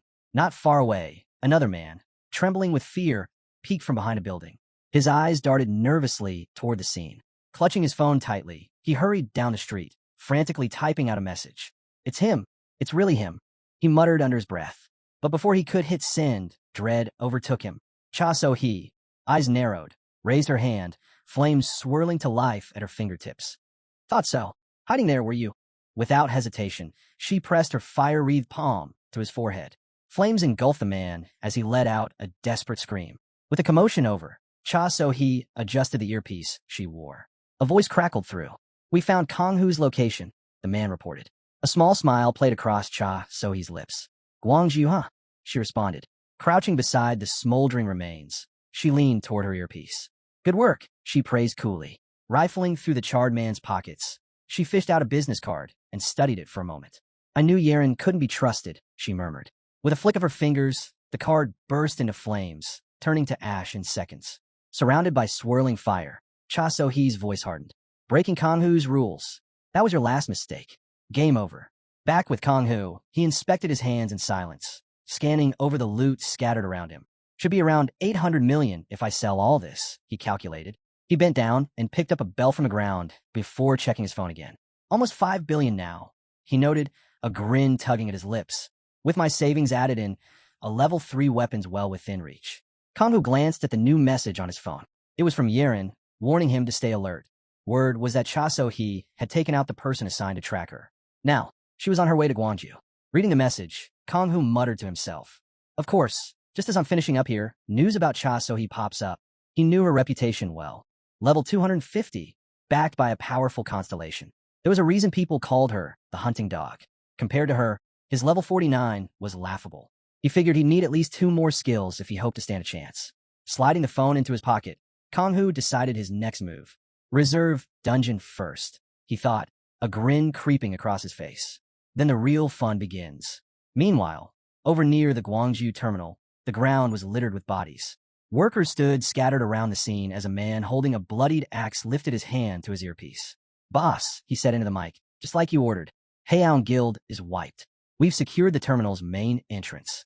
At the same time, over at Sanan Station in Gwangju, Cha So-hee calmly raised a finger glowing with fire mana while pressing her other hand to her earpiece. "It's done here too," she reported. Flames still crackled around the corpses on the ground as she rested a hand on her hip. "Keep the pressure on. Don't stop now," she ordered through the mic, gazing ahead with a satisfied smile. She ran a hand along her chin. "Hope Kang-hoo's paying attention. I put on quite the show." Not far away, Kang-hoo caught sight of the chaos. "Not bad," he admitted. But before he could say more, Cha So-hee's sharp gaze snapped toward him, surprised to find him there. Sitting casually on a bench, Kang-hoo turned her way, a red blade resting in his hand, his grin unfazed. "Been a while, huh?" A while back, deep in the tall grass, Kang-hoo silently moved forward, dagger in hand. His eyes locked onto the main boss, Sejina, standing in the middle of a blazing ring of fire. With a straw hat shading his face and a menacing red aura swirling around him, Sejina gripped twin katanas, staring straight ahead. The protagonist tightened his grip on the dagger, his gaze sharp. What irritated him most was how easily the 3 clones he'd sent out were wiped away by a single gust of wind. Long-range attacks were completely useless against this boss. Even up close, every strike failed to land. Charging in head-on would only drain his energy, leaving him stuck on defense with nothing to show for it. Without hesitation, Kang-hoo sprinted straight at the boss, activating his Shadow Step skill. Sejina's eyes darted around, scanning the area, trying to spot the real Kang-hoo. Letting out a frustrated sigh, Sejina readied his katana and swung hard, aiming for where he thought Kang-hoo would appear. But the shadow vanished before the blade could connect. In an instant, Kang-hoo used his exchange skill, reappearing behind the boss, hidden among the thick foliage. Extending his hand, mana surged around his fingers. Exactly what I was waiting for, he thought. A massive hand of mana shot forward, grabbing hold of Sejina's body with incredible speed. Kang-hoo, now right behind him, smirked. "Not bad. You got some fun tricks," he said, leveling his dagger towards Sejina. "But this is where it ends." With precision, Kang-hoo unleashed his bleeding strike skill, driving the dagger deep into Sejina's back. The boss spun around, eyes wide with shock, letting out a pained roar. Dropping to one knee, Sejina retaliated, slashing his katana and releasing a sharp beam of mana. But by the time it cut through the air, Kang-hoo was already gone, slipping away again with his exchange skill and reappearing ahead. Still kneeling, Sejina steadied himself, pressing a hand to his leg before standing up. His eyes flicked toward the blazing circle of fire surrounding him. Clenching his weapon, sweat slid down his face as he charged toward the safety of the ring. Watching him retreat, Kang-hoo lifted his dagger with a grin. "Cha So-hee, that's your safe zone," he muttered. Inside the circle, Sejina knelt once more, stabbing his katana, now glowing with mana, into the ground. Gripping the handle tightly, he unleashed his hurricane skill, winds whipping violently around him. But Kang-hoo wasn't fazed. Raising his empty hand as the dagger faded from sight, he snapped his fingers. "Rot in there," he said coldly. In an instant, the bleeding strike activated again, causing blood to erupt from the wounds carved into Sejina's body. Kang-hoo calmly raised his hand overhead, blocking the splattering drops as they fell. A system window flashed in front of him. Main boss defeated. hands casually tucked into his pockets. The main character glanced over the system notifications popping up in front of him. Hurricane's skill stolen. Level increased to 51. Another message followed. Assassin class basic skill unlocked stealth. Reading through the details, he noted the mastery was already maxed out. The skill consumed just 0.1 magical energy per second, perfectly hiding his presence, until, of course, he used any other skill, which would immediately cancel it. Finishing the last line, Kang-Hu muttered to himself, "Chaso, even at max level, it can't overlap with other skills. Shame." He paused, tapping his chin thoughtfully. Though, honestly, that'd probably break the game anyway. Somewhere unseen, the Dimension Looter chuckled quietly. "Looks like you're ready. I'll be watching your next fight closely." As Kang-Hu strolled away from the battlefield, he casually remarked, "First things first, time to stock up on supplies." Back to the present, Kang-Hu stood up from a bench with an easy smile. "Been a while, huh?" he said as Chaso-he appeared nearby. She looked him over, a faint smirk on her lips. "Wow, how long have you been sitting there? Honestly thought you'd still be running from me." Grinning, Kang-Hu shot back. "Why would I? No better place to be than right next to a hunting dog." Holding out his hand, knife glinting in his grip, he added, "Chaso-he, how do you like it? Bought this one special. Figured it was perfect for catching dogs." Chaso-he's eyes shimmered with a cool blue aura. "Since you brought it up, ever considered joining the pack?" Kang-Hu snorted, tilting his head. "Seriously? You already know my answer." Chaso-he smirked, a mana triangle flashing in her gaze. "Thanks for refusing. I've been dying to kill you." Kang-Hu's eyes widened as a glowing mark appeared on his chest. "Chaso-he, much for running," he muttered. Activating his skill, he glanced over at her, spotting her constellation, the Great Sage. Its ability allowed her to detect invisible targets, exposing anyone hiding in stealth by revealing them in a faint, translucent form. With a dark glare, Chaso-he tugged off her glove and hurled a sharp insult his way, her voice echoing through the street. At the entrance to the toll road in Gwangju City, Yeren and Soyeon stood beside the fallen workers scattered across the ground. Rubbing her palms together, Soyeon let out a sigh. "I really hope Kang-Hu's okay," she murmured. Yeren glanced over and shrugged. "Relax. He can handle anything. Trust me on that."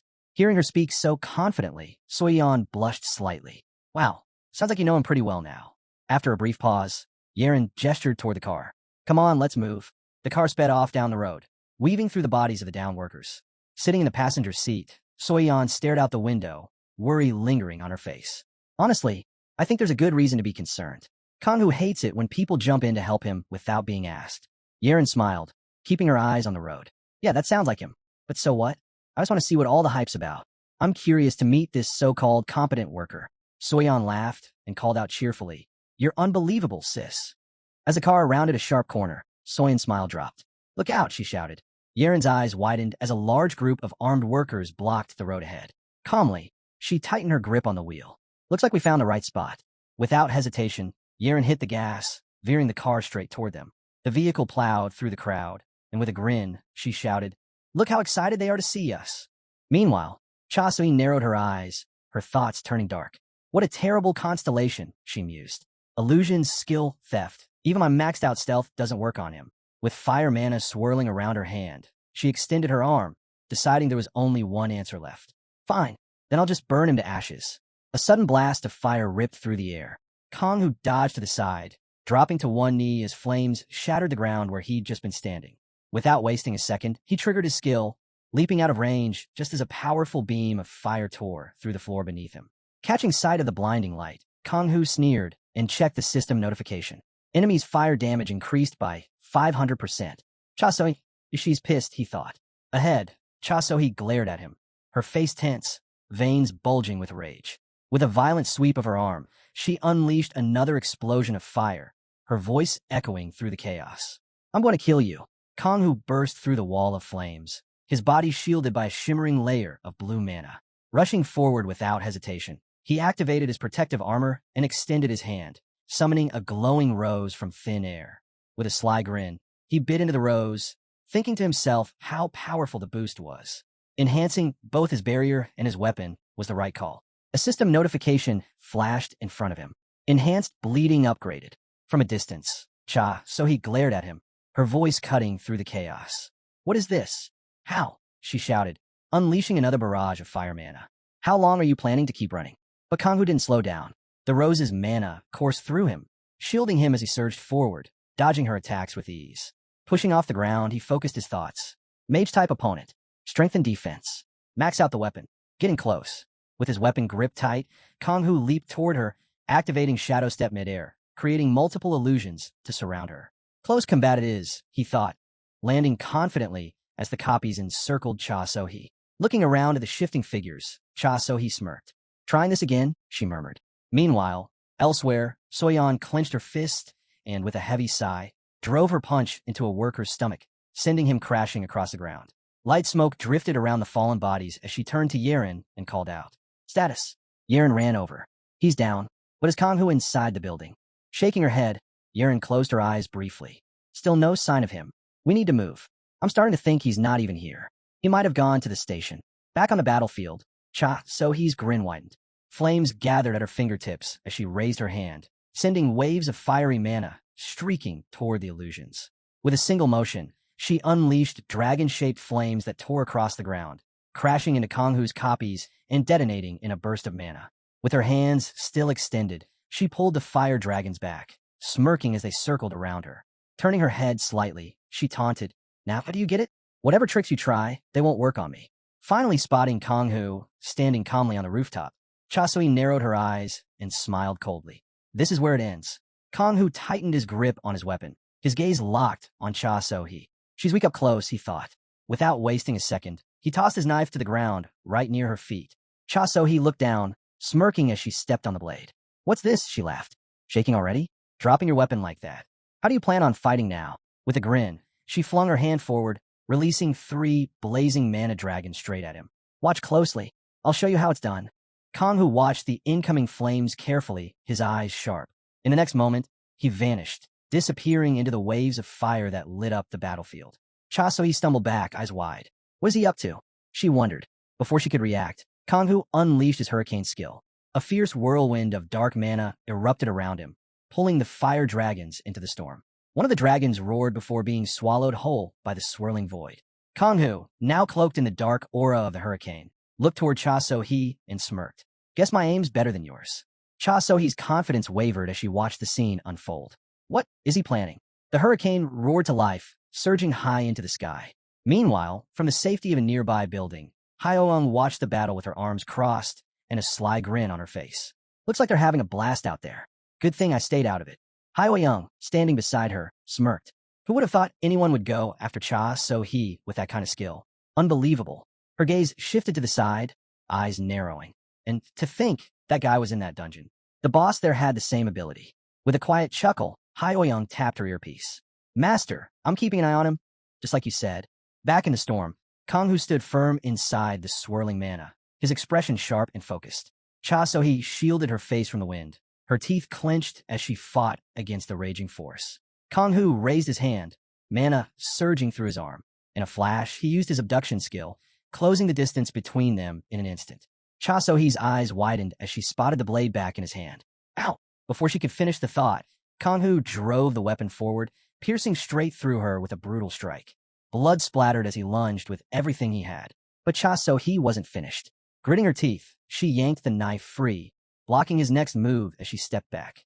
Lifting her hand, fire mana blazed wildly around her fingers, her lips curling into a vicious grin. Did you really think it was over? She hissed. With fury burning in her eyes, Cha Sohee fired a massive beam of mana straight ahead. Don't even hope for that. Kanghu leaped to the side without hesitation, then charged forward, his movements smooth and precise. Dropping to one knee, he pressed his hand against the ground. I never expected anything from you, he muttered. Rising swiftly, he plucked the knife from his hand and snapped his fingers. But it's not about hope. Activating his bleeding skill, the wounds on Cha Sohee's body tore open, blood spilling out rapidly. Without missing a beat, Kanghu raised his knife high and launched himself straight at her. Meanwhile, Dongin's voice came through the comms. How's it looking over there? Hyoung tapped her earpiece, a small smile forming. Prepare to be shocked. Cha Sohee's actually losing. Dongin chuckled, cigarette clenched between his teeth. No way. Cha Sohee losing her grip? Now that's something.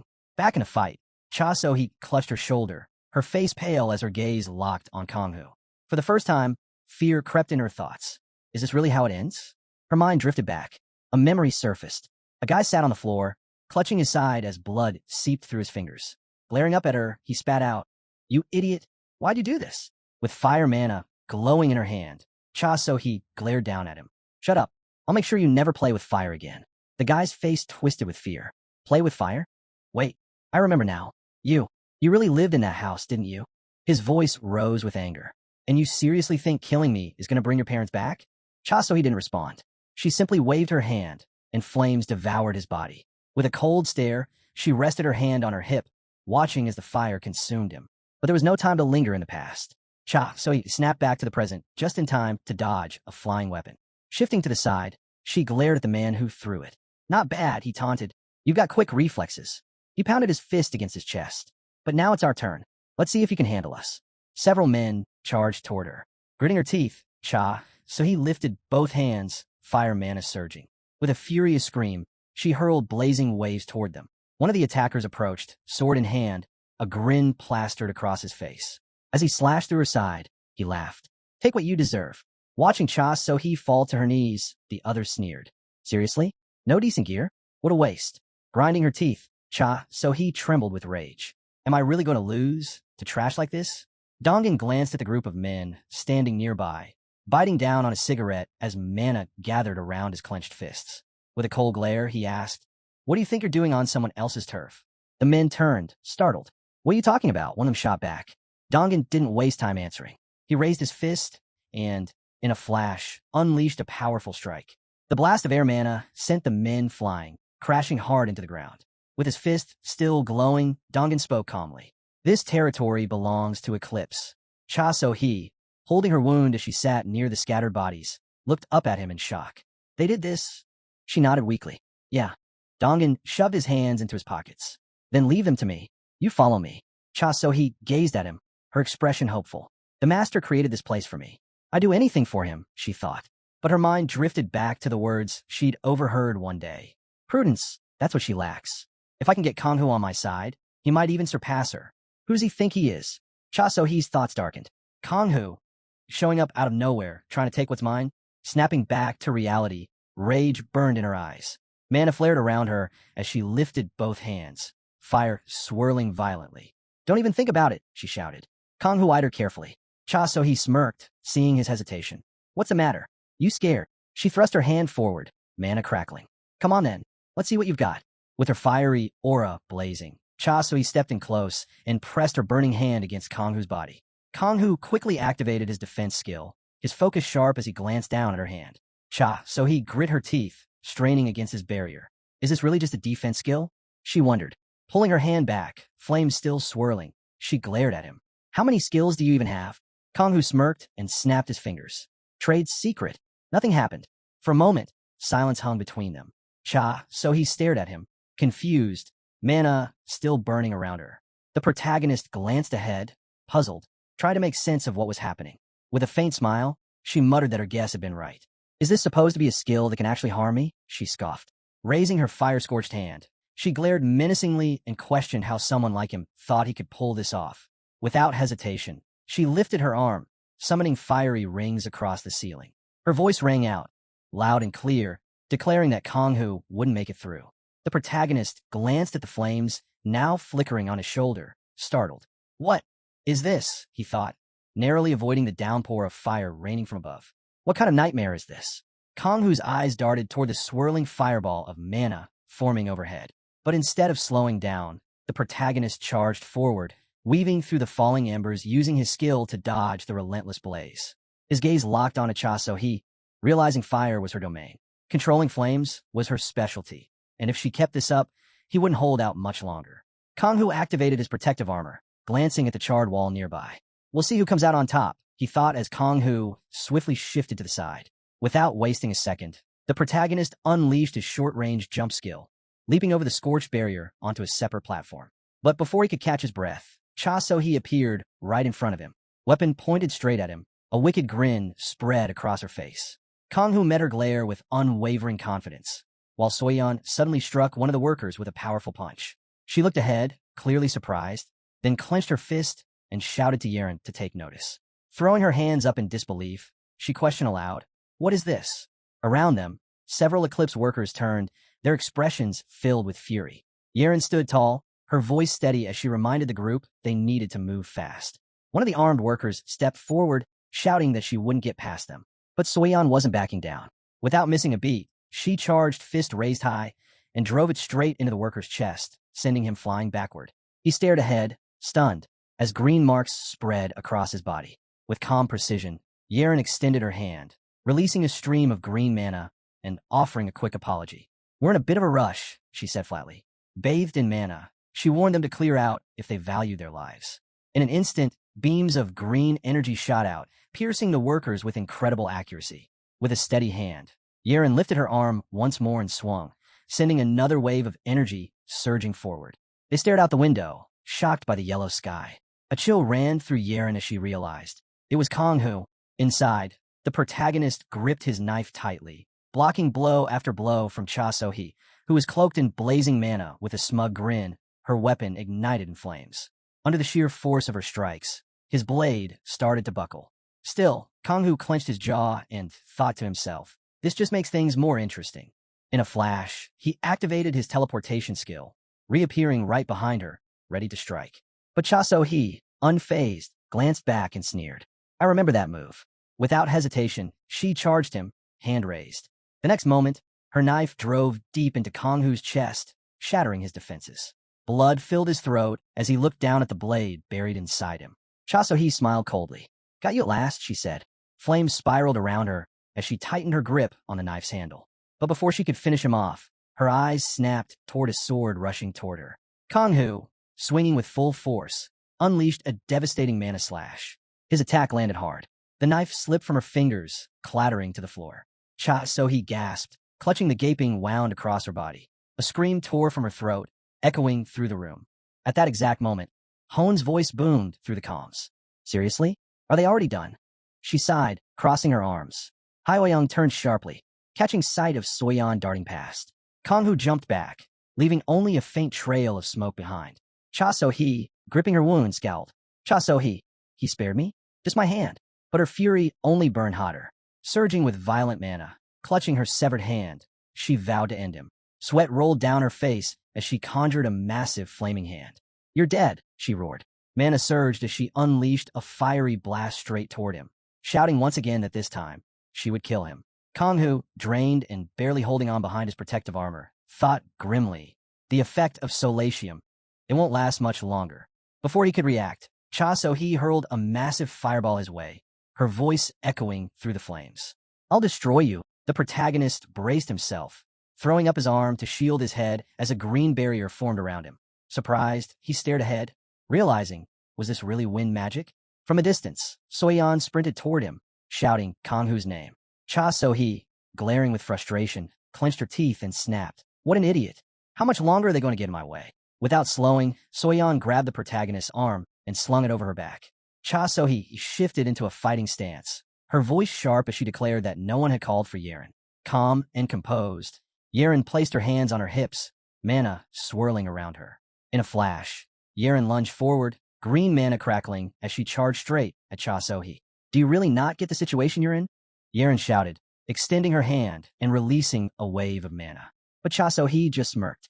Raising her hand, she summoned a blazing surge of fire mana, her power intensifying as she bolted ahead. Perfect. I'd love to take you on, she said loudly, racing to meet the attack head-on. Sweat trickled down Yeren's face as she quickly raised her hand, surrounding herself with mana to block the blow. As the energy clashed, smoke billowed, and Yeren glanced forward, startled by the fading flames. Did she vanish? Soyeon shifted into position, fists clenched and eyes scanning the area.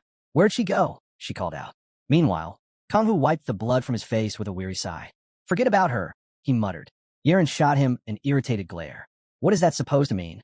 The protagonist clenched his fist, his weapon dissolving as he pressed his hand to his chest. His thoughts drifted to the very start of this battle, the unease he'd felt from the last constellation. Cha So-hee. A wicked grin spread across Kong-hoo's face as he looked away. Back on the train, the protagonist had spotted the system window floating above Cha So-hee. It displayed her skill, Survival Master. This ability specialized in staying alive, allowing her to copy enemy skills in a weakened form once per day. Serious and focused, Kong-hoo activated his mana tracking skill, wondering which of their abilities she might have stolen. When his gaze locked onto Cha So-hee, realization hit. She copied his stealth skill, and now she wasn't planning to fight anymore. Kang-hoo snapped out of his thoughts with a heavy sigh. She ran off, he muttered. Yeren shot him a sharp glare. Then what are we waiting for? We're going after her, she shouted. But as Kang-hoo looked ahead, sweat beading on his forehead, his expression shifted to confusion. Nearby, Soyeon watched in shock as Kang-hoo collapsed. Rushing to his side, she grabbed his shoulders, panic rising. Hey, what's your status? She called out, shaking him. Come on, stay with me. The protagonist, drained and exhausted, let out a deep sigh as his eyes shut. Yeren knelt beside him. He needs to rest, she said firmly. Then, glancing forward with a serious look, added, we should get him to a hospital. Meanwhile, not far away, Cha So-hee ran ahead, clutching her injured arm, fury written all over her face. Seriously? She just had to interfere, she growled, grinding her teeth. And who even is Kang-hoo? The number of skills he's using, it's insane. Plus, those are dungeon monster skills. Can he really copy those? Determined, Cha So-hee leaped forward. I've got to report this to the master. But as she rounded the corner, crouched behind a building, she clenched her fist. Long, razor-sharp claws emerged. Without hesitation, she launched herself out from behind the structure, aiming straight for Cha So-hee. Hyo-young greeted her with a chilling grin, slashing deep into the building as her mana-infused claws carved massive gashes. Turning slowly, her gaze darkened. Where do you think you're going? Cha So-hee froze, hand trembling as she touched her neck. Has she completely lost it? What is Hyo-young doing? But Hyo-young wasn't stopping. Eyes locked on her, claws raised, she advanced. Not far off, Hyo-young twirled her hair with a smirk. Cha So-hee should really figure out how bad things are getting, she said lightly. Maybe I'll explain. Memories of the past flickered through her mind. Hyo-young tapped her earpiece, her smile growing wider. Master, what do you want me to do with Cha So-hee? Across town, Dongan stubbed out his cigarette in an ashtray, staring at his reflection in the window with a wicked grin. Get rid of her, he said coldly. A hunter who can't finish the job doesn't deserve to live. Hyo-young returned from her memory with a grin. Master's orders are to kill you, she said calmly. Cha So-hee clutched her neck, terror flashing in her eyes. What? What are you talking about? Without another word, Hyo-young lunged, claws slashing as she launched her attack. Sometime later, Kang-hoo slowly opened his eyes, blinking at the bright light around him. Is this a hospital? He muttered in surprise. Turning his head, he spotted Soyeon sitting beside his bed, tears welling up as she quietly whispered his name, almost as if in a dream. Bathed in the soft glow of the room, Kang-hoo looked at her silently, saying nothing. Eventually, he got dressed, left the hospital room, and shut the door behind him. As he walked down the hallway, he pressed his phone to his ear, classical music playing softly in the background. Closing his eyes, Kang-hoo let the music fill the silence for a moment, but then a sharp ringing cut through the air. Annoyed, he glanced at his phone. A message had popped up. Yuri, he said, raising an eyebrow. She'd sent him a photo of a flower. Kang-hoo stared at it. So, she just happened to find it. Guess she got lucky. In her message, Yuri added that she had her own old man now. Kang-hoo sighed, slipping his phone into his jacket pocket and continuing down the corridor. That's when he spotted Yeren leaning against the wall. She noticed him and smiled, arms crossed. Looks like I was right. Figured this might happen to you. Resting against the wall, Yeren tilted her head. You should be taking it easy. You're still in pretty rough shape. Removing his earpiece, Kang-hoo looked at her. His blue eyes okay? She blinked, caught off guard. With a serious expression, he added, I didn't expect Eclipse to get involved in this. Yeren shrugged, touching her chin with a grin. Don't stress about it. Those Eclipse freaks? They're nothing special, and I'm not exactly weak. Kang-hoo smirked. Glad you're all right. And, thanks. Be sure to pass that on to Soyeon too. Yeren's cheeks flushed. Pass it on? You should tell her yourself. The protagonist disagreed, saying this was the best option for Soyeon. She glanced at him, surprised. Kang-hoo recalled how things unfolded in the novel. Soyeon was the type who'd stick by him no matter what. And in the end, it would all lead to the same tragic conclusion.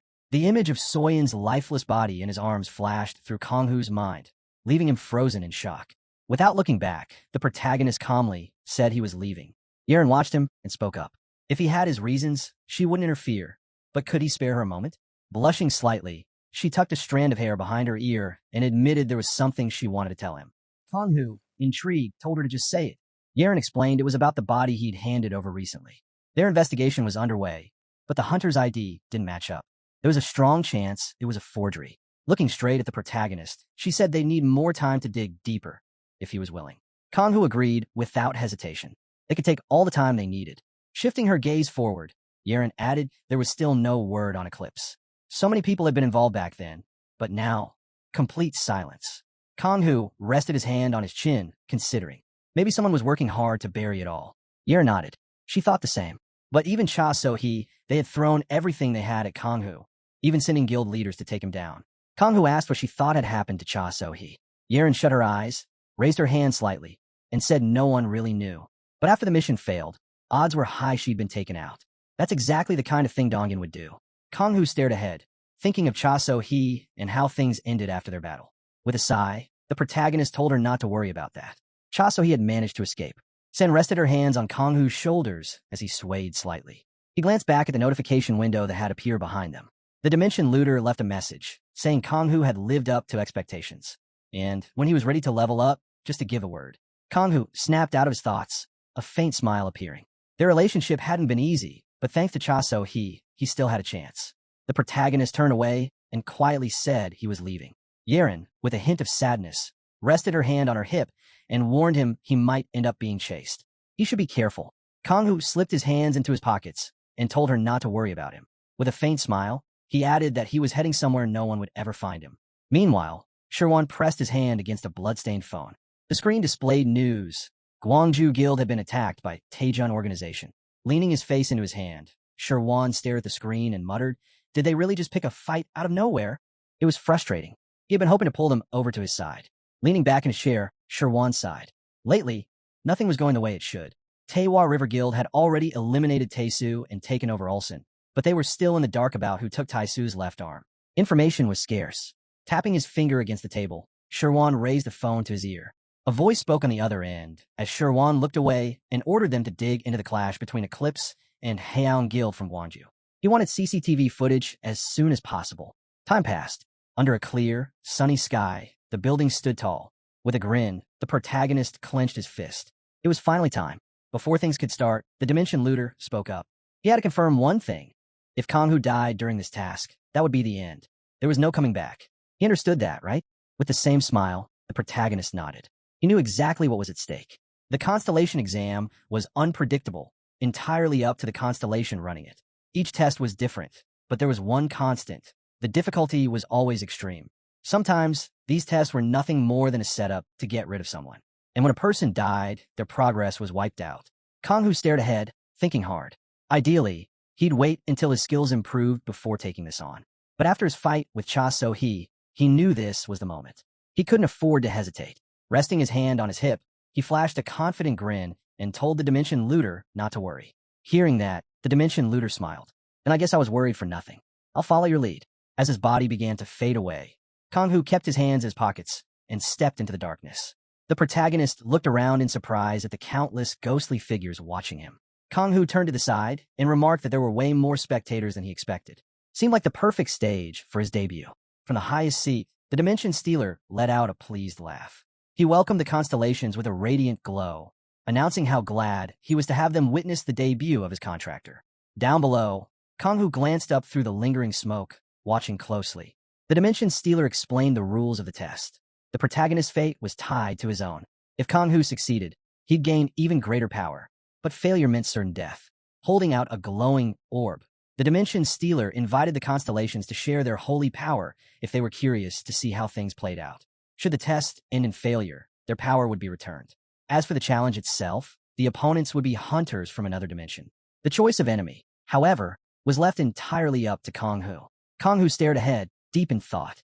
It sounded like he had control over the fight, but he knew the real key was impressing the constellations. A boring battle wouldn't win anyone over. With a heavy sigh, Kang-hoo weighed his options. Then, looking up at the blinding light tearing through the sky, his lips curled into a grin. He declared his choice. He'd take on everything. The constellations went silent, stunned by his decision. From his seat, the Lord of the Wild rested his chin on his hand and smirked. Now, this was interesting. Kang-hoo had picked an opponent he couldn't possibly defeat. System messages flashed. Both the Lord of the Wild and the Apostle of Justice had contributed their holy power. One after another, the constellations followed suit. Countless orbs of light shot across the sky. Sherwan watched the scene with a smile, noting how much holy power they'd managed to gather. Bathed in brilliant light, he descended to the battlefield, clearly intrigued. A fight against a creature from another dimension. This was getting good. With a confident grin, the protagonist raised his hand, a knife materializing in his grip. Kang-hoo, now surrounded by swirling blue mana, stepped forward, weapon in hand. Smiling to himself, he conjured a rose and thought how perfect this moment was. The mana was stronger, purer than ever. Looking down at him, Sherwan chuckled. So, is he the healer here, or the patient? The protagonist casually bit off a piece of the rose and told Sherwan not to worry, because he was neither. Floating above, Sherwan tilted his head and asked what level he was. Kanghu, wrapped in green mana, tossed the rose stem aside and answered, level 47. Sherwan scoffed, his expression dripping with arrogance. Did he really think he could take on someone sitting at level 800? Raising his hand high, Sherwan called it reckless. Clearly, Kanghu only picked this fight to impress the constellations. But all they were going to witness was his death. Turning slightly, Sherwan addressed the gathered constellations. What a waste, wasn't it? Coming all this way just to leave empty-handed.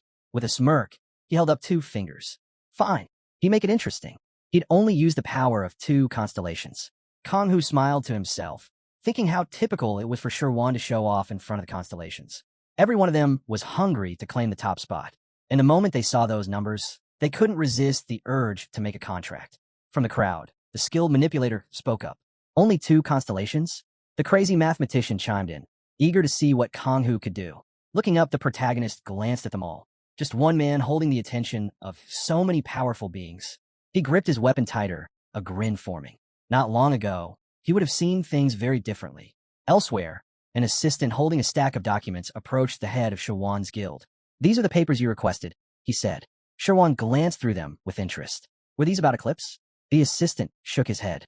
No, these were about communication with the Abyss. Sherwan leaned back, deep in thought. Things were getting complicated. One sheet had a photo of Lee Hyun-suk, the Abyss commander, with a note explaining his involvement in the Yunhwa Guild's inquiry. Sherwan abruptly tore the paper in half. Why bother chasing the truth? With a dark smile, he summoned black mana into his hand. People would believe whatever they wanted anyway. Dropping the torn papers on the table, Sherwan asked his assistant if he was certain about this. The man standing before him gave a nod. Sherwan waved it off. There was no need to worry. He was on board too. All that was left now was to send a request. A short while later, Hyun-suk and Park Dongjae, his only blood relative, stood quietly on the street. Dongjae waved him off with an irritated glare, reminding him they were sticking to the plan. After same time, Sammy tapped her finger on the ringing phone, accepting a call from Commander Hyun-suk. Holding the phone to her ear, she greeted him with a smile. Is that you? Hyun-suk asked.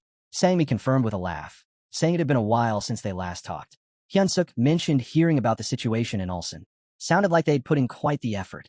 Resting her hand on her hip, Sammy brushed it off, saying they only played around with weaklings. Someone else handled Tae-soo. With confidence, she asked how things were on his end. She had a few things she wanted to discuss. Hyun-suk apologized, saying now wasn't the best time. Running a hand through his hair with a troubled look, he admitted he hadn't been able to reach Dongjae. Maybe he got himself stuck in another dungeon. Sangmi smirked, recalling him. Got himself into trouble again, she said, laughing. Same as always. Hyun-suk glanced at his phone with a grin. Min Yusiak from the Abyss squad was already on his way to find him. They'd have it handled soon enough. Hyun-suk chimed in, suggesting they meet up. Hyun-suk, smiling as he leaned back in his chair, agreed. Sangmi had done well in Ulsan, and besides, it had been a while. They could go over some plans face to face. Sangmi brightened up, happily agreeing over the phone. She was all for it. Back in the present, Kanghu snapped his focus forward.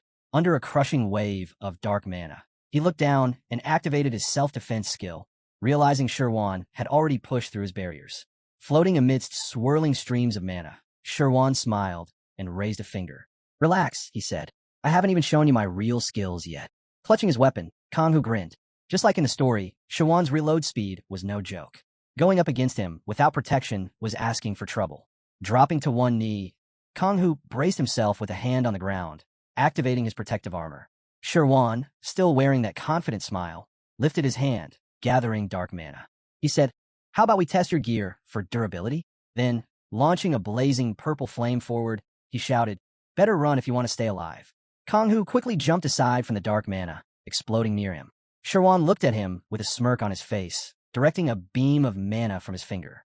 He taunted, did he really dodge? Sherwan moved his hands to the sides, directing wind arrows to the ground. Kanghu, sprinting away from them, thought to himself that he had encountered a similar skill before, but this one was on an entirely different level. If even one arrow hit him, he would be finished. The protagonist used a swift dodge, finding himself safely out of the path of the fallen arrows. He looked up with a serious expression, realizing that this meant black magic. The information about Shawan's constellation, Seeker of Black Darkness, appeared above his head, stabilizes black magic, prevents mental and physical madness. Kang Hu realized that this was his first constellation. Sherwan loudly addressed the constellations. This insect turned out to be quite tenacious. Don't worry, it will all be over soon. The master manipulator commented that it was getting annoying to deal with such unexpected turns of events. The Lord of the Wild asked, "Are we deliberately taking our time?" The Angel of War called it quite cruel. The Dimension Stealer glowed and muttered, "I don't know what to say. It seems too early to judge the results." Kang Hu quickly ran forward, leaving traces of mana behind him. He raised his clenched hand with mana, thinking to himself, "It's good I didn't remain silent. Now it's my turn to act." The protagonist activated his abduction skill, directing a huge hand of mana toward Sherwan. Sherwan looked in surprise at the mana hand rushing toward his face. With a grin, he moved his hands to the sides and, using his dispersion skill, dissolved the hand rushing toward him. Kang Hu gritted his teeth, thinking, did he really just disperse and absorb it? Sherwan, with a smile still on his face, hovered in the air among the remnants of mana. He remarked, "I didn't think you had such a skill. I'll have to slightly reevaluate my skills." The protagonist quickly made a leap forward. Kang Hu used his teleportation skill, creating several illusions and quickly attacking, jumping high into the air. Sherwan, surrounded by illusions, looked at him in surprise. Using his space control skill, he disappeared into a red crack that opened before him. Kang Hu, holding a weapon in his hand, quickly flew forward. Kang Hu raised his leg and slid down the wall, leaving a scratch behind. With an angry look, he held the weapon stuck in a wall and glared at Sherwan. Kang Hu thought to himself, this was his second constellation. Information about Sherwan's constellation, Spatial Conductor, appeared above his head. Opens and closes spaces to facilitate movement. Kang Hu, with great force, leaned his feet against the wall and tried to pull his weapon free. Confidently, he used a jump and quickly headed toward Sherwan, holding his weapon in his hand. The protagonist, Kang Hu, with a smile on his face, thought to himself, how was he supposed to handle this? He used Shadow Step and swiftly attacked from different sides. Sherwan, smirking, looked away and thought to himself, how desperately he's fighting. Let's see what the protagonist is truly capable of. With a sinister grin, Sherwan extended his hand forward, striking the shadows with an explosion of purple flames. Kang Hu used the exchange skill, holding his knife in his hand, and moved behind his back, evading the flames. Sherwan quickly turned to the side, his irritation growing. Kang Hu, with confidence, directed the weapon in his hand forward at incredible speed. He threw the knife with all his might, causing the air around him to explode. Sherwan extended his hand, gathering powerful red mana, and blocked the attack. The knife disappeared into a bright, spatial rift. The protagonist quickly charged toward him, creating several illusions. He turned to the side, his face filled with fear. At that exact moment, Yusiak quickly placed his hand on Dongji's shoulder. Dongjae turned to him with fear in his eyes and asked, "What is this?"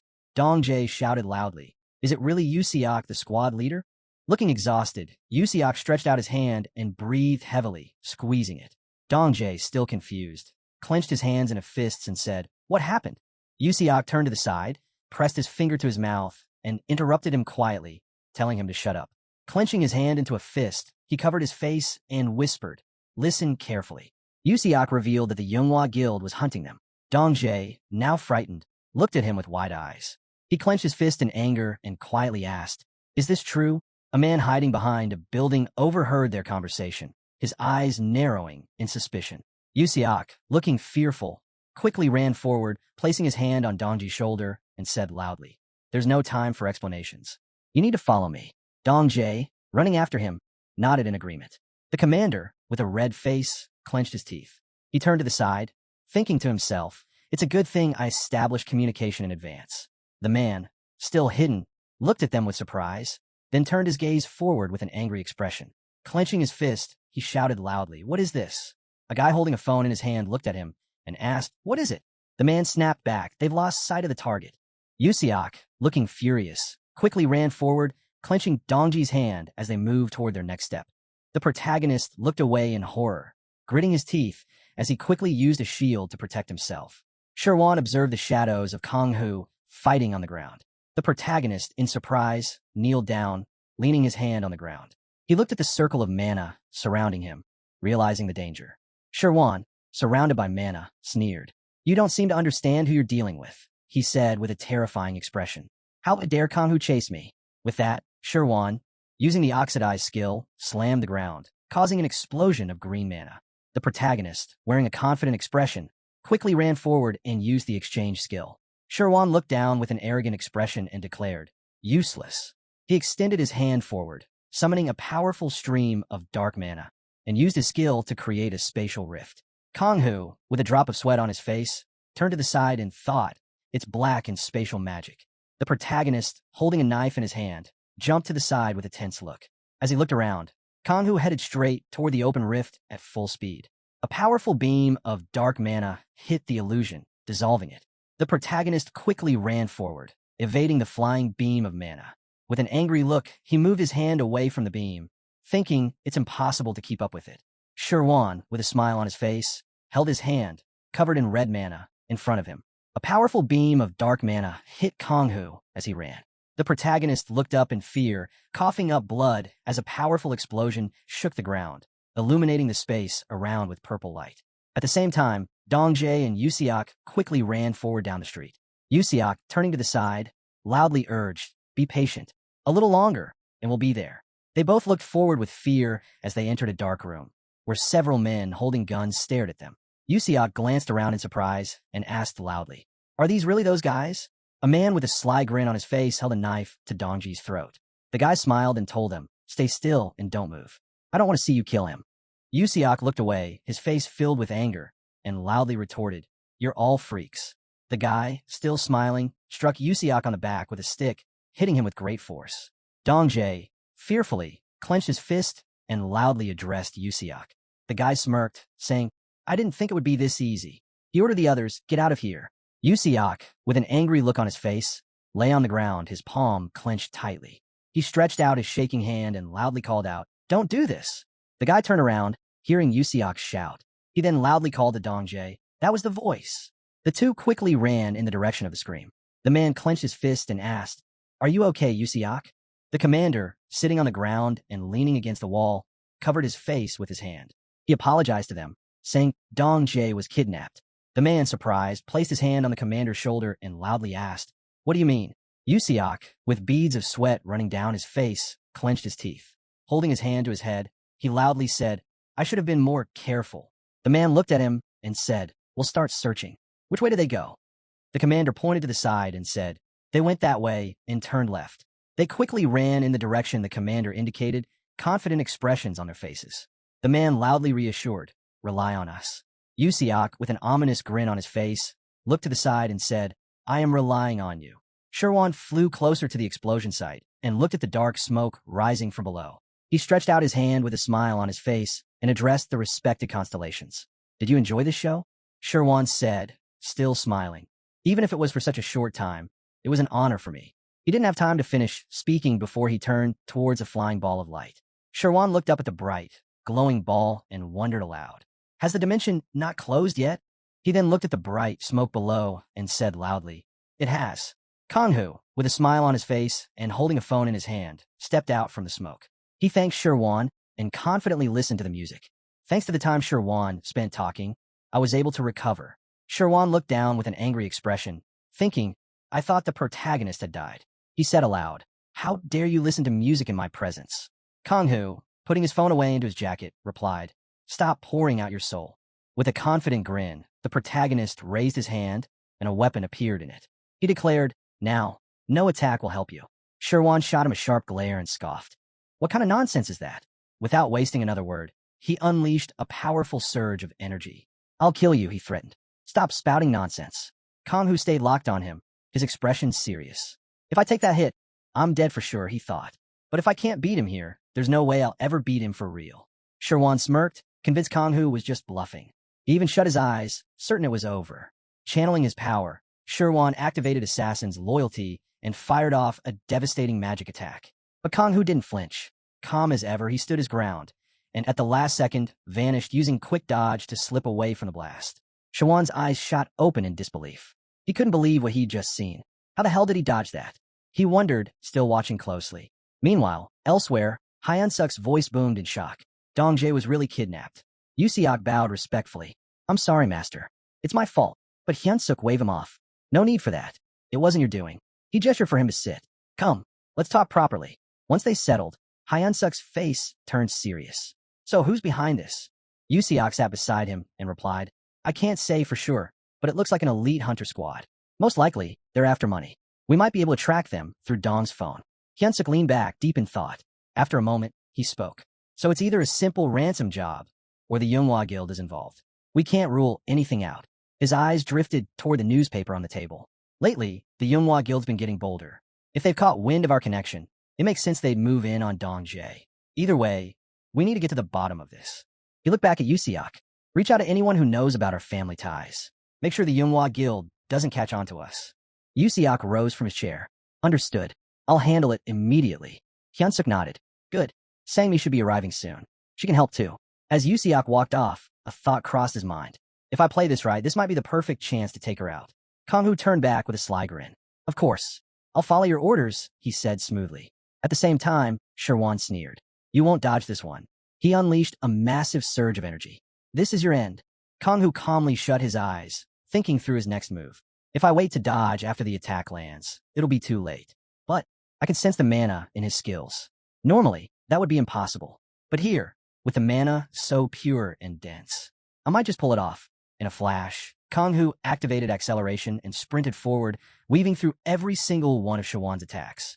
Shawan's eyes widened as he watched in shock. That speed? Kanghu kept pushing ahead, a sly smile tugging at his lips. This hypersensitivity to mana is working in my favor. From afar, the Lord of the Wild observed. So, he's finally found his path. Someone like that is worth keeping an eye on. The vicious manipulator smirked. I'm eager to see how this ends. Sherwan, frustrated and surprised, shouted out, How dare you try to steal the spotlight from me? Calling on Assassin's loyalty, Sherwan erupted with dark energy, creating a massive explosion. As the dust settled, Sherwan scanned the arena, confused. Where'd he go? He glanced around anxiously, unable to spot him. Just then, Kanghu reappeared behind him using teleportation. His dagger, charged with energy, swung toward Sherwan. Sherwan caught sight of him at the last second, his face flashing with shock as Kanghu launched his decapitation skill. Meanwhile, in a dim utility room, Dongjae was shoved inside by one of the bandits. Sit here and stay quiet, the man warned. You caused trouble, and I'll start slicing off your fingers. With that, the bandit left, locking the door behind him. Dongjae looked down at his tied hands, confused and frustrated. How'd I get stuck in this mess? What's even happening? Elsewhere, Yusiok spoke up. The Manhwa Guild's after him, but these guys? They're not part of that group. On the other end of the call, the man in gray gave an update. We've captured Dongjae, just like you asked. Come check for yourself. Guan Hyung, the one on the line, chuckled. That was easier than expected. I'll come for him myself in 2 days. At that moment, Kanghu's dagger came to a sudden stop, just inches from Shawan's throat. His arm froze, bound tightly by a chain of magical energy. Kanghu, watching closely, spoke up. Looks like you've already given up. A system window appeared before Kanghu, revealing the cause. Constellation Absorber. It granted absolute defense against any opponent whose level was a third of the skill owner's. But Kanghu just smirked unfazed. You're in for a surprise, he said calmly. I've activated 3 constellations. Kanghu's eyes widened in disbelief, but Kanghu only grinned wider. Either way, seems like we know who's winning this fight. Without hesitation, Kanghu activated his skill, leaping several meters back. Still feeling confident? Want to take back what you just said? He teased. From the sidelines, the fallen prophet couldn't hold back. This is incredible. Shawan's attention snapped upward, his gaze shifting to the constellations overhead. The fallen god continued. I didn't think he'd manage to pull off a skill that was locked away from him. Nearby, the drug lord muttered. Isn't that a monster's skill? The war god of the Warhammer chuckled. Handling it that well. Now that's impressive. I can't wait to see what happens next. Sherwan, both furious and uneasy, clenched his jaw. No way I'm losing to someone who hasn't even hit level 50. What kind of trick are you using? He snapped. Kanghu remained calm. Nothing special. Just stealth. Sherwan scoffed. Stealth? What nonsense is that? Since when does a level 50 assassin pull off moves like these? Kanghu smirked. Well, there's some truth in what you're saying. He locked eyes with Sherwan, his grin sharpening. But you don't really believe that, do you? From above, the Lord of the Wild watched with interest. Is he saying he's been hiding his real level all along? He's worn his opponent down. This might be his chance to finish it. The War Angel chimed in. You never show your full hand to the enemy. Furious, Sherwan clenched his fist tight.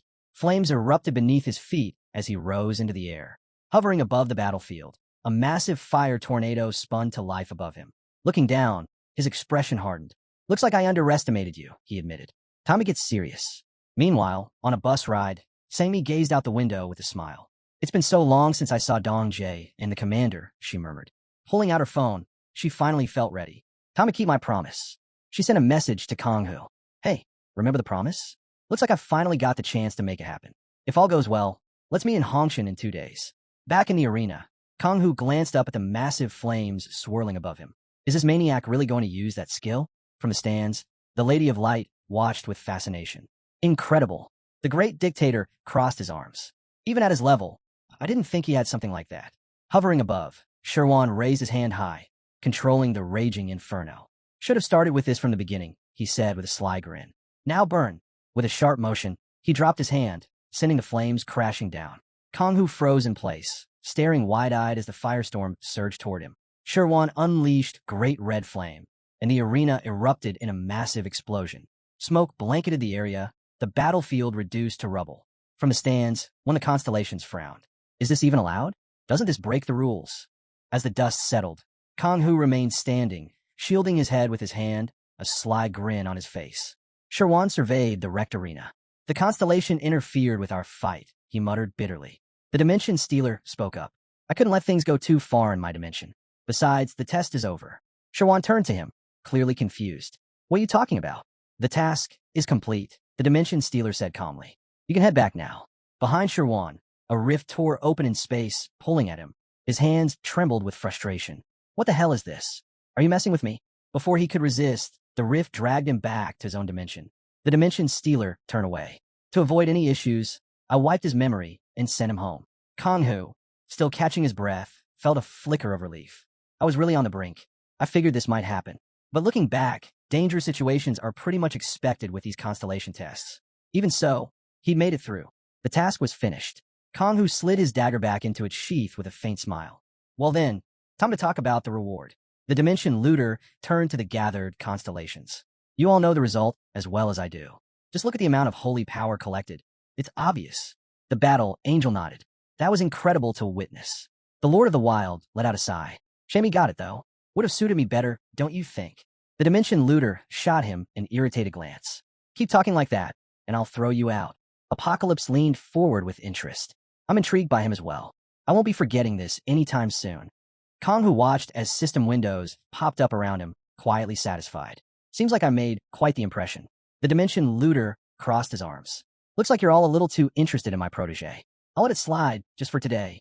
As the holy power from the constellations flowed toward Kang-hoo, the system announced it was converting the energy into experience points. The Dimension Looter nodded. Congrats on finishing the test. You'll unlock new skills once you're back. I'll be watching your progress closely. Not long after, Kang-hoo returned to his dimension, and the system chimed again. His level had jumped to 101. He glanced at the notification and smiled. Finally, a level worth having. More system windows appeared, and what he read next caught him off guard. He'd unlocked the Assassin class's core skill, Soul Imprint. With the advanced version of Soul Imprint, he could imprint 5 items based on the strength of his constellation. Within 100 meters, those items could be exchanged freely. This'll make things a lot easier, Kang-hoo muttered. All those headaches with weapons. I should mark every useful one I've got. Then came another notification. The Dimension Looter wasn't just any constellation. It was a neutral one, holding rare abilities focused on stealing and upgrading skills. First, it ensured every skill stayed at maximum proficiency. Second, it allowed him to steal enemy skills. And third, if he took down another hunter, their constellation contract would become his. Kang-hoo looked over the new feature and nodded to himself. That's pretty useful, he said. Though, I doubt I'll need it often. The system chimed in, announcing that after reaching level 100, the Constellation Master of Tricks was granting him a special opportunity. Kang-hoo smirked. Sometimes items that don't really work well together can cause more trouble than they're worth, he thought. Better not waste this chance, or I'll regret it. He glanced at the 3 cards in front of him and tapped the one he wanted.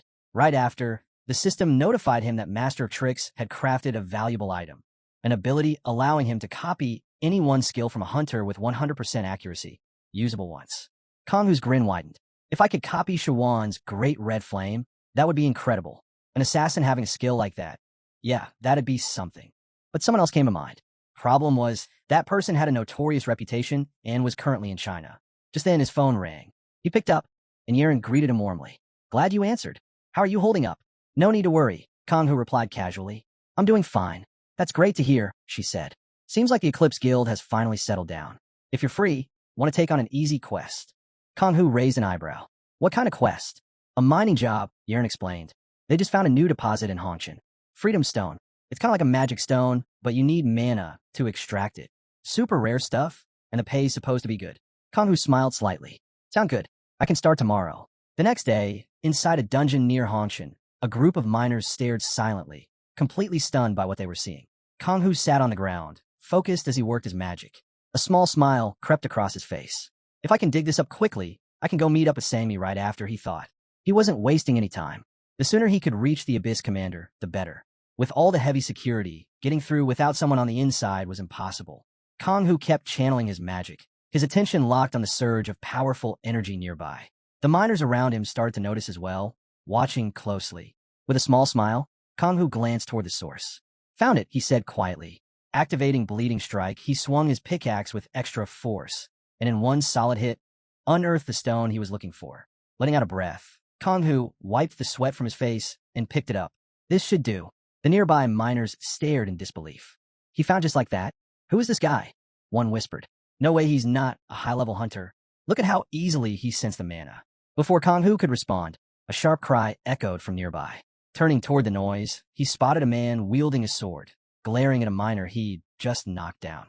And what exactly are you weaklings doing here? The man sneered. Taking up space? You want the whole place laughing at you. His gaze shifted to Kang Hu, noticing the pile of stones beside him. And who's this? Planning to stash all those stones for yourself? With a smirk, he signaled to his group, and together, the armed men started advancing. Come on, the leader said. Why bother digging when we could just take? Kang Hu watched them approach, his expression turning serious.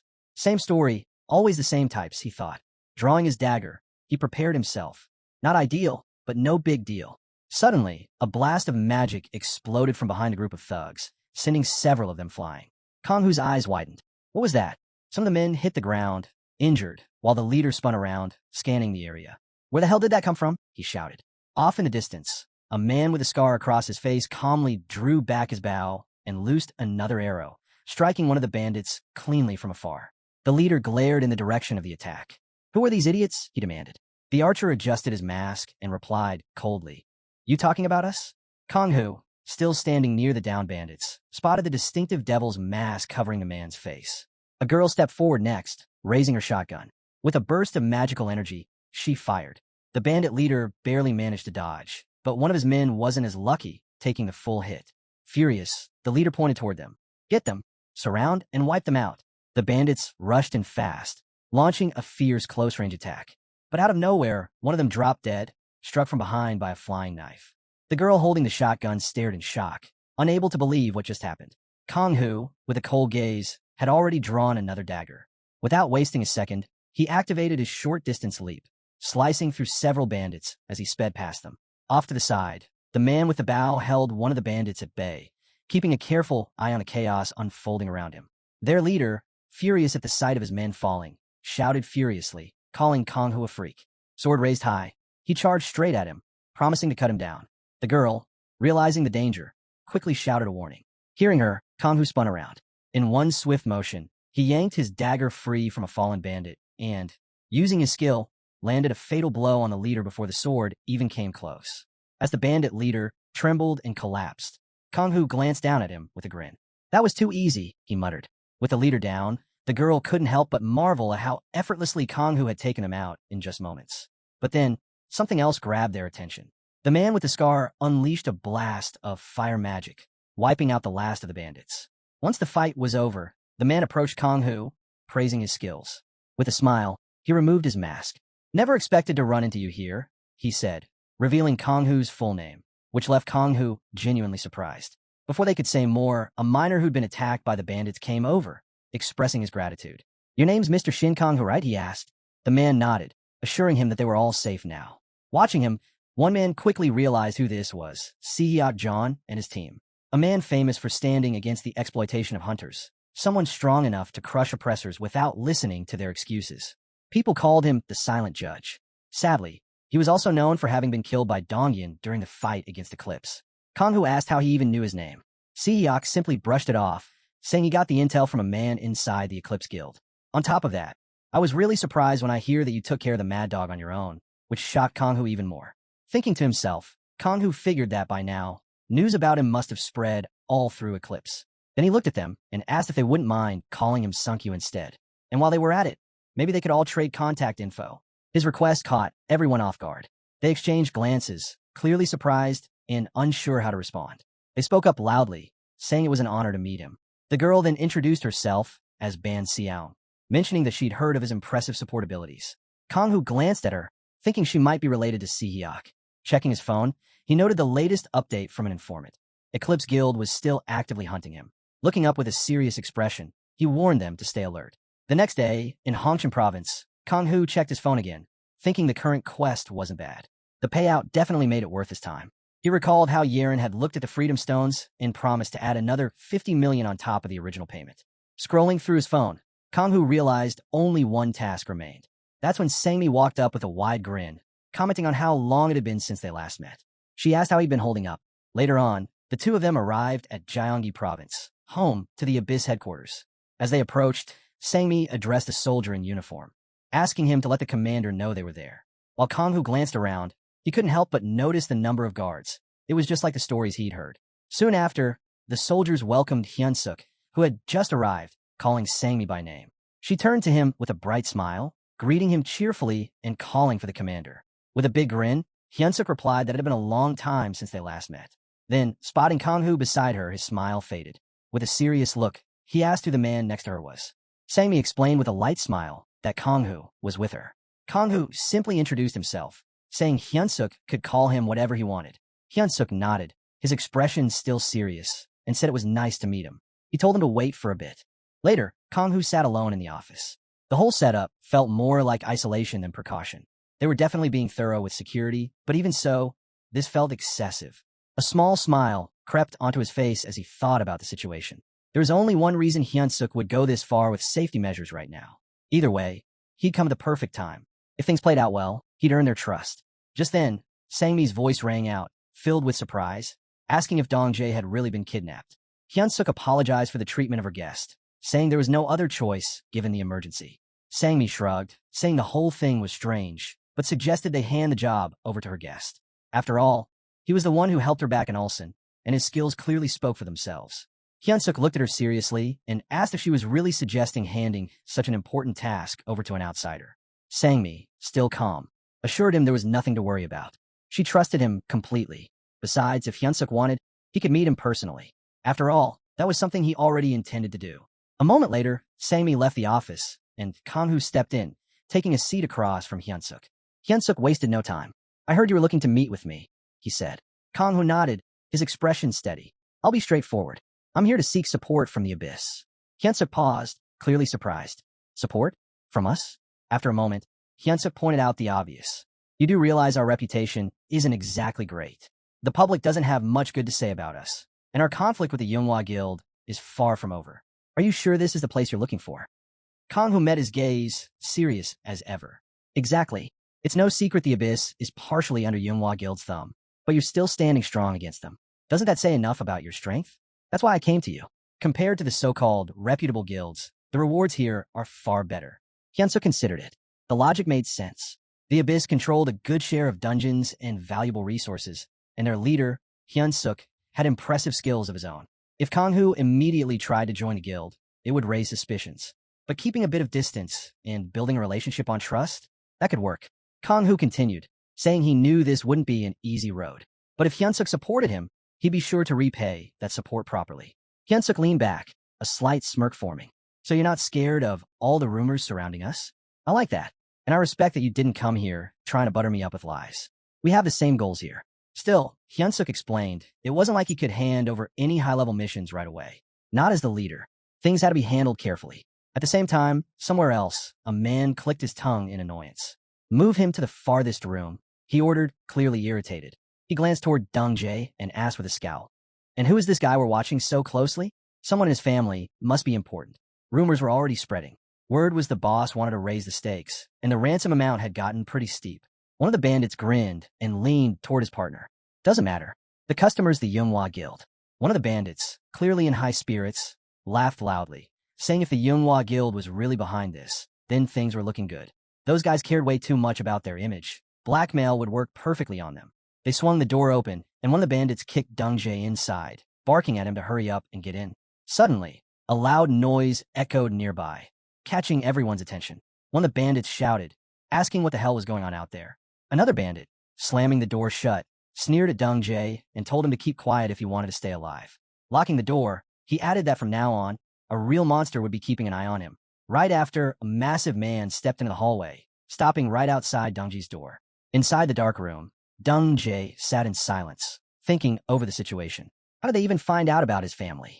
He and his uncle had been careful to hide that connection. It was clear now that the Manhwa Guild was using him to threaten his uncle. And if this dragged on, the entire abyss could end up at risk. Looking down at his bound hands, Dong Jae clenched his fists, frustration building. Why am I so weak? Energy flickered through his fingers. If only someone was here to help. Meanwhile, Kang-Hu was behind the wheel when Yeren called. She got straight to the point. There was a job for him. Someone had been kidnapped, and she wanted Kang-Hu to handle the rescue. There'd be a hefty reward if he pulled it off. Kang-Hu accepted immediately, saying he'd get in touch once the job was finished. Right after, she sent over the target's photo. It was Dong Jae. Kang-Hu recalled Hyun-suk's words about not giving him any high-priority missions. But in the end, whether they officially gave him the task or not, saving Dong Jae was the only move. This was his chance to make an impression. If he pulled it off, Hyun-suk might finally take his proposal seriously. Not to mention, it could stop the abyss from falling into internal chaos. After some time, Kang-Hu arrived in Gimcheon District. Gathering energy in his hand, he looked ahead. Finally, he said, this was his moment to unleash the power he gained from the constellation test. Back at the hideout, a man strolled up to the entrance, casually saying his shift was over. The guard nodded, wishing his coworker a good shift before heading inside. Neither of them noticed someone slipping quietly through the entrance behind him. Using his skill, Kang-Hu moved unnoticed into the building. He spotted one of the bandits talking to the others, telling them to get ready because a client would be arriving soon. Kang-Hu quickly realized what that meant. Someone was here for Dong Jae. From Shawon's perspective, it was clear this was part of a bigger plan. Hyun-suk, the one spreading rumors about the Manhwa Guild, needed to be taught a lesson. And the target? His nephew, Dong Jae. The details of the abduction weren't important. What mattered was that Tai-Sik had been ordered to take him, and Hyun-suk was expected to show up eventually. Outside the building, a car pulled up. One of the men stepped forward, greeting the passenger and saying the boss was already waiting. The man who stepped out was Kwon Hyung-in, smiling as he exchanged a few words. Kang-Hu watched the whole thing from behind the glass door, silently observing them while they talked. Seeing his chance, he slipped past the group in the hallway without making a sound. Now's the time. Move fast. Dodging every guard posted on the stairs and throughout the hall, Kang-Hu made his way down to the lowest floor. Looking around the dimly lit hallway, he noticed how empty it was. Barely any guards. Strange. Maybe I should have started down here from the beginning, he thought. But his thoughts were cut short when a massive figure suddenly appeared, swinging a heavy fist in his direction, locking eyes with him immediately. Meanwhile, upstairs, the leader of the Black Bones, Gwanhyung, Juno Shin, stepped forward with a grin, extending his hand. Never thought we'd have such an important guest visit us personally. It's an honor. Gwanhyung and shook his hand, returning the greeting. Juno continued, explaining how much effort and money they'd invested into this job. Gwanhyung raised an eyebrow and asked if maybe they should have brought in more people. That would have sped things up. With a smirk, Juno replied that a job this important surely deserved more compensation. After all, Gwanhyung, as one of the leaders of the Manhwa Guild, should understand that better than anyone. Gwanhyung's expression hardened. How much? He asked. Grinning, Juno shot back, suggesting they double the original fee. Gwanhyung stared him down, realizing Juno had just crossed the line. But if this operation worked, the Manhwa Guild would get their hands on most of the Abyss's assets. After a moment, Gwanhyung nodded. Fine, but first, I need to check on everything myself. Juno stood from his seat and told Gwanhyung not to worry. Gesturing behind him, he said they could check things out for themselves right now. As they stepped into the hallway, Gwanhyung glanced around and commented that Juno seemed pretty confident in his security setup. Juno smirked, clearly pleased with himself. Of course, there's a lot of money riding on this. Even if a high-level hunter broke in, we'd make sure the guest stayed safe. You know what a madman is, right? Down below, that very madman launched a brutal punch straight at Kang-Hu. Kang-Hu narrowly dodged the strike, quickly putting some distance between them. Observing his opponent, he realized what he was up against. One of those drug-enhanced monsters from Russia. Stripped of all personality during training, these madmen became nothing more than living weapons. They couldn't tell friend from foe. Only their master's orders kept them in check. No wonder there weren't any other guards posted here. The madman must have picked up his scent. The drugs clearly boosted his senses to the extreme. As the man charged again, swinging his arms wildly, Kang-Hu studied him. This guy's got an animal's nose, he thought. The madman slammed his palms down with terrifying force, but Kang-Hu activated his quick dodge, slipping behind him in an instant. Drawing his dagger, Kang-Hu glanced at the door behind the madman. If he's guarding this spot, my target must be inside. Without wasting a second, they both rushed for the door. Kang-Hu unleashed a bleeding strike, slashing the madman and leaving a deep wound. As the madman glared at him with rage, Kang-Hu grinned. Yeah, like I'm just gonna let you stand in my way. Meanwhile, back upstairs, Guanhyung's eyes widened slightly. So, you've got madmen down here? Juno nodded proudly. You don't find many of those in Korea. Not even high-level hunters can handle them. And with a reinforcement spell on the door, no one's getting through. Security's airtight. Suddenly, a deep, guttural roar echoed through the building. The sound instantly killed the mood. Juno's face shifted from smug to anxious. What the hell was that? Back in the basement, the madman smashed the ground with another devastating punch, cracking the floor beneath him. Kang-Hu, already on the move, used a short-range jump to dodge the attack, just in time. Catching sight of the elevator nearby, he quickly assessed the situation. The rest of the Black Bones are probably on their way down now. Do I stay and finish him, or make a break for the door? Kang-Hu smirked as the madman's fist flew toward him. Perfect, he thought. In an instant, he activated his teleportation skill, reappearing right behind the madman and sprinting forward. The madman immediately sensed him and whipped around, charging after Kang-Hu to block him from reaching the door. But Kang-Hu was faster. With his acceleration skill, he dashed ahead, and just as the madman tried to catch up, his own punch slammed straight into the door, shattering the reinforcement spell. The force of the blow backfired. Blood poured from the madman's nose as the impact left him severely injured. A short while later, Juno arrived on the scene, stepping onto the floor and freezing at the sight. The madman stood hunched over, one hand severed, the other clutching his face. Juno scanned the area, his expression darkening. Someone's definitely here, he muttered. He thought back to just minutes ago, when he'd insisted on coming down first to check things out. Maybe that wasn't such a good idea after all. Looking at the wounded madman, Juno demanded to know who did this. Still, he wasn't too concerned. There were two more waiting inside. Meanwhile, inside the room, Kang-Hu had slipped past the wreckage. There they were, two more madmen standing guard over Dong-jae. Dong-jae, sitting near them, stared at Kang-Hu, unsure whether this newcomer was a friend or an enemy. Kang-Hu remembered what Yeren told her back in the car. She'd sent him the verification code, an active special item that proved his identity. Without wasting time, Kang-Hu held up the code, his expression deadly serious. Dong-jae's eyes widened in surprise. Now, there was no doubt. His uncle had sent this man. Before they could speak, one of the madmen let out a piercing scream and charged, weapons swinging wildly. The axe smashed into the ground, but Kang-Hu was already gone, leaping to the side. As he landed, he spotted both madmen rushing toward him in unison.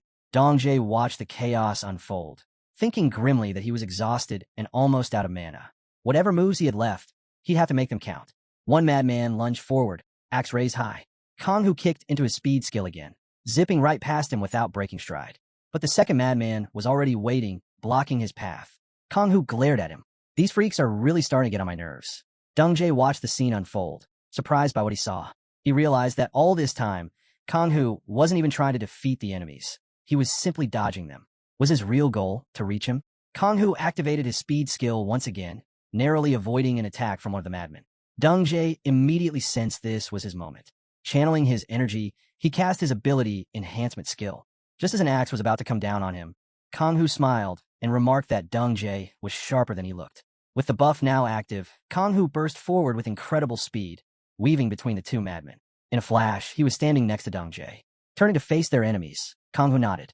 Nice work, he said. Kang-Hu placed a hand on Dong-jae's shoulder and calmly declared that everything was set. At that very moment, the two madmen lunged forward, weapons raised, ready to strike. Kang-Hu's body shimmered and began to fade. That's enough from you too, he said. Then, in the blink of an eye, he activated his teleportation skill, and both he and Dong-jae vanished, right as the madmen's weapons came crashing down. Moments later, Juno burst into the room, dragging along the wounded man from earlier. His eyes darted around in panic. What the hell happened here? He demanded, his voice echoing through the room. Where's the hostage? Kang-Hu, now safely teleported, brushed himself off and said things had gone smoothly. He glanced over at Dong-jae, who was still catching his breath nearby.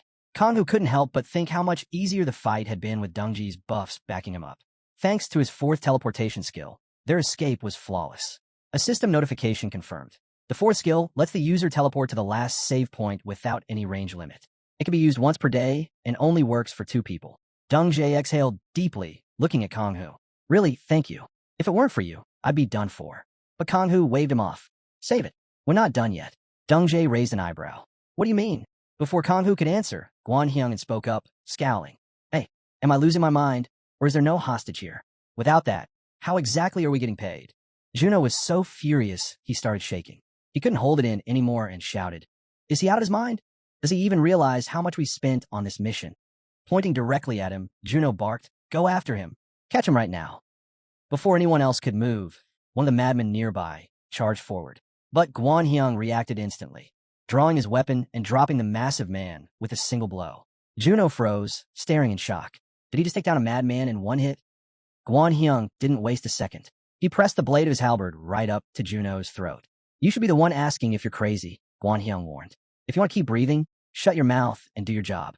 Bring Dunjay to me. I don't care how. Terrified, Juno stumbled back toward the exit, calling out that they'd rethink the plan.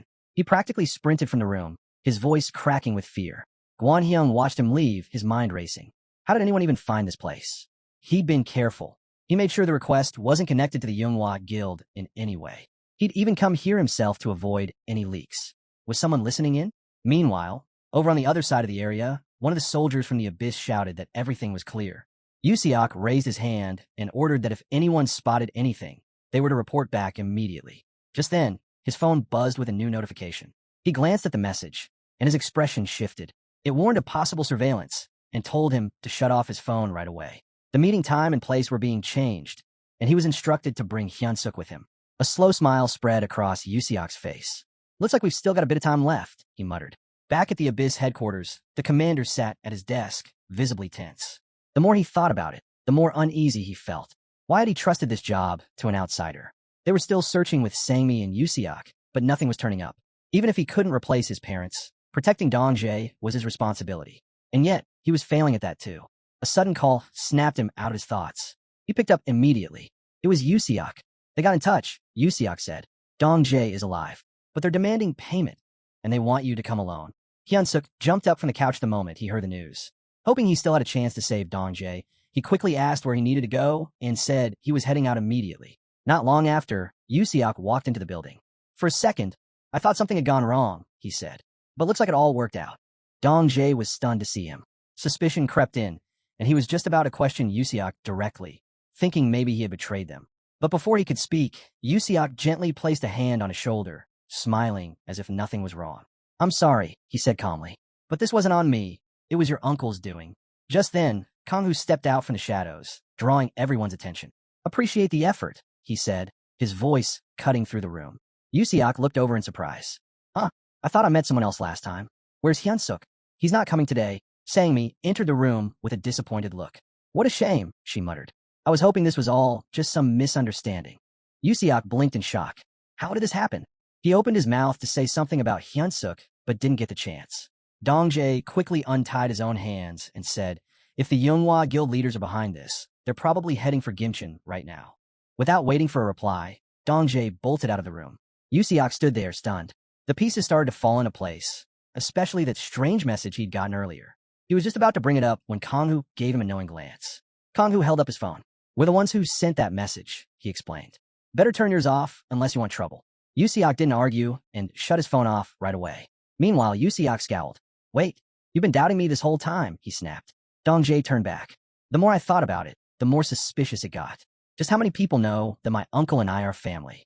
When Mr. Sui mentioned there was a rat in the group, it all clicked. He locked eyes with Yusiak, and the moment I thought about who could have set me up, it had to be you. Konghu glanced over and thought to himself that if they delivered Dongjae straight to Hyunsuk, catching Yusiak would have been impossible. But this way, even though it took some effort, they finally had what they needed. With a sly grin, Konghu added, and now, we've got witnesses. Plus, the whole thing's recorded. There was no way the Abyss commander would let this slide. Yusiak clenched his teeth in frustration, glaring at them. Bunch of freaks, he spat. Just then, a member of the Yunghua Guild stepped forward and handed over a memory card. Here's the data you requested, he said. Sherwan took it, raising an eyebrow. What data? It's the CCTV footage from Songjiang Station in Guangzhou, the man explained. Most of it trashed, but some parts are still usable. Sherwan smirked and wasted no time plugging it in. The video flickered with heavy static, but he leaned in, eyes narrowing. Looks like one of them might be from Eclipse, he muttered. Glancing over at Kong Hu, Sherwan studied him carefully. But you're different, he said, his expression thoughtful. Feels like I've seen you somewhere before. Meanwhile, Sangmi turned to Yusiak. What's wrong? Not satisfied being second in command of the Abyss. Yusiak scoffed, biting his lip. What kind of garbage are you spouting? Then his voice rose. The Abyss. Don't make me laugh. They're throwing away power and rare items just to chase some outdated fantasy of resisting the Manhwa Guild. Who even needs the Abyss anymore? Might as well hand it over to Guanhyung Moore. He jabbed a finger at Dong Jae. You know exactly what I'm talking about, don't you? Dong Jae felt the heat of the accusation and opened his mouth to respond, but Sangmi cut him off. Enough. There's no point arguing. We're not getting anywhere with this. Kong Hu, standing nearby, thought to himself that maybe he should hear Yusiak out a little longer. After all, the way things were going, the Abyss might end up sold off to the Manhwa Guild anyway. Suddenly, Yusiak pulled out a submachine gun. But it's not too late, he shouted. I'll finish this myself. Sangmi calmly reached for the sword on her back. You've got to be kidding me. Kong Hu unsheathed his dagger. Looks like he's still not thinking straight. Without warning, Yusiak opened fire. Die, all of you. But before the bullets could land, Hyunsuk burst into the room. In one swift motion, his sword sliced clean through Yusiak's arm, sending the gun clattering to the floor. An enormous explosion ripped through the building, the shock wave blasting straight through the roof. As the dust settled, Kong Hu and the others stood silently, watching the scene unfold. Hyunsuk, his face cold and focused, drove his blade straight through Yusiak's chest. Yusiak, still glaring with rage, locked eyes with him, but it was already over. With a sharp pull, Hyunsuk yanked his sword free. Yusiak collapsed instantly. Hyunsuk slid his blade back into its sheath and stared quietly at the body for a long moment, saying nothing. Dong Jae, still stunned by everything that had just happened, called out loudly for his uncle. Hyunsuk walked over to him with a relieved smile. I'm just glad you're safe, he said. So, how about heading back to headquarters? Dong Jae managed a small grin. Do I even have a choice? Kong Hu watched the exchange with a smile, thinking to himself how smoothly things had worked out. Hyunsuk stepped in and added, If you don't mind, I'd like to invite you all to headquarters as well. I owe you for saving Dong Jae. Kong Hu nodded without hesitation. We'd be glad to join you. Besides, there are a few things I still want to discuss. Hyunsuk started walking toward the exit, saying with a grin, I'll go grab the car. Sangmi jogged after him. I'll scout the area, just to be sure. You all stay here and rest. We've come a long way. As the others paused, Dong Jae looked down, troubled. Tell me honestly, I'm nothing but trash, right? Kong Hu glanced over at him. Why would you ask me that? Dong Jae stared at the ground. Just everything I heard back there. I know my uncle's a good man, but I don't think I can live like he does. It hurts seeing people get hurt like you did. Kong Hu stepped closer, his voice steady. I get it. I feel the same way. He walked off a few steps, then added, Honestly, I'm not trying to sacrifice myself to save the world either. Turning back, he gave Dong Jae a faint smile. Just live the way you want to. But, if you ask me, don't turn your back on your family. Meanwhile, elsewhere, Sherwan looked around with an unimpressed glare. So Dong Jae just vanished and cut off contact. Guanhyung lowered his head, his face tight with regret. I'm really sorry. Sherwan's voice hardened. Of course. He made the wrong choice. We won't be needing him anymore. Clean this up. Get rid of the trash. Nearby, Guanhyung stood over the scattered bodies of the bandits, listening quietly. Juno, pale and trembling, tried to crawl through the corpses, pleading for his life. Please, please don't. But Guanhyung didn't hesitate. He stomped down on Juno's back and drove his halberd straight through him, silencing him with a brutal strike. After pulling his weapon free, Guanhyung turned to the others. Burn everything, and don't forget to file the report. He glanced back at the wreckage with cold focus. He always said he wanted to wipe them out. Guess nothing's stopping us now. His eyes shifted to the footage of Kong Hu. Never thought I'd find my answer like this, he muttered. Cha So-hee. He's the one behind all of this. In that case, let's start with her. Sometime later, at the Abyss headquarters in northern Gyeonggi province, Dong Jae lay back on the bed, finally feeling like he could enjoy some peace. Sangmi sat nearby, smiling as she told him he'd done a great job. Curious, she asked how he managed to get out safely. Dong Jae raised a finger and explained it was all thanks to Mr. Sunkyu. Since I knew Yusiak's number, he sent a secure text message that didn't reveal who it came from. That's how Dong Jae made it back in one piece. Tomorrow, he planned to finally tell his uncle what he'd been holding back for so long.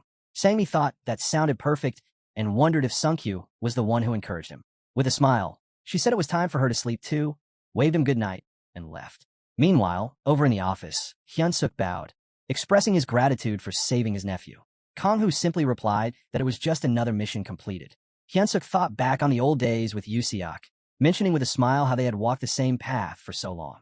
Yoo-seok had been a subordinate he trusted completely. Without him, things might have ended in disaster. Then, turning serious, Hyun-suk asked if Kang-hoo would reconsider his answer to that proposal. Kang-hoo responded without hesitation, saying of course he could. Everything seemed to be going smoothly so far. But then Hyun-suk leaned in and asked a question that caught Kang-hoo off guard. What was the real reason he helped the Abyss? Kang-hoo looked confused, asking what exactly he meant. Hyun-suk admitted that something felt off. After catching the traitor, it seemed like K's actions weren't for him personally, but for the Abyss itself. Kang-hoo paused, realizing it was time to speak honestly. He admitted Hyun-suk was right. As someone standing against the Manhwa Guild, his concern was the Abyss's stability above all. Hyun-suk was surprised by the answer and asked him to explain. Kang-hoo, keeping a serious tone, added that while he cared about the Abyss, his own safety still came first, so he always maintained his distance. Hyun-suk lowered his head with a faint smile, saying he understood now. Reaching into his jacket, he pulled something out and handed it over, telling K that if he ever needed support, he should use it to contact him privately. Kang-hoo took the item and nodded, saying he'd gladly accept it. Hyun-suk let out a sigh of relief, admitting he was glad Kang-hoo was standing against the Manhwa Guild. Right now, Sherwon and Gwan-hyung had formed some sort of secret alliance. He wasn't sure what they were after, but whatever it was, it felt off. Best to keep some distance from them. Kang-hoo smirked slightly to himself. So, Hyun-suk already knew about the existence of the 13 stars? That bit of knowledge alone was enough to tip the balance of the game. Hyun-suk stood up, mentioning it was getting late and time to call a night. Kang-hoo got to his feet as well, mentioning he'd only be staying for a day. Still, now that the biggest threat inside the Abyss had been dealt with, he could focus on turning up the heat on Sherwon. The next day, Dong-jae frowned and asked if staying connected wasn't supposed to be enough. Why was Hyun-suk insisting he stick around in Gyeonggi province? Hyun-suk, standing beside him, replied that he really should stay. Dong-jae argued back, wondering if it wouldn't be better to have someone like him close by all the time. Watching the back and forth, Sang-mi commented that she was curious to see how much they'd change after everything that had happened.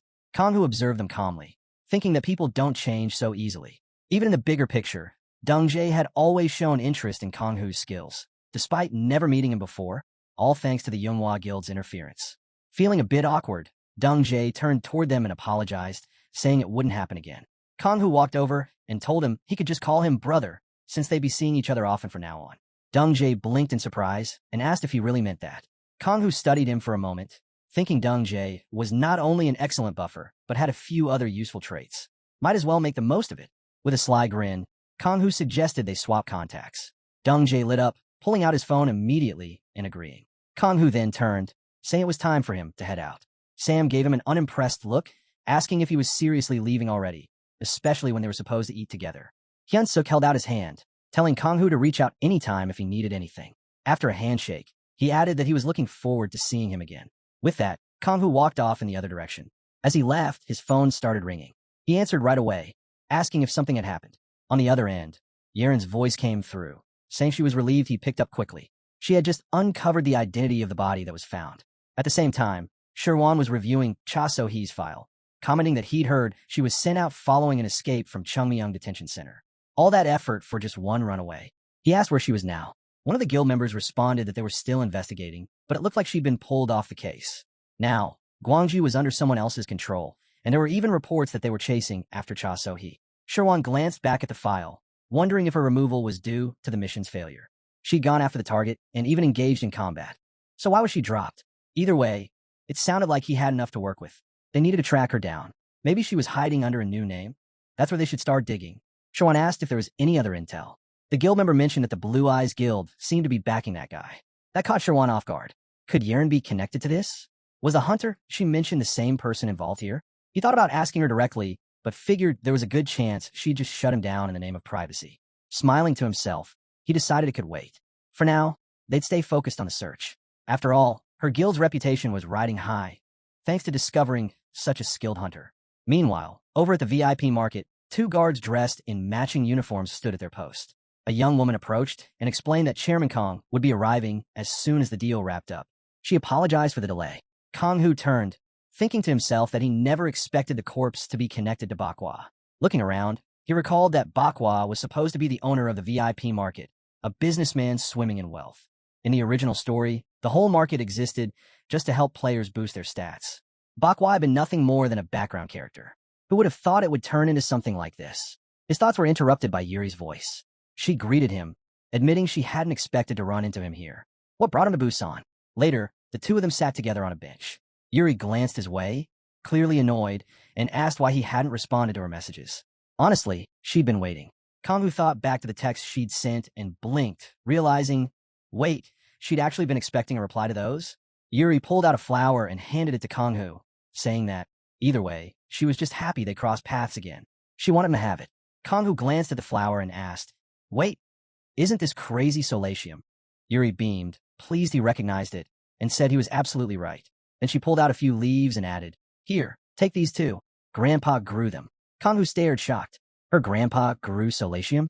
The only person he ever knew capable of cultivating this plant was Master K, the one he'd bought it from in the past. Could her grandfather really be the same Master K? Yuri continued, explaining that she just wanted to repay him somehow. Thanks to him, she'd been able to leave Ground Zero, and now she and her grandpa could finally live as a real family. None of it would have happened without him. Kangwoo looked at her, confused. I didn't really do anything special, he said. But Yuri shook her head with a smile. Because of him, she learned to trust people again. If they hadn't met, she never would have trusted her grandfather and probably would have run away. Apparently, her grandfather once had a granddaughter her age, and they even shared the same name. It was almost like she had come back to him. Kangwoo thought about it. So that's why she'd stepped into the role of his granddaughter.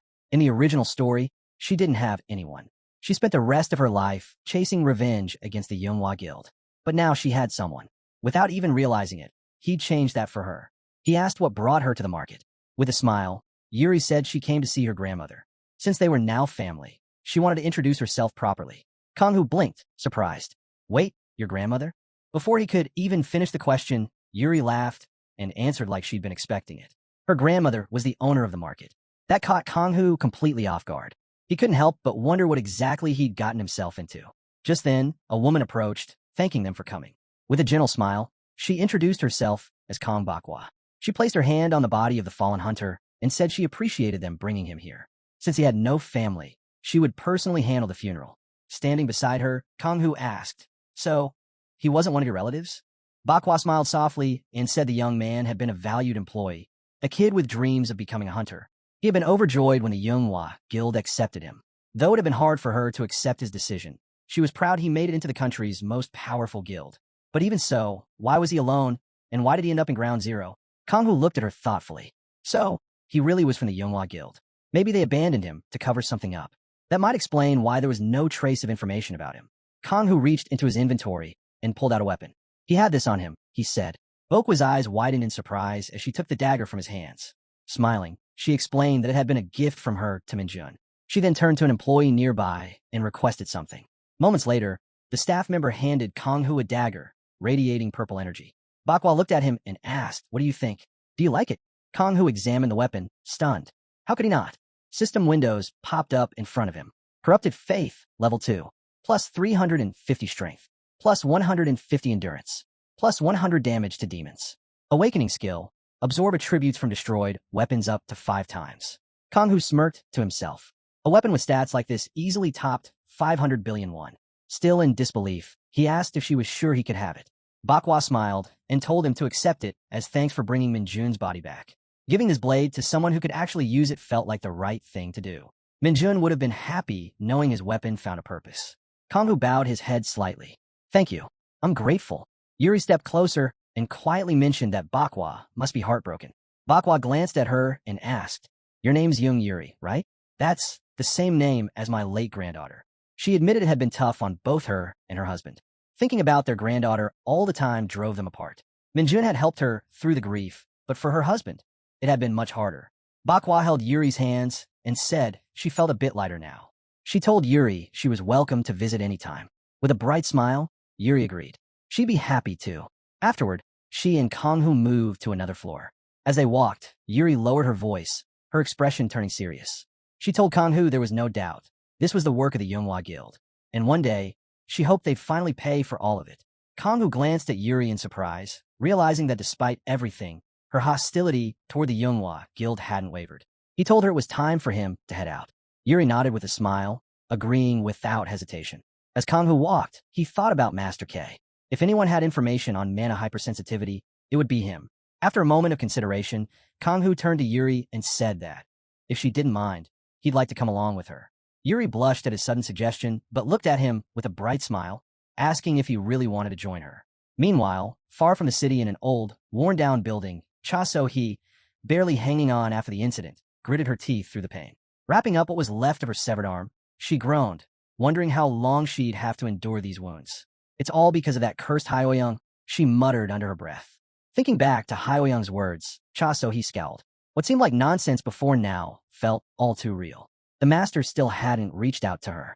Could it actually be true? Her rage boiled over. Flames sparked from her clenched fist as she trembled in fury. Unbelievable, she spat. After everything I did for him. Suddenly, the sound of movement snapped her out of it. Startled, Cha So-hee spotted a figure approaching. Without wasting a second, she snatched up the knife beside her and shouted for them to back off. She hurled the blade with force, glaring as she yelled. How long are you planning to chase me? Hyoyoung, standing beside the wall where the knife embedded itself, smirked. Still Cha So-hee hot-tempered. Blood-red claws formed at Hyoyoung's fingertips as she stared back with wild eyes. I was trying to do something nice for you, she said, her grin turning manic. In a flash, Hyoyoung lunged forward, laughing as she shouted, but if you don't want that, I guess we'll just do it my way. Back near Ground Zero, Yuri stepped out of the car with Kanghu. We're here, she said, looking around. Can you believe there's a place like this in Ground Zero?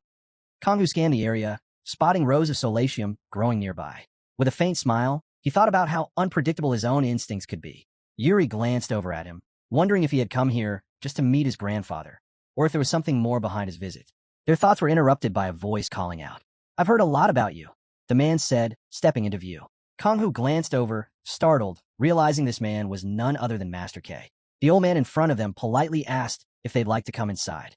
Without hesitation, they followed him into a lavish home and settled onto pristine white sofas. Kanghu glanced at the old man beside him, thinking that, thanks to Yuri, he was finally meeting someone of this caliber, someone not easily approached. The master spoke first, expressing his gratitude. Not only had Kanghu helped his granddaughter, but also his wife. Of course, he was referring to their precious Minjun. The master mentioned he had seen Minjun recently, but unfortunately, disaster had struck him. Kanghu's eyes widened in shock. Sung Minjun was here? He asked. The master nodded. He went on to explain that he had tried to arrange a deal between the guilds to supply medicinal herbs. However, the request had been denied, as it involved medicines far beyond what they usually handled. Kanghu's thoughts darkened. The Yunhua Guild reached out to me so suddenly. Did they just use him and toss him aside? Trying to piece it together, Kanghu asked what specific medicines were involved. But the master only smiled and suggested Kanghu share his own reason for visiting first. With a serious expression, Kanghu got straight to the point. Since he dealt with medicine daily, he suspected his understanding ran deep enough to warrant some advice. Rolling up his sleeve, he extended his hand and asked if the master could examine it. The master inspected his hand carefully. What exactly is troubling you? He asked, but the moment he saw the issue, his surprise left him speechless. Meanwhile, in a crumbling, abandoned building, a massive explosion ripped through the air. She leapt through the shattered window, landing swiftly on the ground. Fixing her gaze on the smoking ruins before her, she scanned the area, tense and alert. No way, she couldn't have died just like that, could she? Sensing Hyoyoung closing in fast from behind, she spun around in an instant. With a wicked grin, she lunged, slashing with her claws as she laughed. Are you really planning to fight me to the bitter end? How pathetic. Blocking the vicious strikes with a surge of energy, the other woman kept her focus, quickly darting to the side. Glaring back, she shouted, I'll fight for as long as I can still stand.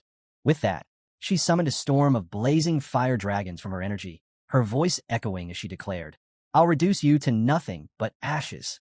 Hyoyoung looked up, stunned, as one of the fire dragons came hurtling toward her. The impact landed hard, triggering a massive explosion. Quickly, he dodged to the side, his eyes fixed on the battlefield in disbelief. From within the blast zone, Hyoyoung emerged, grinning as she laughed. Not sure how much longer I can keep this up, she admitted. Watching her carefully, he noted how her firepower had weakened, clearly the result of her injuries. This is the moment to break through her defenses, he thought. She shifted into position, her stance sharpening as her body slowly began to fade from view. In seconds, she vanished. Hyo Young scoffed. What's she planning this time? Steal another skill and run? How long does she think she can keep playing this game? Turning with a smirk, she added, whatever. Do as you like.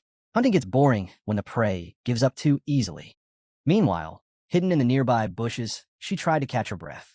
Exhaustion weighed heavy on her, and she clenched her teeth in frustration. That Hyoyang? Absolutely insane, she muttered. Suddenly, a loud noise grabbed her attention. She snapped her head toward the sound, on high alert. Back inside the house, Master K continued examining Konghu's hand. You've been through quite a lot, he said. I'm guessing the side effect is severe stamina loss when your mana output spikes. I've researched similar buff reactions, but this is a rare case. It's not something you can just fix overnight. Konghu looked down at his hand, thinking grimly. So dealing with mana hypersensitivity won't be easy. This limitation is what's holding me back from surpassing the protagonist. Without hesitation, he asked, would you be willing to sell me crazy solatium? The master nodded. Of course. But be warned, it's dangerous stuff. I avoid selling it unless it's a true emergency. Konghu gave a firm nod. Understood. Thanks. Just as they wrapped up their conversation, Yuri arrived, cheerfully setting food on the table. Taking a seat beside them, she smiled and encouraged them to eat. Konghu glanced down at his plate, surprised by how much she'd served him. Yuri stared at him seriously, clearly waiting for his reaction. Taking a bite, Konghu nodded. This is really good. Hearing that, Yuri lit up. Glad you like it. The master spoke up. By the way, I might have something useful for you. How about taking a trip to the dungeon of unlimited mana? Konghu looked over surprised. That dungeon is actually real? She wondered. Yuri, bright-eyed, chimed in excitedly. Are we really heading to a new dungeon? If you don't mind, I'd love to join. Before anyone could respond, the master gently called her name and shook his head. I'm afraid that's not a good idea. The dungeon of unlimited mana is operated by a criminal group under Eclipse's control. Just entering costs a massive amount of mana. Yuri's smile faded as she nodded. I see. Understood. Konghu sat quietly, thinking it over. It was barely mentioned in the story. I never imagined it actually existed. And Eclipse controls it, too. But still, missing out on something like this is an option. Dungeons with strict entry requirements always held valuable rewards. The dungeon of unlimited mana was no ordinary place. With limited attack opportunities, there were bound to be scammers waiting to exploit others. The master stood from his seat. In that case, I'll head over myself. I need to check for any traces of mad solatium. Konghu set his fork down and glanced at Yuri, sitting beside him. I've got a feeling the Yunhua Guild might be behind Minjun's death. Yuri's eyes widened. You really think so? She asked seriously. Konghu nodded. Your grandfather might know more. The Yunhua Guild used Minjun to trade medicinal herbs. First they found him, then they killed him. If we can figure out exactly what medicine was involved, we might finally learn the truth about what happened. And if you stay here, you might be able to uncover it. Yuri fell silent, looking down, lost in thought. With a firm expression, Konghu added, I'm not trying to force you, but I need your help. Meanwhile, Guanhyung quietly handed a business card to Cha So-hee. She stared at it in shock. Wait, you're saying she's part of Eclipse? With a slight smile, he replied, I invite you to the Yunhua Guild. Not long after, Master K returned, handing over 2 capsules. These are made from concentrated mad solatium, he explained. Only use them if absolutely necessary. The side effects will be serious. But consider this a gift of gratitude. No charge this time. Konghu accepted the pills with a nod of thanks. Turning to the others, he smiled. Guess it's time for me to head out. Waving to Yuri, he added, we'll meet again. Yuri waved back cheerfully. Take care out there. Master K stretched and said he'd check on his harvest before calling a night. You should get some rest too. It's getting late. Yuri agreed, stifling a yawn as she headed out. Once she was gone, the master glanced to the side. Well, what do you think of him? He asked his brother, who had been standing nearby in full invisibility the entire time. The man stepped forward. He's got potential, he admitted, but there's still a long way to go. The old man chuckled. You always say that. Judging people isn't as simple as you make it sound. Even for someone in the assassin class, especially one known as the Heavenly Curse. The man clenched his jaw. Don't remind me. I never wanted that title. Still, his gaze turned thoughtful. But this guy, there's something different about him. That strange condition of his, and how he used your granddaughter just to get inside this house. If it were my daughter, I'd have killed him on the spot. The master laughed softly. True, but we can't ignore the fact that he helped my wife and Yuri. Let's keep an eye on him. Maybe he'll end up revealing something useful about the Yunhua Guild. The next day, Konghu arrived at the club. The place was packed, and at first glance, it looked like any ordinary spot. So this is the club the master mentioned, he thought, scanning the crowd. As he moved through the room, Haeyoung approached him. You're the one who helped me back in Gwangju, right? Small world. Konghu blinked, surprised to see her. The worry showed on his face as he nodded. She gave a casual smile. I come here all the time. If you're looking for info, I might know a thing or two. Kang-hoo studied her. Back then, she was the girl being chased by those guys from Hyoyoung's guild. But with the number of constellations she has, she's easily over level 200. Someone like that wouldn't have needed a run from them. He hadn't questioned it at the time, but now it seems she might actually be helpful. In that case, he said, I got a question. Is it true there's a dungeon inside this club? This was uncharted territory. Hardly anyone knew anything solid about the dungeon of unlimited mana, and Kang-hoo wanted to see just how much she really knew. Hyoyoung grinned. Yeah, that's right. I heard the entrance is down in the parking lot, below the first floor. They got heavy security guarding it to keep out any unwanted hunters. Plus, there's a barrier set up to block access. Kang-hoo nodded thoughtfully. A protective barrier that complicates things. Suddenly, Hyoyoung pulled out her phone with a playful smile. By the way, I never got to properly thank you. Mind giving me your number again? Pretty sure you gave me the wrong one last time. Instead of answering, Kang-hoo gently took her hand. You can thank me right now. How about helping me get down to the parking lot? Hyoyoung's smile widened. Oh, I think I can make that happen. Watching her, Kang-hoo couldn't help but think, I don't know what she's really planning, but I can't let this chance slip by. Those constellations of hers are definitely the real deal. Right then, a system message appeared over her head. Master of Liberation grants you the ability to bypass mana-based obstacles. Leaning in closer, Hyoyoung whispered, moving around this place without getting blocked? Yeah, this is the smartest way. Wouldn't you agree? Kang-hoo glanced away. Yeah, I definitely made the right call. As they moved, Kang-hoo noticed a man in a guild uniform watching them closely. Strange, he thought. Before he could dwell on it, Hyoyoung tugged at his shoulder. Hey, you're going the wrong way.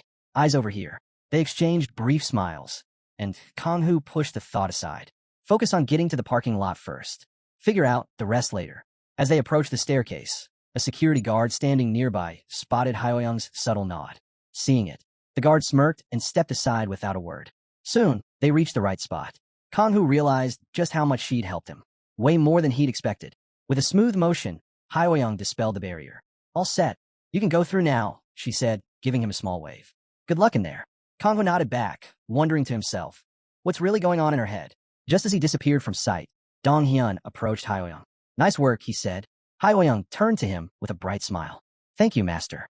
Dong-hyun cracked his knuckles, smirking. Finally, we'll get to meet Kang-hoo properly.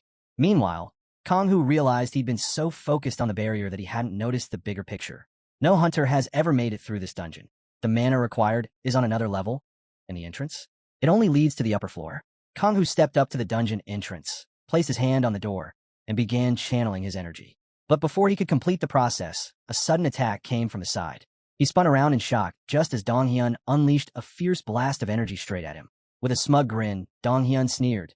Guess I'll have to play dirty. Kang-hoo's eyes widened. This is bad. I haven't gathered enough mana to open the door yet. Should I back off? But Dong-hyun was already charging forward, fist clenched and ready to strike. What's wrong? Getting too confident. Kang-hoo glanced at him anxiously and quickly pulled a pill from his inventory. Dong-hyun let out another surge of energy, shouting, block this if you can. Without hesitation, Kang-hoo swallowed the pill. I can't back down now. Power surged through him as he focused everything into the dungeon door. The moment the massive wave of energy closed in on him, the system alerted him. Mana level exceeded. Dungeon entrance unlocked. Just in time, the door opened, and Kang-hoo slipped inside. Dong-hyun's attack slammed into the wall behind him, shaking the entire room. As the dust settled, Dong-hyun glared at the empty spot where Kang-hoo had stood moments before. His expression darkened. That freak. Meanwhile, inside the dungeon, Kang-hoo dropped to the ground, gripping his arm. That was way too close. But his relief didn't last. He noticed movement ahead, dozens of slimes creeping toward him, their faces twisted with anger. Back at the entrance, Hyoyoung arrived and looked around in shock. What happened here? Her eyes moved over the wreck floor and then to Dong-hyun, still standing there fuming. Approaching carefully, she asked, so what do we do now? I didn't think he'd actually make it into the dungeon. Dong-hyun shot her an irritated glance. Go get mana potions. She blinked. How many? With a glare full of frustration, Dong-hyun snapped. All of them. Inside the dungeon, Kang-hoo controlled his dagger with precision, activating his freeze skill as he calmly sliced through the approaching slimes. One by one, they shattered under the chilling strikes. The ice which Constellation he'd stolen from the goblin worked perfectly, boosting his ice attacks. If I can unlock more hidden skills, I should be able to clear out even those slimes immune to regular damage with no problem, he thought. Scanning the area with a grin, Kanghu saw that only one enemy remained.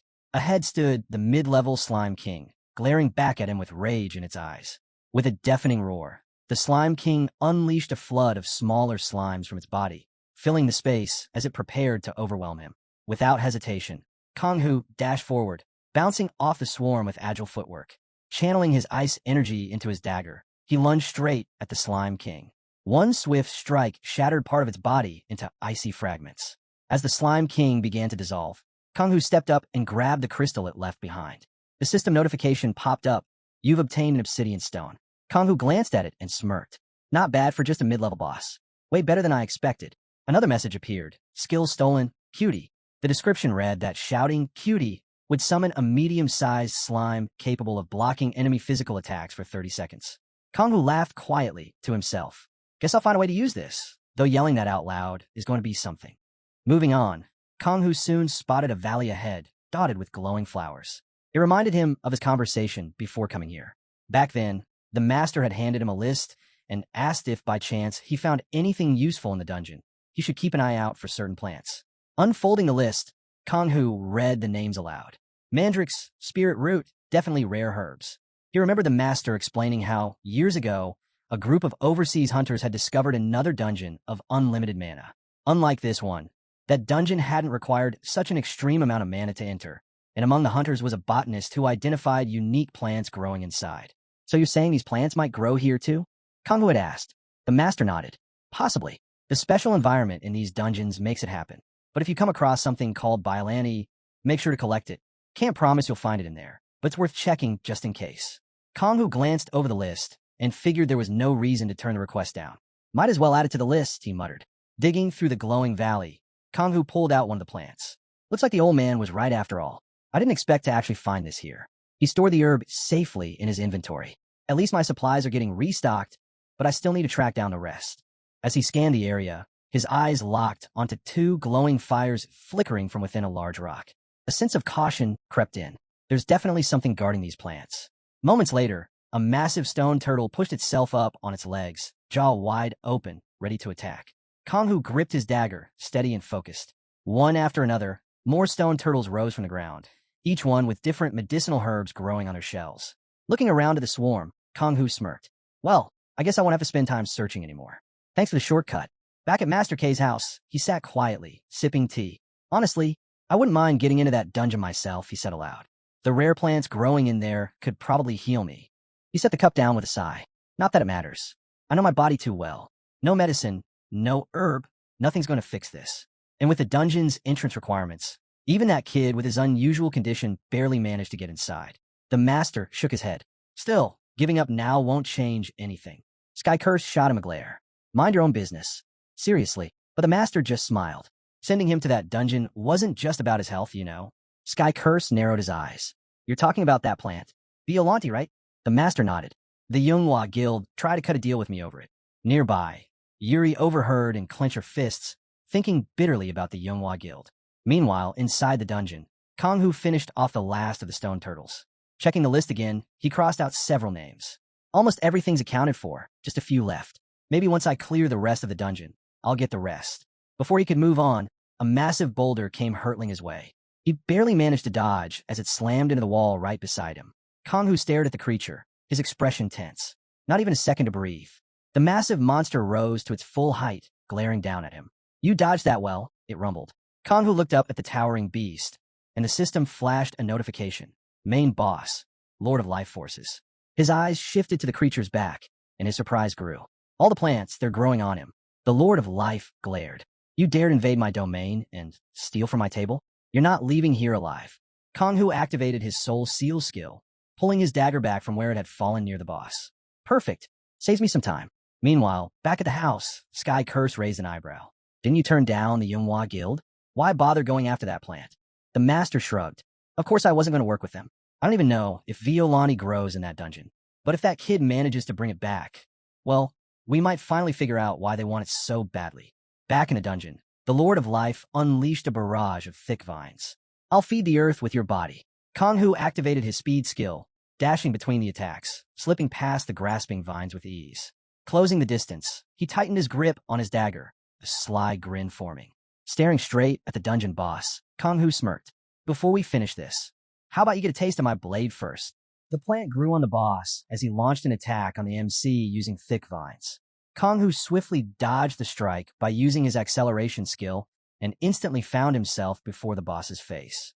Smirking, he prepared his weapon, ready to strike first. The monster snarled, baring its teeth. The turtle boss then received a blow to the head as the MC counterattacked. Kong-Hu kicked off the spikes on its shell and leapt back, landing behind his opponent. As he turned, the monster questioned his retreat. The vines chased after him, but using his skills, he skillfully evaded the strike and widened the distance. Narrowing his eyes, the boss confidently stated that the MC would never be able to pierce his armor, regardless of his efforts. Our protagonist frowned dangerously, realizing that the effect of the crazy solatium was wearing off and that the side effects would soon appear. The turtle boss, filled with rage, sought to tear him apart. A massive wicker drill manifested on its shell. Smiling with determination, the protagonist decided it was time to end the battle. Meanwhile, sitting on a chair, Master K remarked that if Sunkyu could really obtain the herb, he might uncover what the Manhwa Guild intended to use it for. The elderly man suspected that the guild was fearful of someone. Crossing his arms, this man recalled the men in uniform and questioned if the truth wasn't already evident. Scratching his beard, the old man explained that the guild had used a mercenary and then disposed of him to erase any trace of their route. The other man suspected that the situation involved an important item. Yuri was eavesdropping on the conversation from around the corner. One of the men blamed Jiang Shiwan and Chai Guanhian for the entire affair. Gritting her teeth, Yuri believed that her assumptions were accurate. Placing his hand to his mouth, the man coughed, revealing blood on his palm. Master K inquired about his well-being, but the patient dismissed it with a wave, claiming that the conversation had merely excited him. Producing a jar from his bosom, Master K reminded him that he had traveled this far seeking treatment and noted that the ongoing conversation was exhausting him. After consuming the contents of the jar, the man commented on the MC talent, though he doubted it would be that simple. Master K agreed, remarking that finding Biollante in the dungeon was only half the task, as breaking through Eclipse's forces presented the real challenge. Donghyun placed his glowing hand on the door. Potion bottles were scattered around him. The magic beneath his hand dissipated, and he frowned in frustration, unable to open the gate. Handing him a bottle, Hyong explained that it was the last mana potion she had, having purchased all available ones nearby. He silently examined the potion. Hyoyoung asked whether they should continue defending. He handed her the bottle and responded negatively. With raised eyebrows, she questioned whether they truly needed to retreat, but again, he answered no. Clenching his teeth in fury, Donghyun declared that their plans had changed and instructed his colleague to gather everyone. Shin Kong-Hu was engulfed in dark energy. Using Shadow Step, he summoned multiple copies of himself around the monster to disorient it. The turtle swung its paw, and a braided drill shredded one of the clones. Observing the real enemy, the monster demanded to know his next move. Hiding its limbs inside its shell, the boss prepared a rolling attack to obliterate its foe. Rolling forward, the turtle began destroying the clones one by one. Watching from the side, the original Kong-Hu realized that such an attack could be fatal. The turtle pushed off the ground and soared through the air, heading straight for him, wishing for his death. Kong-Hu timed his counterattack perfectly, swinging his knife and stabbing into the ground. A glowing circle emerged beneath him, causing the monster's red eyes to widen in fear.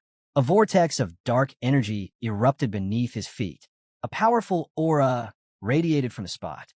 Kong-Hu launched himself into the air, his blade enveloped in a crimson haze. The turtle, terrified, shielded its head with its paw.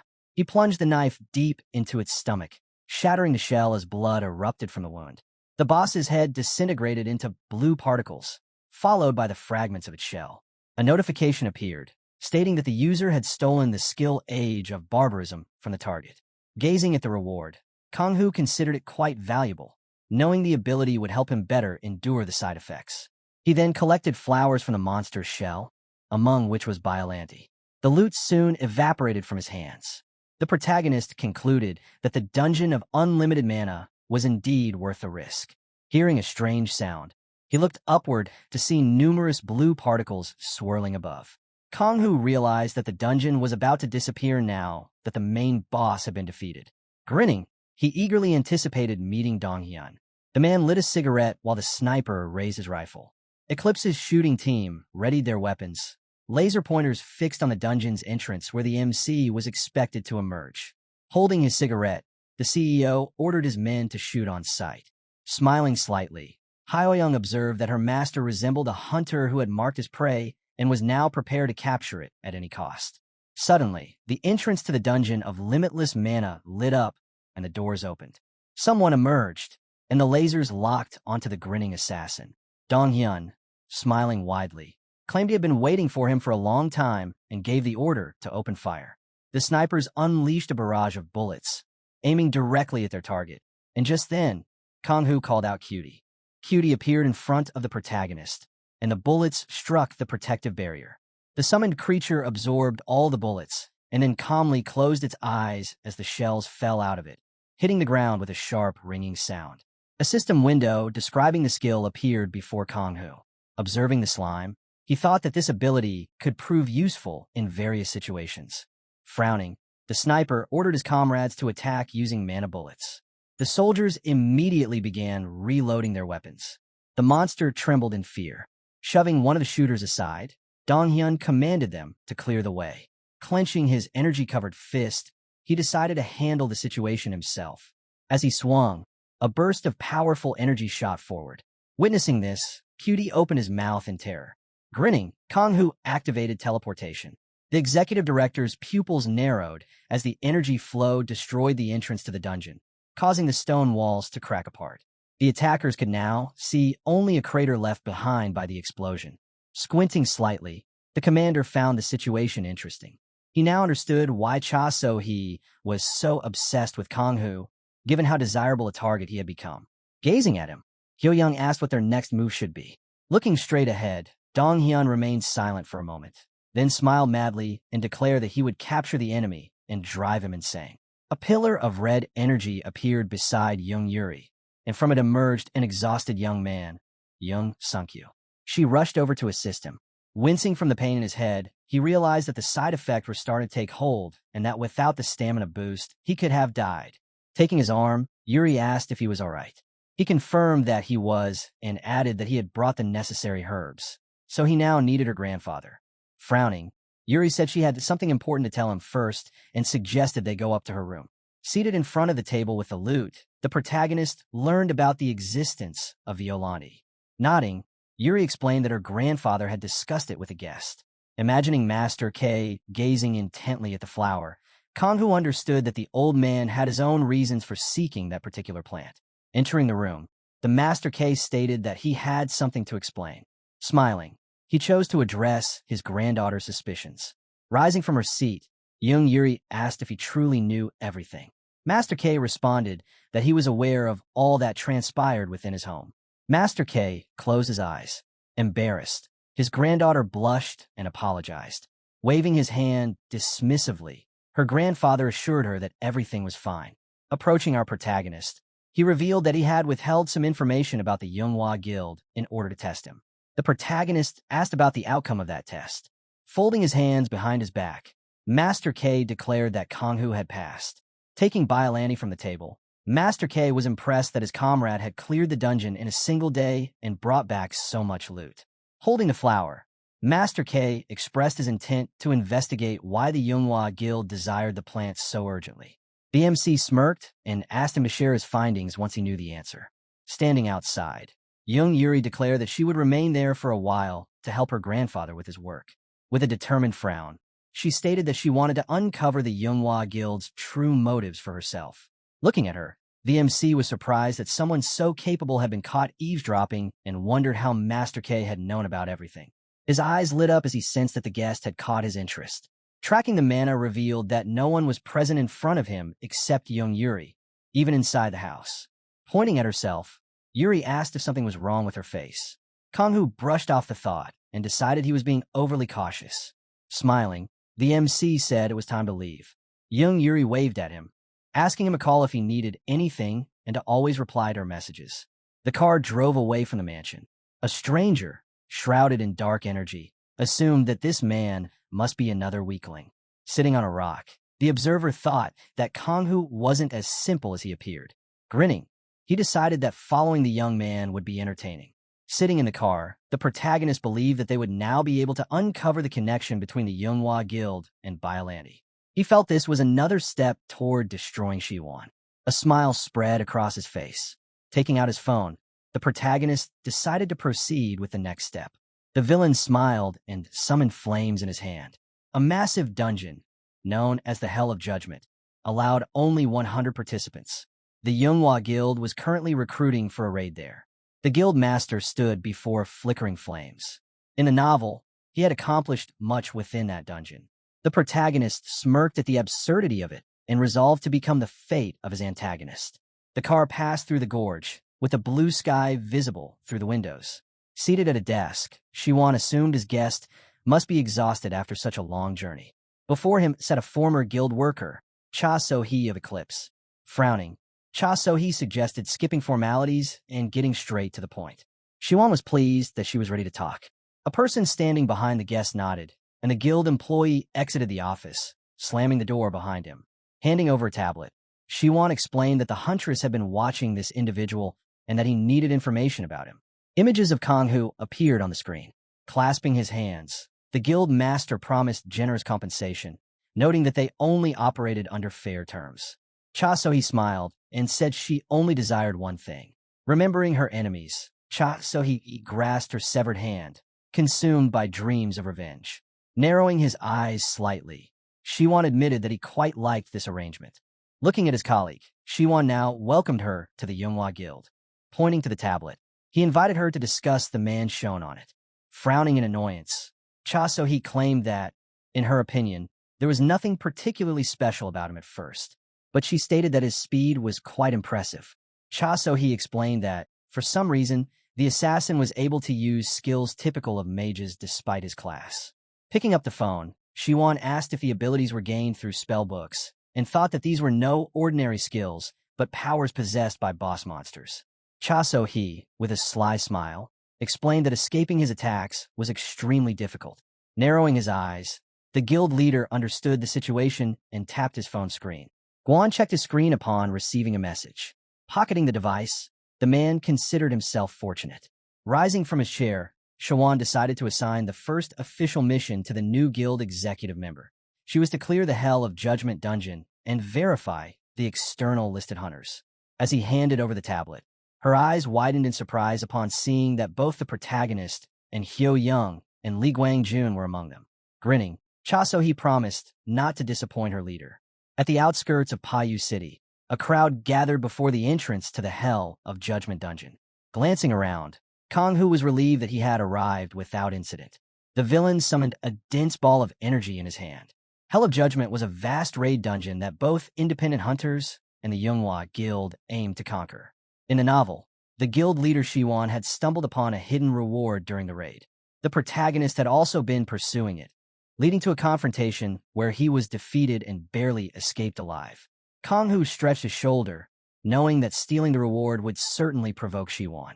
Suddenly, Hyo Young approached him, remarking that fate seemed to bring them together again since two coincidences couldn't be accidental.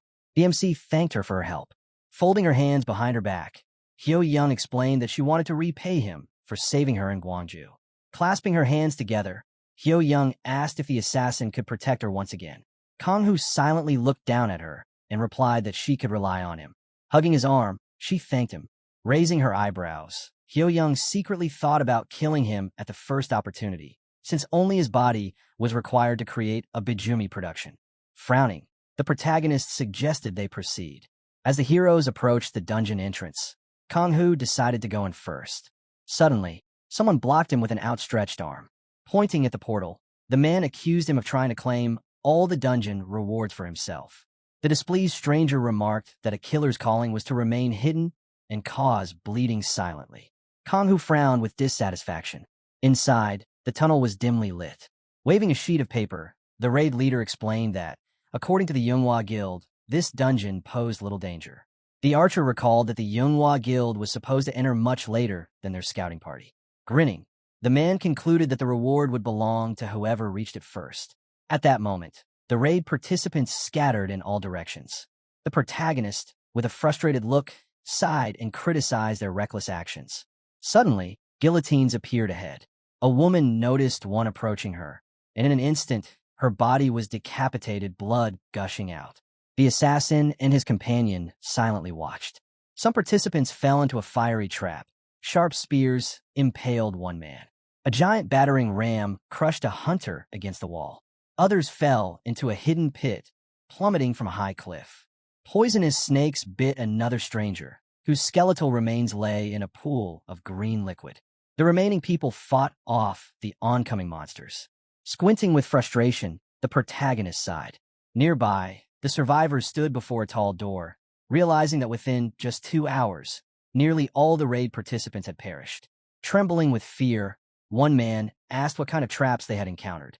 His companion replied that the situation didn't match the information they were given and suspected that the Manhwa Guild planned to eliminate them. Kang-Hu frowned sternly, believing this was the reason for organizing a scouting group. Looking to the side, he concluded that surviving the dungeon's traps would require sacrifices, and the Manhwa Guild had simply hired others to die in their place. Walking up to a dead man, the MC thought that this was why he wanted to take the lead. Even with the opportunity they were given, they still chose to move forward and ultimately lost their lives. He then stepped forward and opened the doors, revealing a long bridge lit by lanterns. The hunter's eyes widened in horror as he declared he wouldn't go any further. His friend reminded him that they didn't even know what awaited them. Looking back, the MC realized they had a chance to bypass Shiwan through a back entrance leading to the reward. He was about to suggest the survivors take that path when Hyo Young interrupted and stated they would proceed together. The assassin looked at her in surprise. Pointing at him, she informed the remaining raid participants that the second group would arrive soon and asked them to retreat to a safe location. The group immediately ran back. Turning to her comrade, Hyo Young noted that they were now alone. The heroes ventured down a gloomy corridor. The protagonist suggested that his friend return. Smiling, Hyo Young reminded him of his promise to protect her. Kang-Hu admitted that he was frightened too. Covering his mouth with her hand, Hyo Young asked him to simply stay close and promise to do anything. Pressing her entire body against him, she hugged him tightly. The protagonist asked if she was serious. Smiling widely, Hyo Young confirmed it.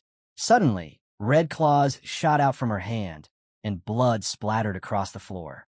The protagonist plunged a knife into Hyo Young's body as she looked stunned. Withdrawing it, the MC told her to say hello to Kang Dong-hyun. Clutching her wound, Hyo Young asked how he had figured it out. The assassin explained that she had been too bold at the club in the past. Hyo Young had kissed him then, which had sparked doubts in his mind. Over time, those doubts had turned into certainty. The protagonist's eyes lit up. During the battle at the entrance to the dungeon of unlimited mana, that girl Hyo Young had stood behind Kang Dong-hyun, wielding a bloody knife. Kang-Hu smirked and now declared that her charms would no longer work on him. As he further stated, she was disqualified as an assassin. Hyo Young bit her lower lip, consumed by fury. Red claws flashed above Hyo Young's hand, sending a wave of crimson energy forward. Hyo Young commanded the enemy to remain silent. Clumps of green plasma formed on the ground. The protagonist frowned in concentration as Hyo Young asked if he truly intended to engage her. A constellation mark of dark nature appeared above her head. Rushing forward, she threatened to tear off all of the enemy's limbs. The MC realized that her skill was the creation of highly active poison. Snapping his fingers, he silently hoped she would accept what came next with grace. Hyo Young smirked.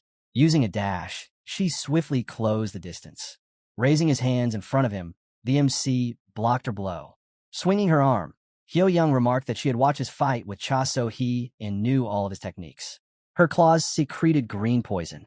The assassin doubted her claims. His knife ignited with flames, and the protagonist slashed the air with his blade. Severed claws fell to the ground, and the blade hovered at the girl's throat. Squinting, Kang-Hu asked if she had witnessed the skill. Hyo Young's eyes widened in alarm, realizing he had hidden much from her. She wondered just how high his level had risen. Smirking, the MC remarked that he had expected more from her since she is the Eclipse Assassin, but she fell far short, even when compared to Cha So-hee. Using acceleration, Hyo Young released more claws. The protagonist quickly dodged the attack. Hearing an unfamiliar sound, He looked ahead and noticed footprints on the ground. Realization struck him as he wondered if Hyo Young had escaped. Dust rose around him as the assassin stood motionless, watching. Hyo Young crept up behind him and raised her hand. Her pupils reflected her target. Using mana tracking, the protagonist turned back and declared that he had seen everything. Lunging forward, Kang-hoo struck. Hyo Young stumbled backward, blood dripping onto the floor. Clutching her head, she began to cough.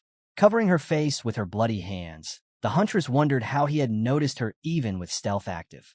Through her fingers, Hyo Young saw her enemy approaching and decided she didn't have time for hesitation. She jumped off the bridge. Thanks to his abduction ability, the MC's hand began to glow. A giant, ghostly hand reached out to grab her, but failed. Watching her escape, the protagonist felt disappointed that he couldn't claim her with such a powerful constellation. Looking down, the MC thought that he didn't have the luxury to waste time on the huntress because Jang Shi-wan was more important. The guild leader gripped his wounded shoulder. Hell of Judgment was a place where candidates underwent endless trials. The assassin frowned and looked ahead. In the novel, the villain was the only one who knew about the hidden reward. A mountain of corpses lay behind him. Seeing the source of power ahead, the protagonist remembered that the character in his story had endured many hardships and proved worthy of the reward. Jang Shi-wan knelt before a radiant clot of energy. Something glowed in his hand. Kang-hoo grabbed the sparkling fire. Black liquid oozed through his fingers. The MC thought he didn't need to prove anything, as he already knew about the back entrance. The black liquid dripped onto the ground as waves of dark energy enveloped the protagonist. Suddenly, a brilliant dome formed around him. A notification appeared, stating that the user had obtained the hidden skill Black Moon Truth, and the new stat Shadow Power was activated. Looking at the message, the MC smiled, stating it's done. The system detailed that Black Moon's Truth skill released Shadow Power, a stat that increases the power in proportion to the charged amount. Also, the Shadow Power, a resource separate from mana that has high destructive power, but makes your mental state unstable the more you use it, and it recharges when you kill humans and monsters. This skill released the energy of darkness and was one of 77 particularly powerful hidden abilities. Shi-wan summoned a red energy mass in his hand. Thanks to skill synergy, its destructive force had doubled. As the charge built up, the guild leader attacked the monster, overcoming the dark energy side effects and using Black Moon Truth as his ultimate move. Watching the aura cloud, the assassin reflected that the skill now belonged to him. A purple portal appeared before him. The protagonist decided that the humiliation awaiting his sworn enemy was far from over. Kang-hoo entered the rift. Inside the dim chamber, someone sat on a throne. A horrifying monster burst out from beneath its garments.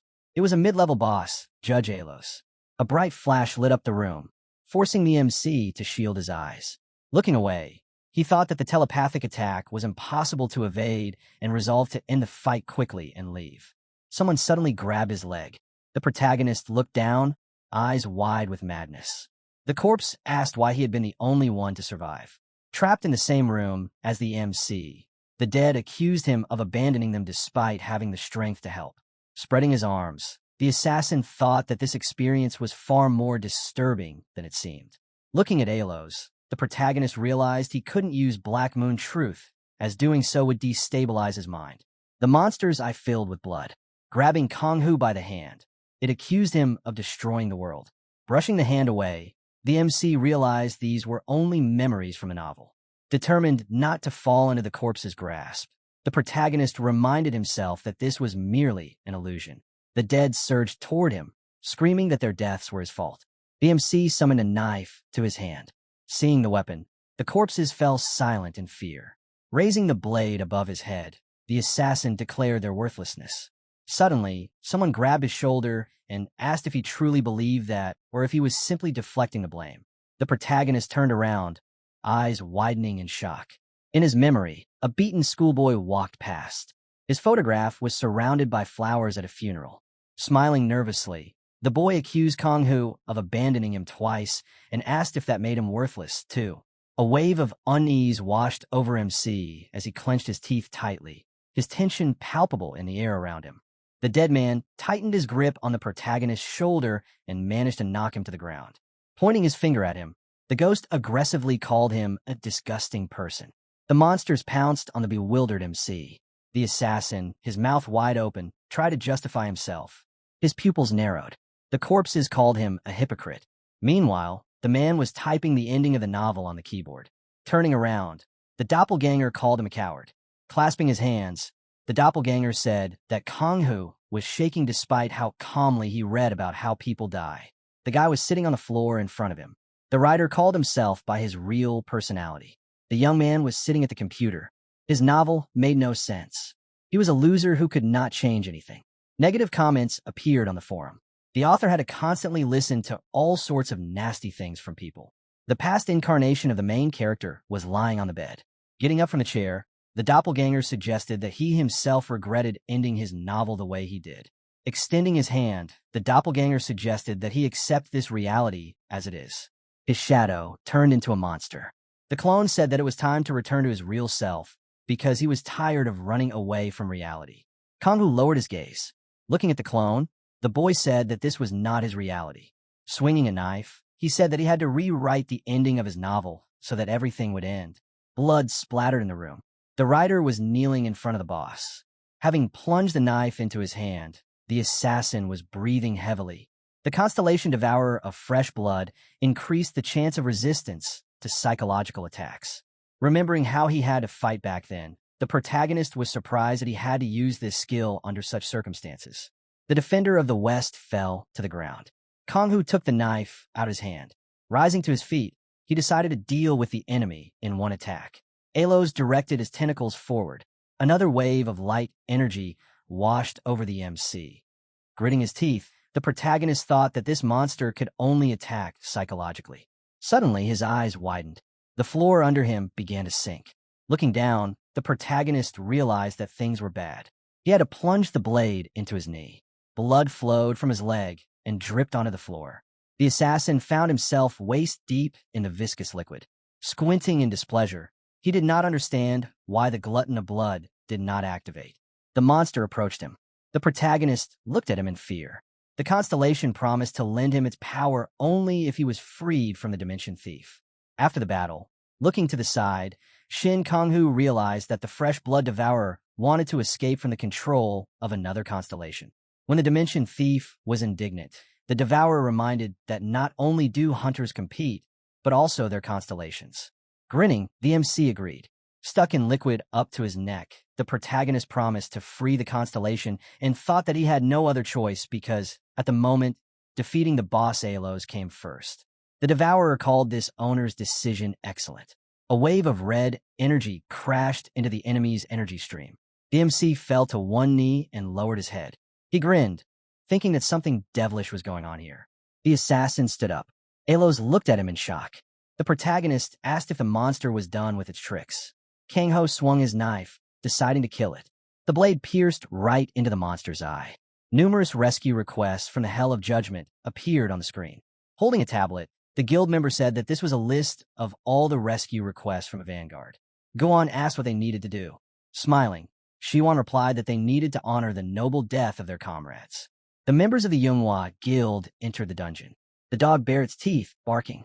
The man held several bloodhounds on a leash. Looking at his leader, the hunter said that the smell of fresh blood was coming from this path. The other man suggested going ahead. Looking at the phone, Chasoi thought about the Shin Kang-Hu and Jin Hyoyoung and hoped that they would stay alive. Frowning menacingly, she wanted to kill them before someone from the Manhwa Guild did it. Chasoi scrolled through the list of requests. A malicious grin appeared on her face. The boss's body crumbled into blue particles. The MC's hands were bloody. The system reported that his darkness level was filling with collected death energy, and his shadow power 73 by 100. Looking at the notification, the protagonist realized that the stronger the boss, the more death energy he had, so he would be able to use the Black Moon Truth. With a heavy sigh, the MC realized that he first needed to deal with the side effects. The Lord of the Wild was impressed by his courage and donated a slight buff. The Father of Music consoled him. The system reported that the user had stolen the telepath skill. An object appeared in place of the monster's body. The assassin picked up the scroll. It turned out to be a distorted contract. The system panel notified him that he had obtained an item twisted contract. The protagonist looked away. A golden message appeared in front of him. The fresh blood devourer reminded him that it was time to fulfill his promise. Kangho looked down. The Dimension Thief asked him not to react to this nonsense. Dust fell from the ceiling. Turning around, the guy realized that he had to hurry because the main boss would appear soon. The constellation asked him not to even think about escaping. Smiling, the protagonist said that he would keep his promise. He opened the contract. The writer left his signature in the lower corner.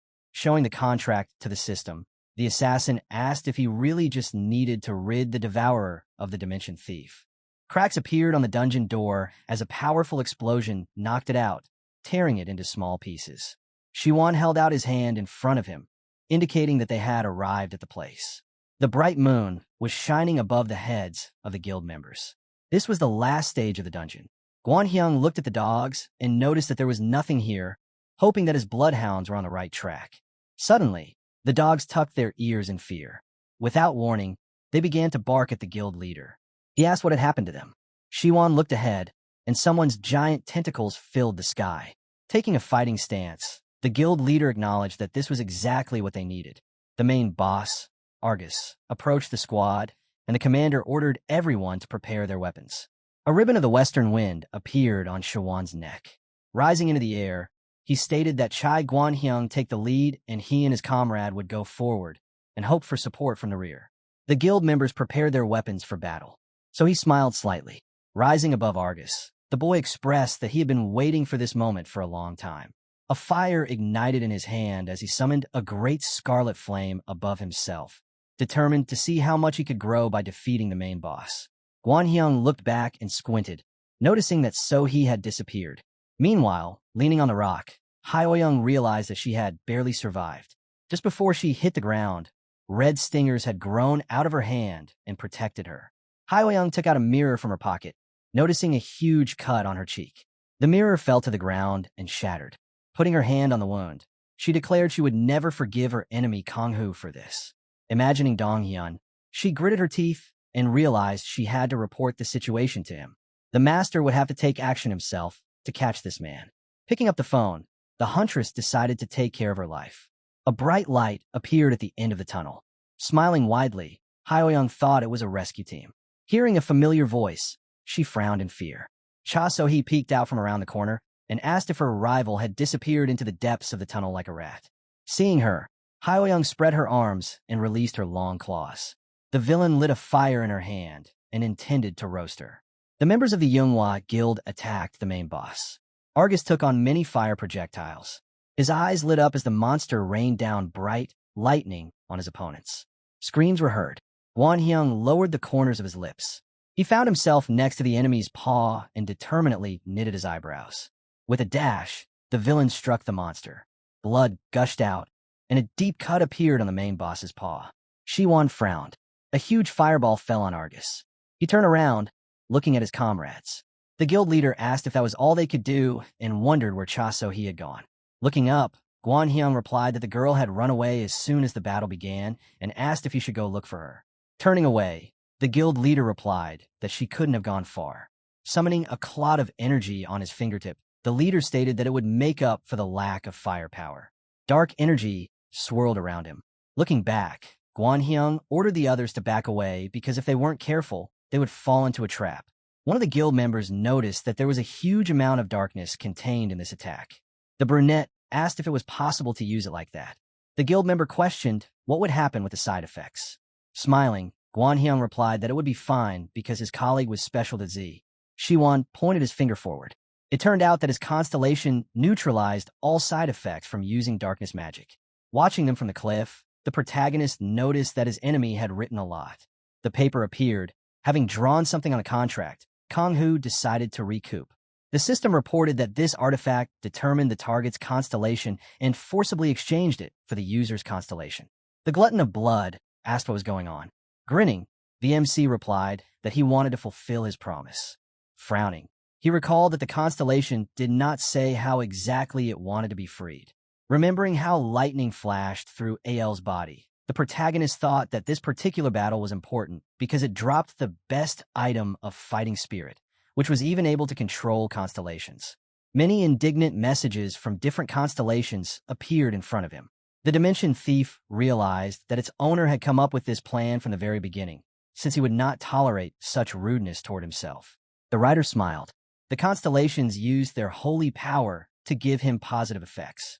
The glutton of blood tried to negotiate with him, promising to provide him with his power promptly. The assassin grinned slightly and said he didn't need it.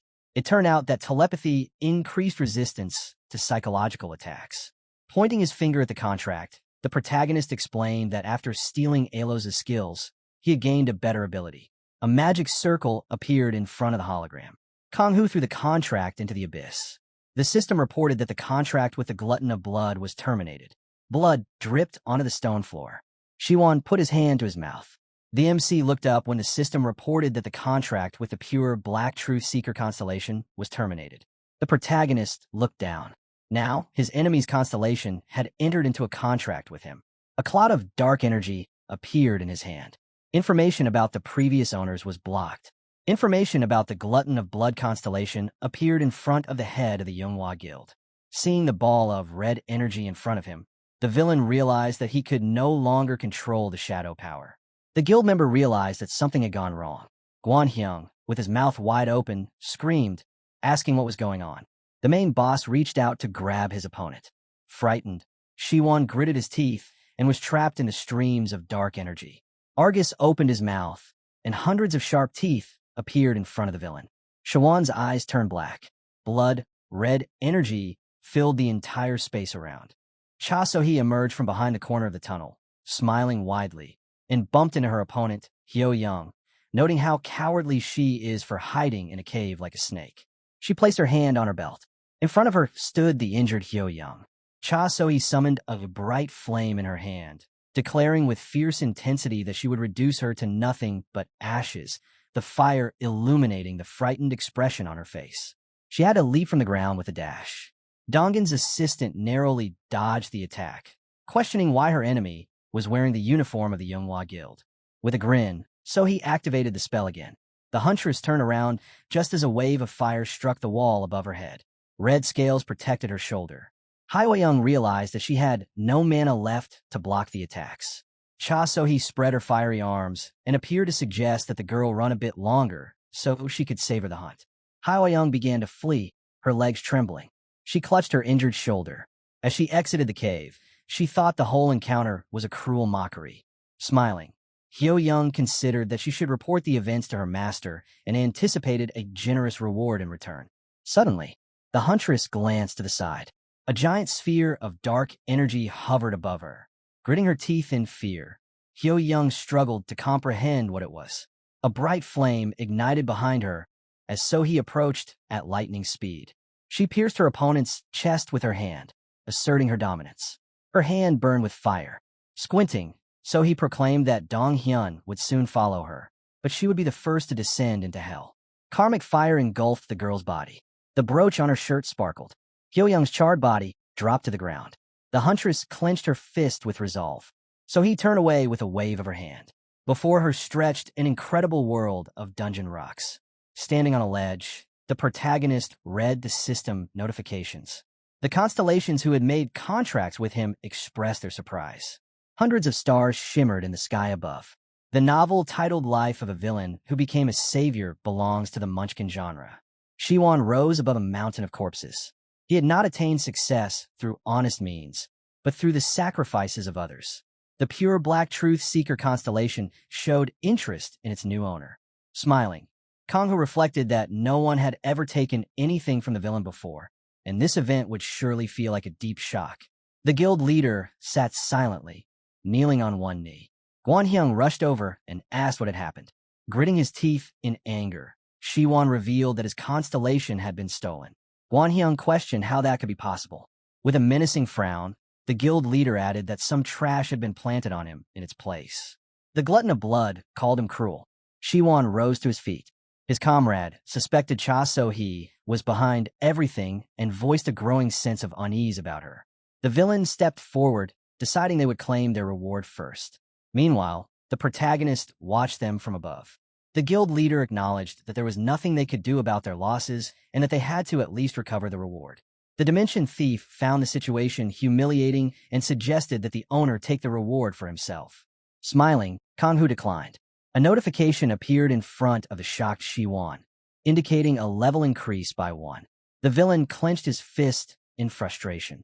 The MC explained that only experience points were earned after defeating the boss. The constellation called him clever. Kong-hu then decided to return to the dungeon entrance. His body disintegrated into red particles. A post regarding the disaster at the Hell of Judgment surfaced on the forum. In the photo, Guan-hyung helped his comrade by the arm. The Yunhua Guild promised to compensate for all losses.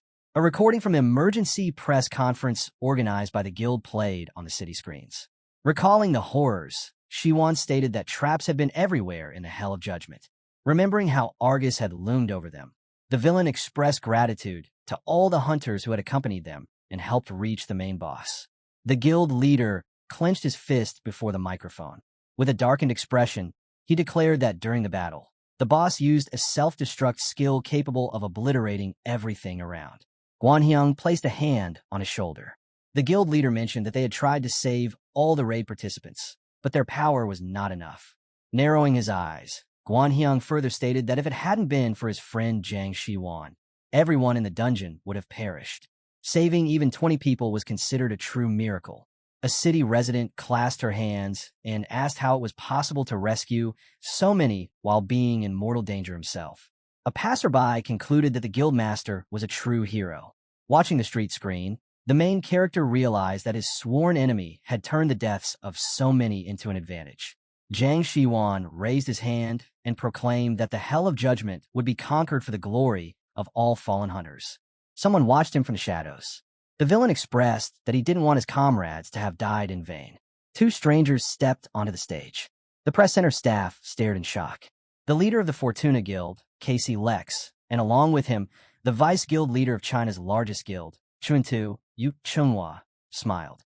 With a confident squint, the man declared that the Yunhua Guild would join forces with foreign guilds to challenge the Hell of Judgment and promised to compensate all victims and residents of Seoul.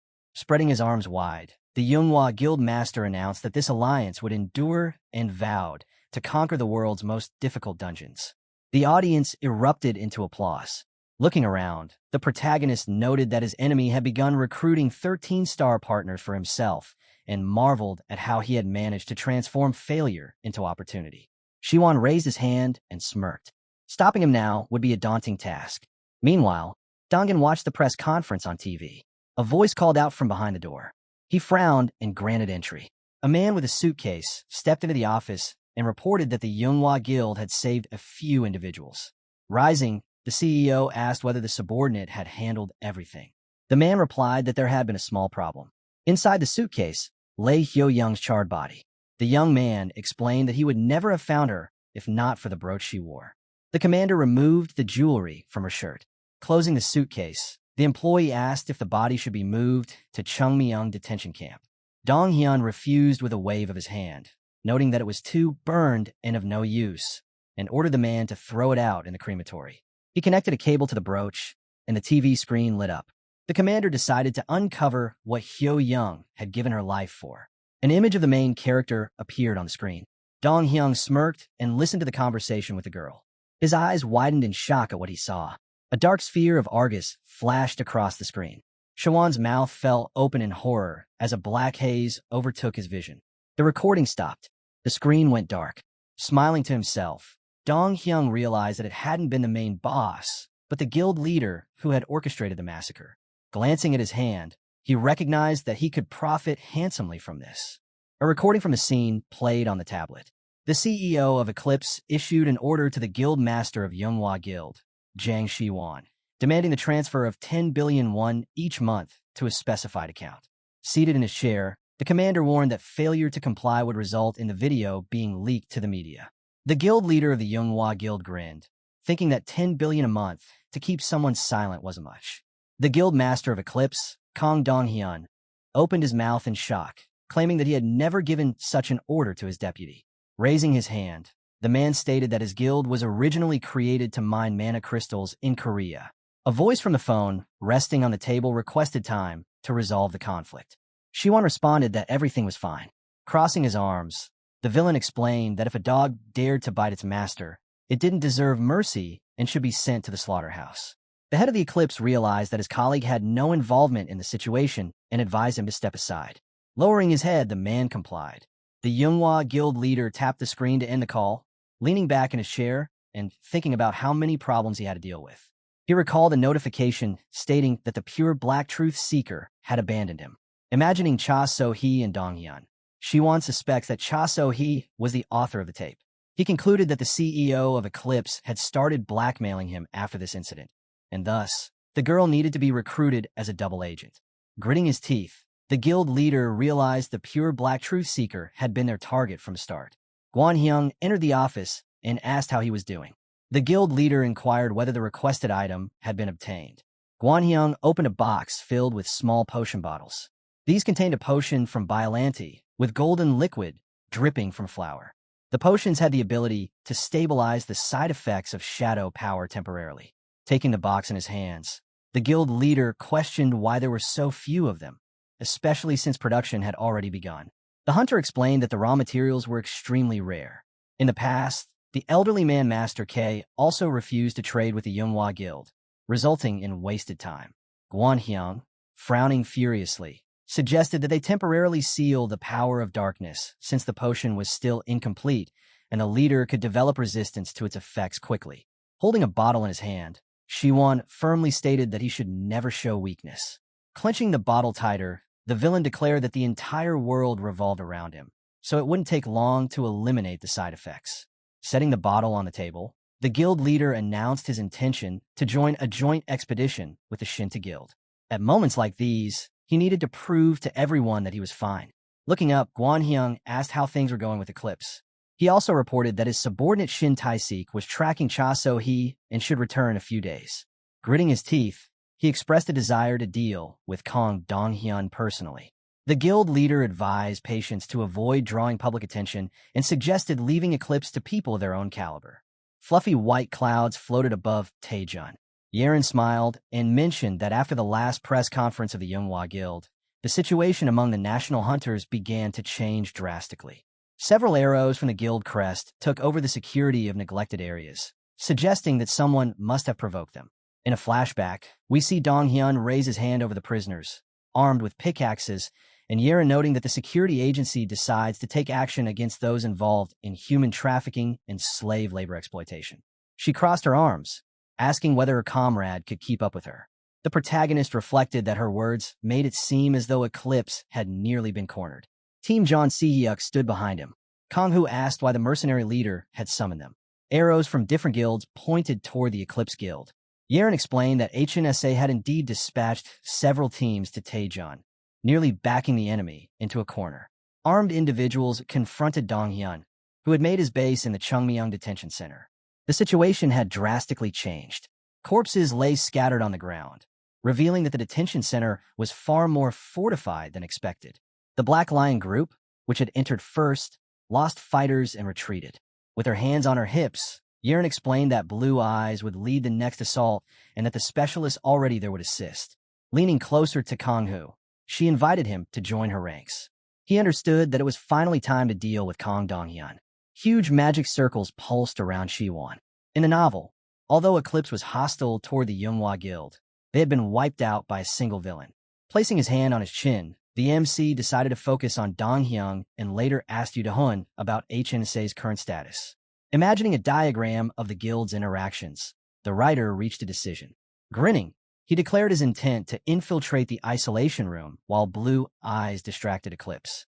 Yeren smiled and admired how quickly her comrade got to the point. Removing his mask, the man refused. The others looked at him in surprise. The man stated that accessing the isolation room was impossible. Placing a hand on her belt, Yeren reminded him that her friend was the only one who had ever escaped from there. Frowning, the woman added that after his escape, security had been reinforced. Barbed wire now surrounded Chungmyeong, and Eclipse had laid countless traps, making access nearly impossible. Men in black glasses stood with their hands folded behind their backs in front of their leader. One mercenary described the assassin as a symbol of resistance against Eclipse and declared that they couldn't allow him to return to the detention center. The protagonist shot him a hard look and remained silent. Closing his eyes, Kang-hoo asked if they were truly that afraid. Standing before his comrades, he said they would never defeat the villain if they kept hesitating, even with the opportunity right before them. Recalling the many hands that had tried to seize him, The MC expressed a desire to return to the detention center, not just for the mission, but to confront a past long ignored and take revenge on Kang Dong-hyun. Looking at the girl, he stated that he would go regardless of their support, and only those truly prepared should accompany him. The girl lowered her gaze. Seeing spoke up, saying there was one way to get in. The boy beside her frowned darkly, calling the idea too dangerous. Seong insisted that this might be their final opportunity. With her brows tightly drawn, she vowed to go no matter what, claiming her right to vengeance against Dong-hyun. Scratching his cheek, the man proposed doing it together. Looking at him, Yerin asked what kind of method he had in mind. The mercenary replied that the route could only be used once, and he had planned to save it for a guaranteed victory. Introducing a man in uniform, he stated that they had an insider in the Chungmyeong detention center. He waved his hand and explained that the real challenge would begin once they were inside, since with just one assassin and 2 snipers, it would be impossible to get close to the villain. Yerin scratched her chin, thoughtfully envisioning a team of hunters around him. The man added that they needed a buffer for rear support, a mage for long-range attacks, and a warrior to lead the vanguard. Smiling, Yerin offered to act as the mage and proposed bringing some of her men. The protagonist rejected the idea, pointing out that she would need to coordinate them from outside. Picking up the phone, Kang-hoo said he knew a few people perfect for the job. The phone on the table lit up. Holding it to his ear, the man asked how his friend was doing. Avoiding the small talk, the MC cut to the chase and asked to borrow Dong-jae for a while. The man frowned, questioning why he needed his subordinate. The protagonist explained that he required Dong-jae's strength to settle a score. Besides MC, the boy's mouth fell open in surprise as the writer noted that things would become more complex if the Abyss got involved and suggested sending someone else. The Abyss commander looked down, recognizing the danger. The writer promised to guarantee his nephew's safety. The man closed his eyes and, smiling widely, agreed, promising to send someone else who could be helpful. The man wished his friend success in his revenge, and the assassin thanked him. Placing his hands on the table, Dong-jae asked what they had been discussing. The commander instructed him to invite Sang-mi to the office. The girl crossed her arms upon hearing that they would embark on a small expedition. Smiling brightly, Young Yuri asked how her friend was doing. Standing by the dining table, she heard of the protagonist's interest in studying biology and offered to hand the phone to her grandfather. Kang-hoo frowned, asserting that it wasn't necessary, as he had a request just for her. Yuri blushed with joy upon hearing that her comrade needed her help. Someone was tapping a finger on the table. Dong-hyun held the phone to his ear, frowning menacingly as he waited for the person to answer. When a stranger picked up, he asked what was wrong. With his lips pressed down, Dong-hyun opened his mouth in anger, demanding to know why he couldn't get through and how long his colleague planned to remain idle. The CEO of Eclipse declared that his personal intervention was necessary. Otherwise, they would all die. The stranger, sitting in a chair, widened his eyes in shock at the mention of death and asked what Dong-hyun meant. Furious, he asked if the leader really intended to abandon their organization. Approaching the window, Dong-hyun responded that his boss should have thought twice before getting involved with these people. Dong-hyun then questioned whether the man had gotten involved with Shi-won just to save himself. The man smirked and clarified that it was actually the other way around. Looking at his reflection in the glass, the guild leader explained that Eclipse and the Chungmyeong detention center only existed because of Jang Shi-won. Hearing that he would have to serve as Eclipse's guild master, Dong-hyun's brows furrowed deeply. Grabbing the back of his chair, the commander growled that he didn't care what the Manhwa guild leader had done for him. Lowering his head, he added that he didn't even know his boss's true identity. Clenching his teeth in fury, Dong-hyun vowed to find and kill him if he survived. Raising his hand, the man on the phone, Casey, casually wished him good luck. Dong-hyun crushed the phone in his hand. Slamming his palm on the table, he declared that if his enemies wanted to kill him so badly, they should be ready to sacrifice their own lives. A video loading bar appeared on the monitor. The commander decided to deal with Shi-won first. Meanwhile, Yuri lowered her head, looking at her phone. Gritting her teeth, a guest questioned whether Kang-hoo was really requesting help to deal with a small-time criminal organization. Rising from the table, the man decided to head over personally and speak to Young-an. However, Master K told him to focus on his recovery and said that his granddaughter would make her own decision. Looking at her, the elderly man asked for her opinion, noting that the matter seemed extremely dangerous. Looking back, Yuri responded that she would go. In the past, she and the protagonist had sat together on the ground. She recalled how he helped her return to the real world from the zero mark. Without him, she said, none of them would have met again. Smiling, she clenched her fist and declared that she wanted to repay her friend for saving her. As the healer raised his cup to his mouth, he set it down and said that their family simply had to support her. Master K stood up and asked his granddaughter to follow him. Master K stepped into the backyard. Yuri's mouth dropped open at the sight. Master K told her it was the least he could do for the one who had reunited him with his granddaughter. Inside the warehouse, there were various plants growing. Her grandfather told her to take anything she needed. Pressing the screen of his phone with a smile, Kang-Hu thought he could rely on his friends. They were perfect for this mission. Putting his phone away, he announced that their group was now fully staffed. The boy asked if it was really Lee Hyun-suk from the Abyss whom our protagonist contacted. The MC added that Master K was the largest supplier of herbs in the country. Scratching his cheek, the man thought about how much time he had spent only thinking about defeat. In the past, Dong Hyung had clenched his fist as a hunter pointed an arrow at him. While the boy tried to save her comrade, the mercenary realized he kept losing allies who shared his ideals. Smiling broadly, he believed that they might truly reach Eclipse's leader this time. Yeren crossed her arms and noted that everything was ready. She suggested they begin discussing the plan. The writer nodded at her suggestion. A preview of a dungeon video appeared on screen, and viewers in the comments assumed it was just a normal montage. Biting his lip in frustration, the villain questioned why no one had reacted to the footage, despite it being shared across all platforms. Upon seeing that his post had been deleted, Dong Hyung couldn't believe the enemy was even able to manipulate public opinion. Imagining Shiwon, he covered his face with his hand, thinking his opponent was far too powerful. With crazed eyes widening, he realized there was no going back. Grinning, the head of the Eclipse Guild decided he could only move forward. Suddenly, someone burst into his office, mouth wide open. A soldier shouted that they were in trouble. The Blue Eyes flag fluttered in the air. An employee reported that the enemy was gathering at the main entrance, with many cars approaching. Yeren announced that it was time for a show. Gathering energy in her hand, she instructed her comrades to make sure the enemy saw them. A wave of green energy flew over the cars. The soldiers ran to organize a general assembly. Dong Hyung stepped onto the platform before them and roared that it was time to act. Warriors stood in orderly rows. Dong Hyung declared that after the Black Lion members, they now had a chance to crush the Blue Eyes forces.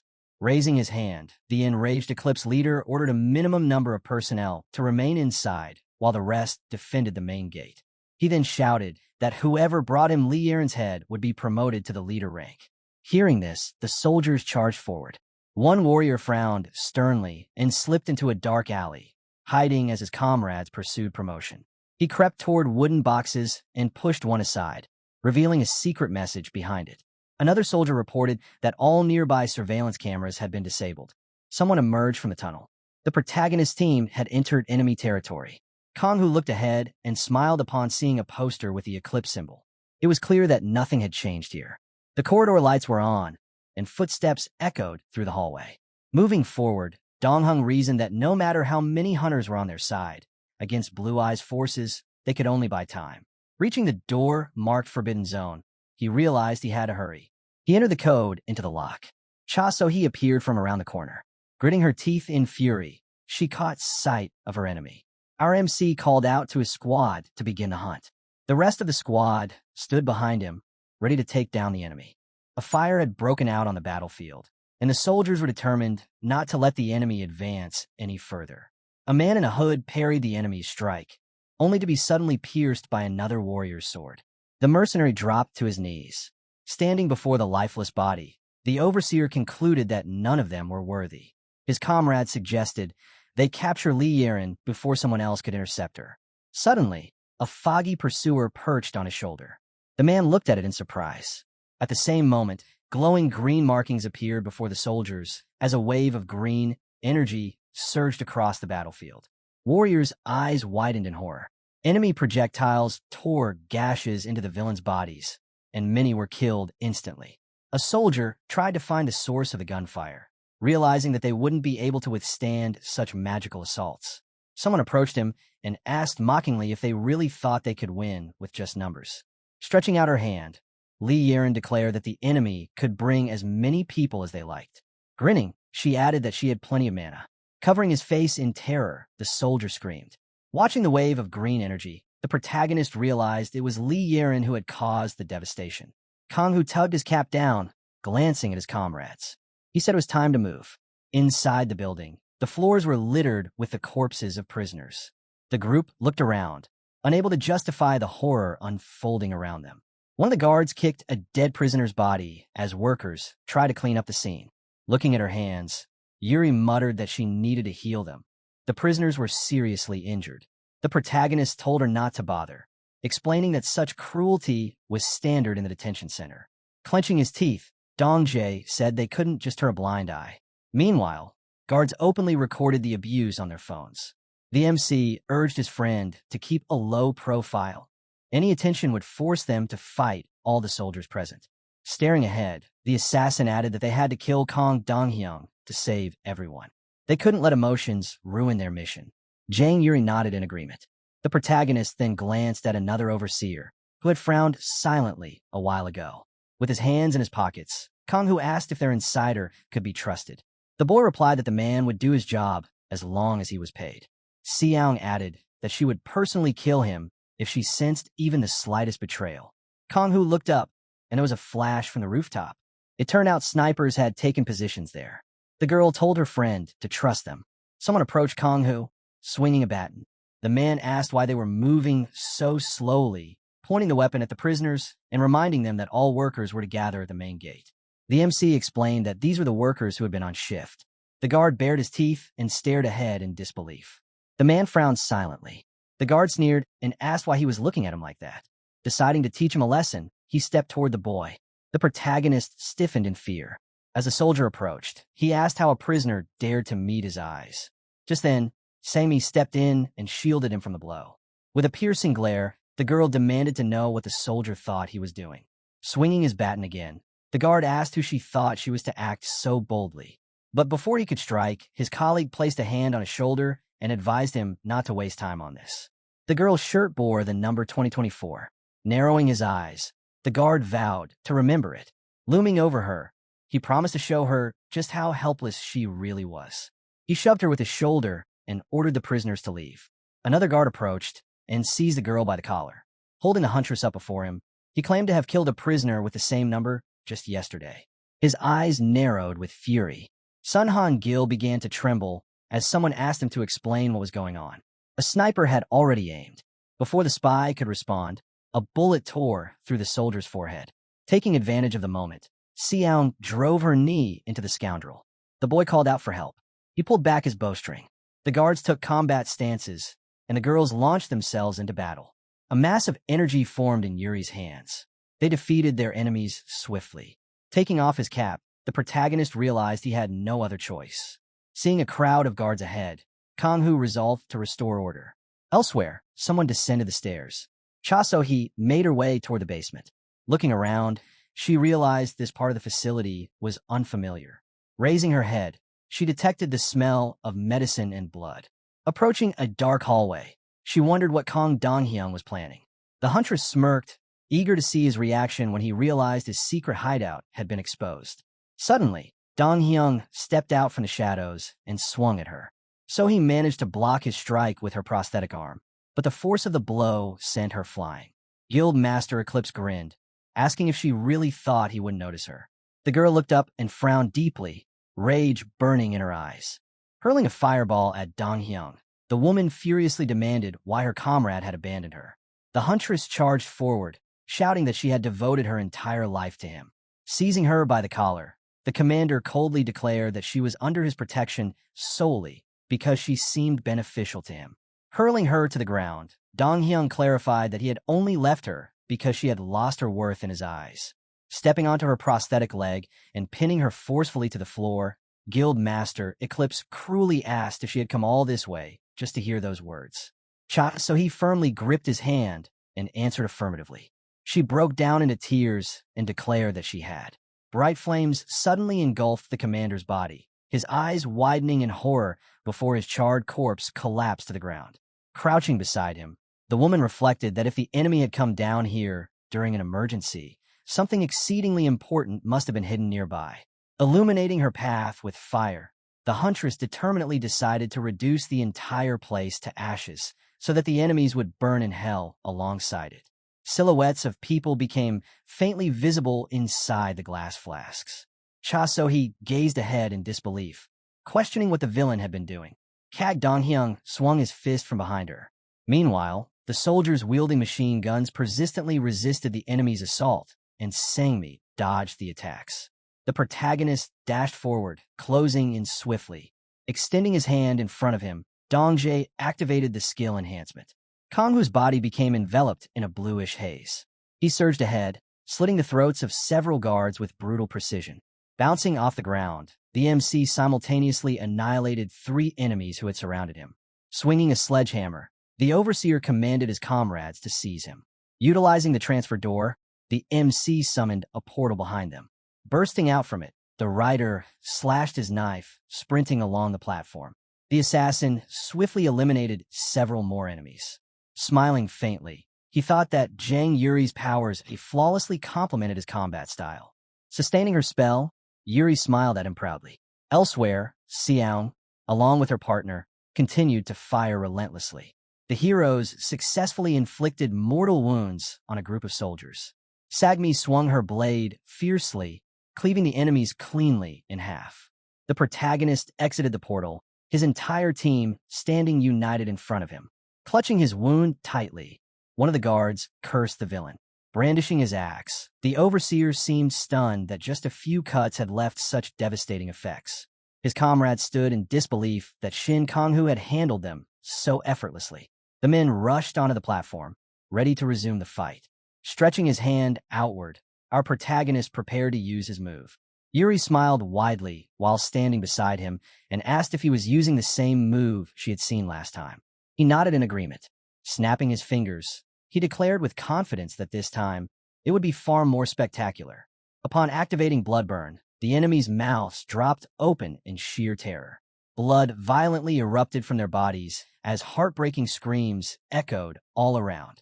One of the guards raised his head, his eyes rolling back as blood spewed from his mouth. Grinning joyfully, the huntress thought that her friend resembled a sorcerer more than a killer. Someone stepped into a pool of blood upon entering the building. Xiang expressed surprise that they had actually succeeded in taking down those overseers.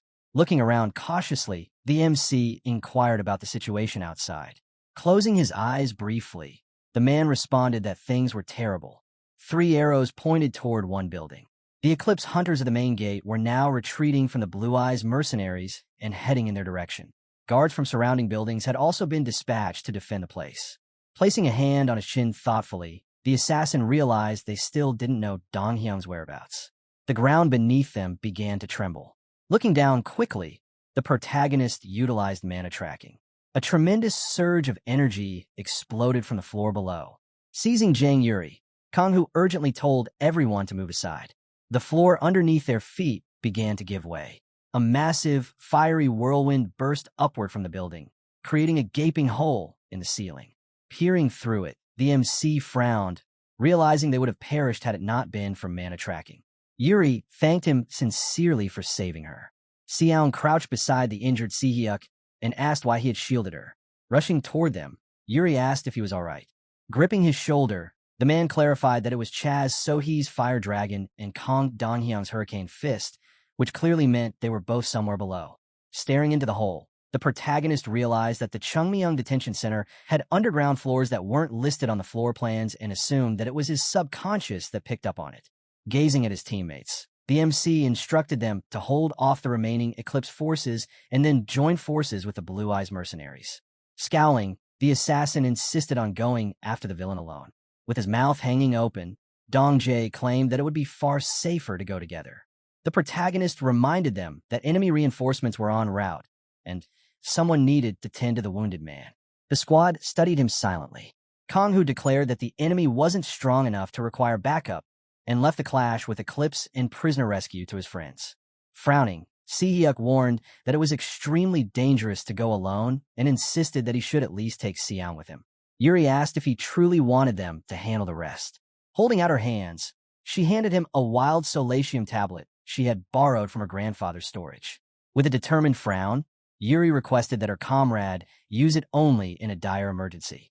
Clenching the tablet tightly in his fist, The protagonist noticed she had called him by his fake name, concluding she must have overheard the guards earlier.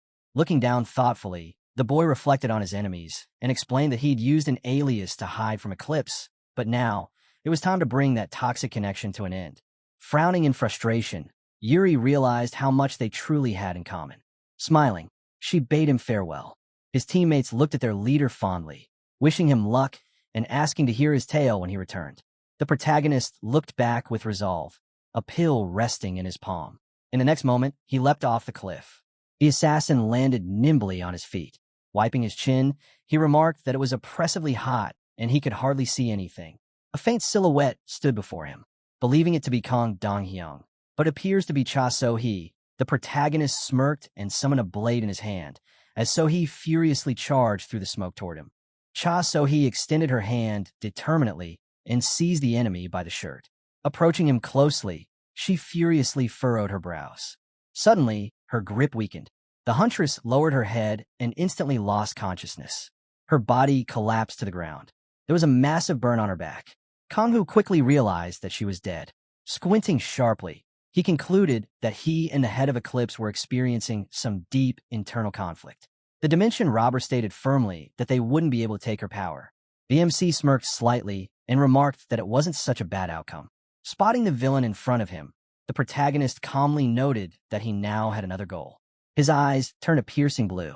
In front of him stood a level 500 fighter who had made contracts with 4 different constellations. Kang Dong-hyung smirked confidently. His constellations significantly enhanced his strength and mobility while simultaneously reducing his pain sensitivity. He clenched his fist tightly. The MC silently determined that all of his enemy's skills were perfectly suited for battle. A gust of wind suddenly kicked up dust into the air.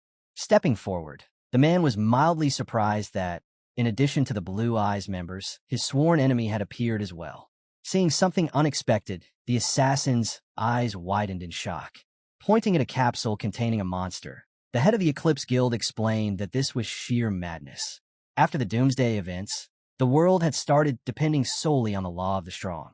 Standing among the ruins, the commander raised the girl in front of him. She struggled and grabbed his hand, desperately trying to free herself. In this life, only those who manage to conquer their weaknesses can obtain true power. The woman clenched her teeth fiercely.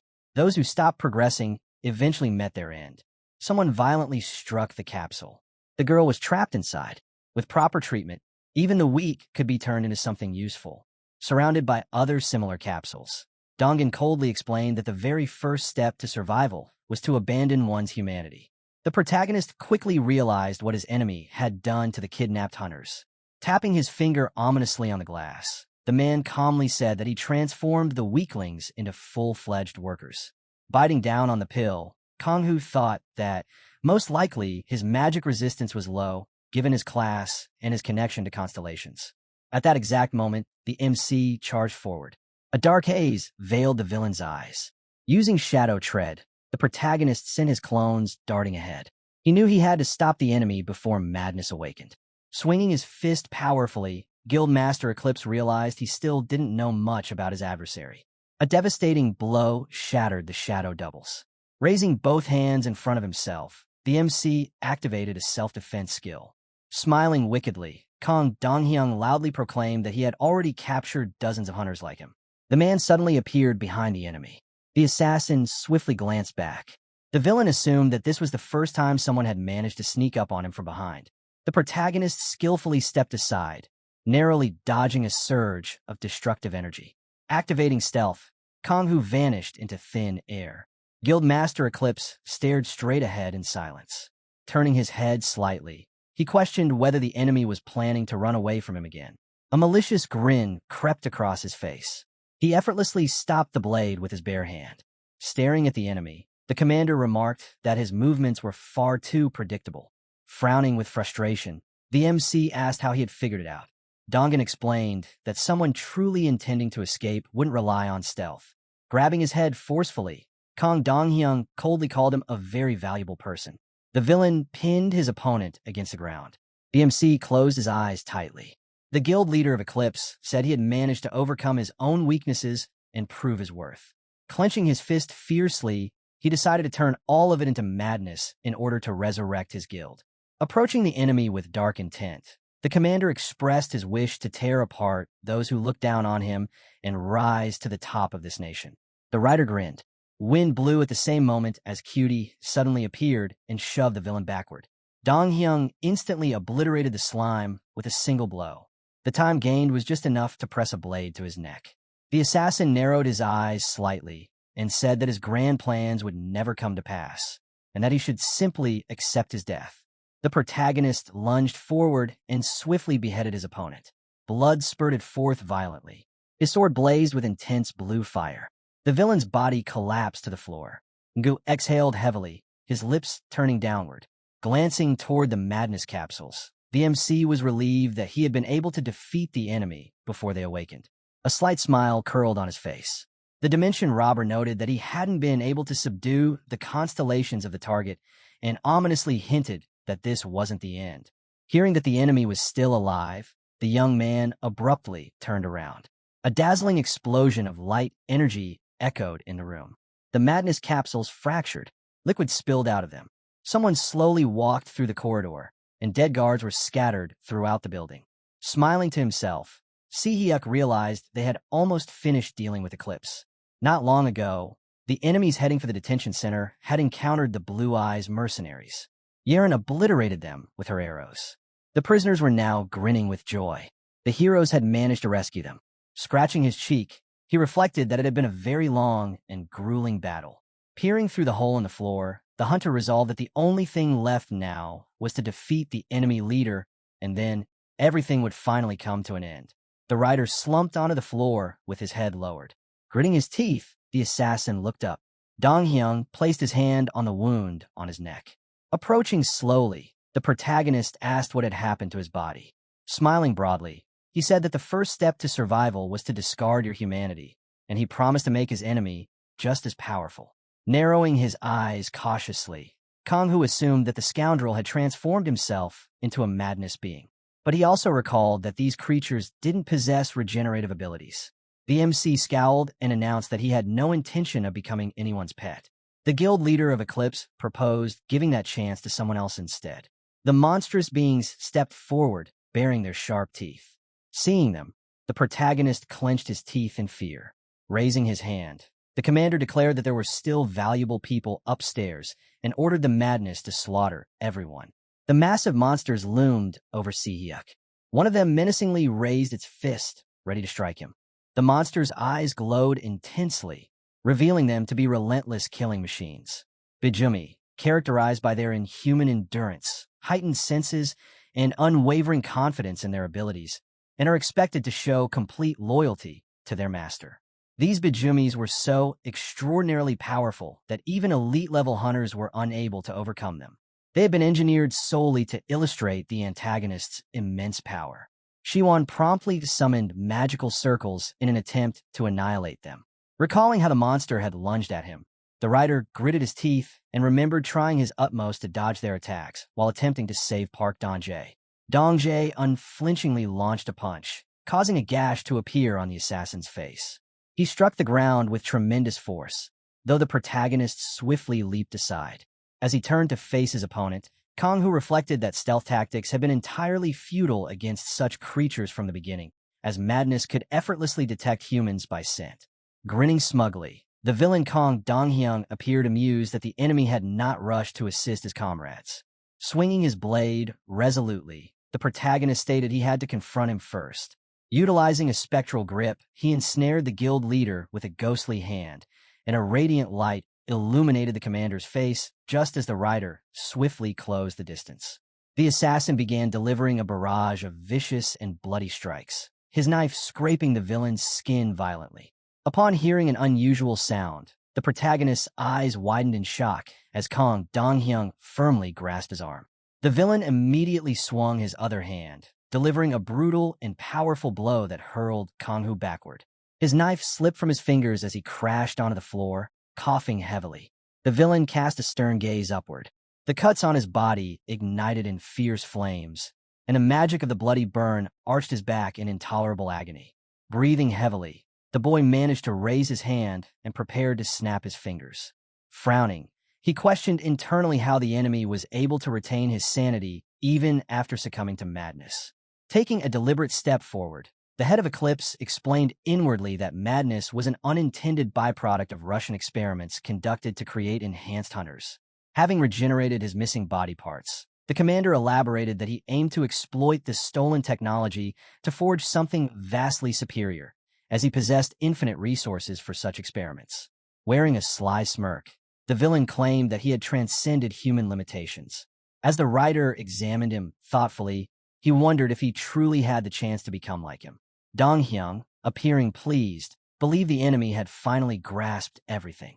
With a maniacal smile, he mentally proposed that they could collaborate for mutual benefit and promised to transform the enemy into his greatest creation.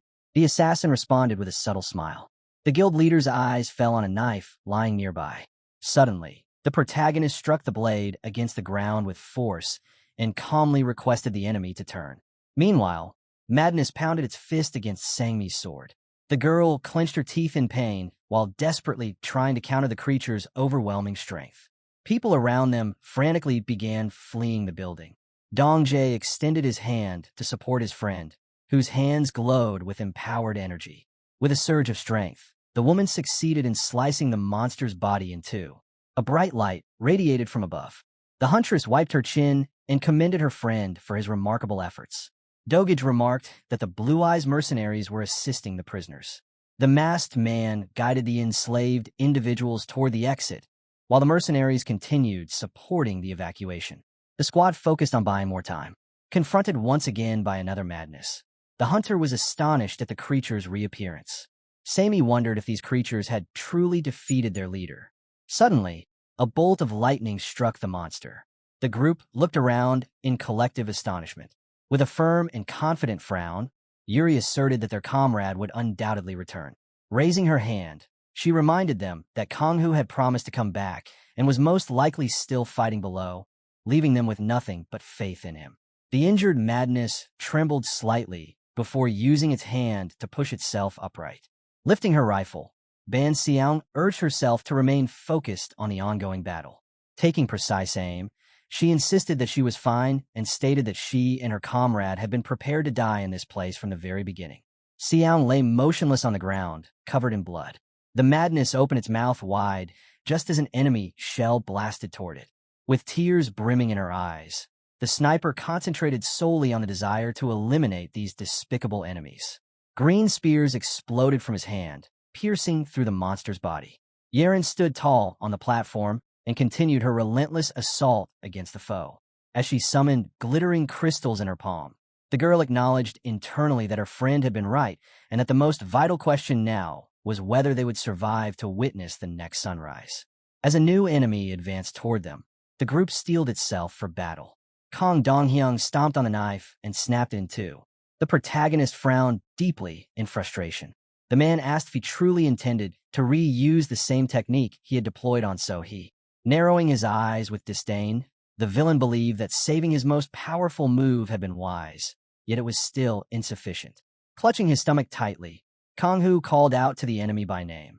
His eyes sparkled with intense focus. The young man deduced that such regeneration was implausible and realized something was amiss. Utilizing mana tracking, he detected dark energy swirling within the enemy's chest. Beneath the ominous aura lay a hidden mana crystal. The young man could barely believe the enemy had embedded such a crystal within his chest and had managed to survive the massive overload. Grinning subtly, the writer comprehended the nature of that peculiar sound when the blade grazed his skin and understood why Cha So-hee had grabbed his shirt. She had been attempting to demonstrate the precise way to kill the head of Eclipse. Stepping forward, the assassin came to the realization that he needed to target the mana stone with unwavering accuracy. His eyes widened abruptly as a searing pain pierced through his head, forcing the protagonist to drop to his knees. His entire body collapsed onto the ground. As he stretched out a trembling hand to retrieve the knife, Kanggu suddenly recognized that this intense sensation was a severe side effect of the pills. The commander swiftly kicked the weapon out of his reach. Clenching his fist tightly, Dong Hyung announced that now his adversary would be unable to evade his attacks, having lost both his weapon and every trace of mana. With a wicked grin, the man confidently proclaimed that this marked the end. However, raising his head with grim determination, the MC declared inwardly that he would have to resort to something else since his mana had been completely depleted. A dense, ominous mass of dark energy emerged in his hand. With one fierce motion, the protagonist vowed to take down his opponent with nothing but his bare hands. The villain's mouth opened wide in fury as he screamed his enemy's name. Gritting his teeth, the protagonist lunged forward. Swinging his arm forcefully, he slashed across the opponent's chest using the formidable technique known as the Pure Black Moon. A devastating surge of dark energy swept through the basement, leaving even the surrounding walls deeply scarred by the aftermath. Guild Master Eclipse Kong Dong-hyung crumpled lifelessly to the ground. The system reported that the user had stolen the undefeated god of war. Smiling faintly, the assassin realized he had acquired an enormous amount of experience due to the five-fold level disparity. Suddenly, numerous golden messages from various constellations materialized before his eyes. The protagonist turned his gaze aside as the pure black truth seeker acknowledged that their contract had been rather sudden, but watching his new owner proved extremely intriguing.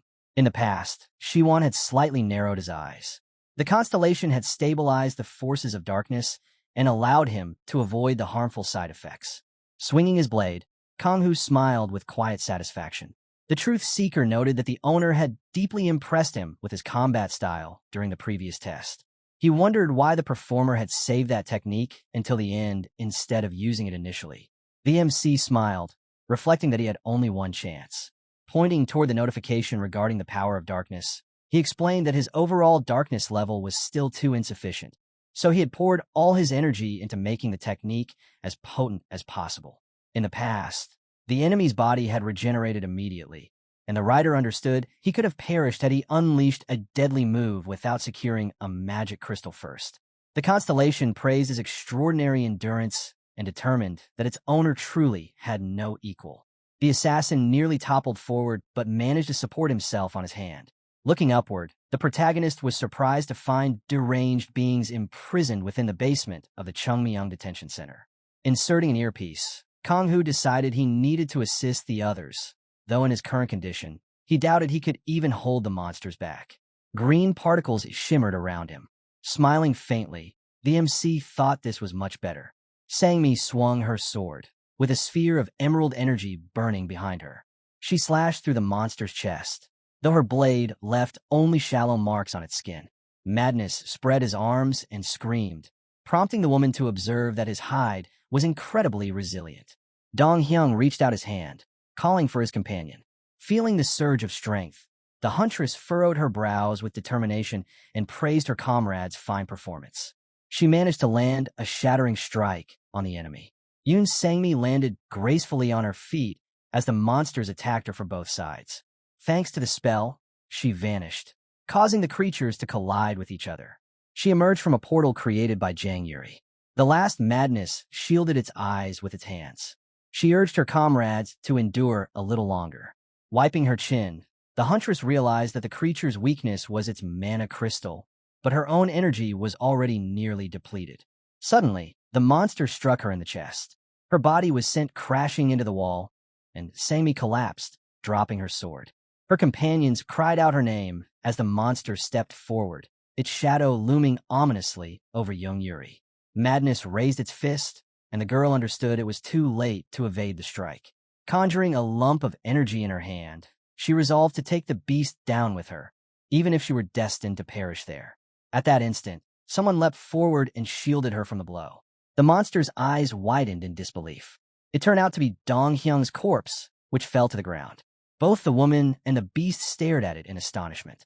The huntress, horrified, silently asked herself what had just occurred. Leaping into the air, the protagonist instructed his friend to duck. Swinging his flaming blade, he unleashed the pure black moon. A tremendous wave of energy sliced the monster clean in half. Konghu landed beside the lifeless body, bowing his head with a heavy sigh. Gazing at the monster's corpse, the MC surmised that it had panicked upon seeing its deceased master. Witnessing their friend, the group grinned broadly. With a stern expression, the writer commended them for their exceptional efforts. Lowering his gaze, The assassin declared that he had kept his word and vanquished Dong Hyun. Yeren placed a hand on his shoulder to help him stay upright, gently asking him to catch his breath. The protagonist admitted that his body could no longer endure. Yuri rushed into his arms, her cheeks flushing pink, overjoyed that her friend had succeeded. Kang-hoo joked that he nearly fainted right in front of her. All around them, corpses of guards and monsters lay strewn across the building. The group decided it was time to head back. The leader of the mercenary corps stood in front of a large map. After the fall of Eclipse, Blue Eyes absorbed the Black Lion organization and became the most powerful group in Taejun. Ban Xiang stared forward with conviction, deciding to remain alongside Yeren to aid the victims and uncover additional crimes committed by Eclipse. A recording surfaced showing thick black smoke billowing from the detention center. News outlets reported that the Eclipse organization had been eradicated during a collaborative operation conducted by all minor obedient guilds. NSA personnel were seen removing items from the Chungmyung detention center. Park Dong-jae and Yoon Sang-mi approached the members of the Abyss. Placing a firm hand on his nephew's shoulder, Lee Hyun-suk observed that his gaze had changed. Dong-jae, with a proud look across his face, confirmed the transformation. This experience would serve as vital growth for his future. The protagonist and Yuri stood in front of the Blue Eyes headquarters. She handed him a tablet containing data they had recovered regarding Biollante. Frowning, she explained that the plan's primary function was to suppress the adverse effects of dark forces. Examining the documents, Kang-hoo deduced that Biollante had been intended for Chai Guan-hyung, since Shiwon possessed a pure black tree truth seeker. The guild leader stood behind his comrade. Without the constellation, he would be forced to rely on a portion of Biollante not meant for him at all. Turning the page, the MC realized that he had managed to exert pressure not only on the villain, but also on his accomplice. As they approached the car, the woman remarked that it was time for her to leave and asked her friend to visit them sometime. Nervously intertwining her index fingers, the bashful huntress admitted she would be pleased to venture into a dungeon with him alone. The protagonist wished her a safe journey. Smiling softly, the writer asked his friend to give regards to her grandfather. Lamps glowed beneath the ceiling. Gazing at a photograph, Xiang remarked that her comrade had always protected the vulnerable. In the photo, the group smiled joyfully.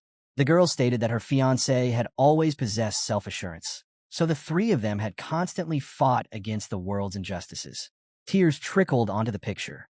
Covering her eyes with her hand, the woman confessed that they had always been prepared for death. Envisioning Si-hyuk aiming his bow at Dong-hyung, the assassin believed he had kept his comrade outside intentionally, ensuring he would not perish at the hands of the Eclipse leader as it had occurred in the original novel. Yeren approached her friend to comfort her.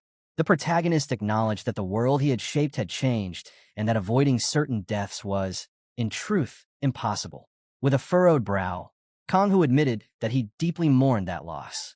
Wiping her tears, the huntress apologized and revealed that she had requested this meeting solely to show him something dreadful.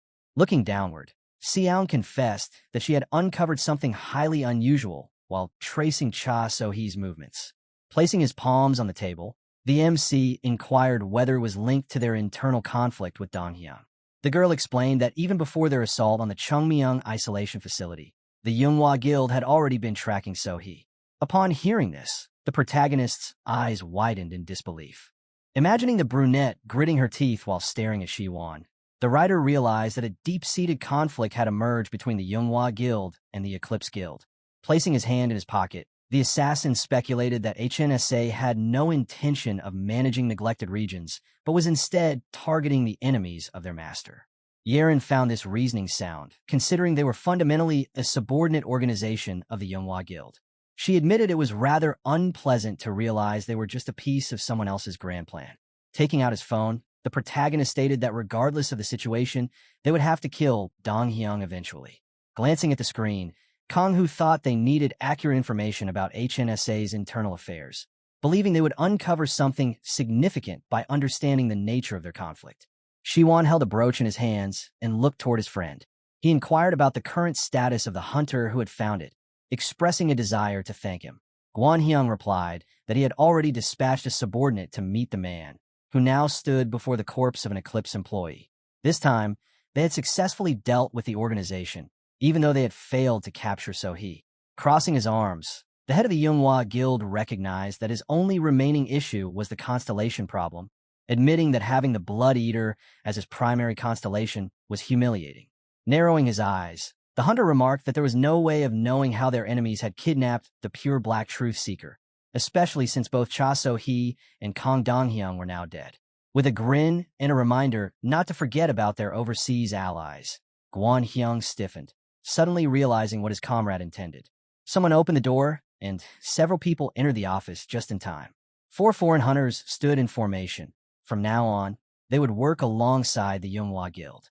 Elizabeth looked downward, slightly embarrassed. She hailed from the United Kingdom. Vincent, representing the Netherlands, smirked confidently. Seated at the desk, Shiwan welcomed them and hoped their journey had been without difficulty. The girl responded that everything was fine. The man was surprised to learn they were accompanied by HNSA members. Examining the hunter, Casey explained that HNSA had contacted him following the last conference and expressed a desire to cooperate. Guan-hyung commented that it was an odd pairing. The Saint of Redemption, who traveled the world aiding the poor, and the most notorious killer in Europe. It was astonishing that they had arrived together. Vincent closed his eyes in indignation at being labeled a killer simply for collecting hidden skills. He claimed that his ally could easily outmatch anyone in terms of victim count. Placing a finger to her chin, the woman feigned ignorance, stating she had no idea what he meant. Smiling broadly, Elizabeth asserted that she had never killed anyone and referred to her victims as parasites who contributed nothing. Setting her hand on the table, the girl proposed they stop discussing those matters. Approaching the scoundrel, the Saint of Redemption expressed interest in learning the true purpose of their meeting. Recalling the press conference, the woman clarified that while it may have seemed their focus was merely clearing dungeons globally, their actual objective was to unite the strongest hunters from every nation. Directing her attention to the head of the Yunhua Guild, she asked if his true goal was to form a secret organization to control the world. Shiwan replied that he simply wanted to purge the world of filth. Elizabeth raised an eyebrow with interest. Frowning sternly, he confessed that the raid on the Hell of Judgment had opened his eyes. In that memory, Shiwan had covered his mouth as a system window appeared, realizing that no matter how powerful he became, villains were always lurking, waiting for the perfect moment. Casey nodded while Guan-hyung stood beside him. The villain explained that the most elite representatives from each nation should unite to form a new global order, growing stronger through cooperation. Zhang Wu crossed her arms. Inside, the demonic hand grasped the earth. The Yunhua Guild's leader stated that ultimately, this unity would serve the greater good. With a hand to his chest, the boy promised that his comrades would receive whatever they desired if they joined his cause. Grinning, Vincent declared he was willing to do anything if it meant acquiring hidden skills. Raising her eyebrows, Elizabeth asked if the boy thought his ambitions were too modest and wondered how many people he intended to recruit. Smiling subtly, Xian replied that he needed 13 people and that the name 13 Stars would suit them perfectly. Leaning back in his chair, the villain commented that the meeting had gone well. Gazing at the ceiling, he introduced Elizabeth and Vincent, explaining that with their help, they could gather intelligence from both the light and dark factions to uncover how the enemies had stolen his constellation. Placing his hands in his pockets, Guan-hyung asked if his friend was confident they could be trusted. The Yunhua Guild's leader replied that they could be eliminated at any time if they became useless or betrayed them. Connecting the brooch to a computer, the man suggested they review the footage. Raising his hand, he stared at the screen. The image of the main character appeared on the monitor. Shiwan questioned his identity. Inside the dark gateway, Kong-hu, leaning against the wall, wondered if Eclipse had gathered compromising material on the villain. Yu Da-hun confirmed it. Crossing his arms, he explained that while they confirmed Eclipse had blackmailed an enemy, the exact details remain elusive. Frowning, the MC thought everything made sense when combined with Xiao's investigation. Arrows illustrated the interactions among various guilds. The Yunhua Guild's leader, enraged by Kong Dong-hyung's blackmail, had pressured HNSA, which in turn sought help from Blue Eyes to dismantle Eclipse.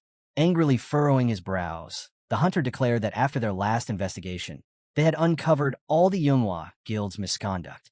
He explains it wasn't just Hyo Young-tae, but others were also involved.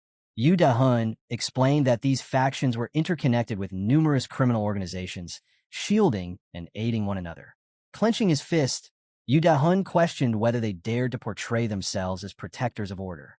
He vowed to take action soon, as they now possessed enough evidence to apprehend HNSA. The writer warned that his friend was gravely mistaken if he believed they could fix everything. The hunter asked what he meant.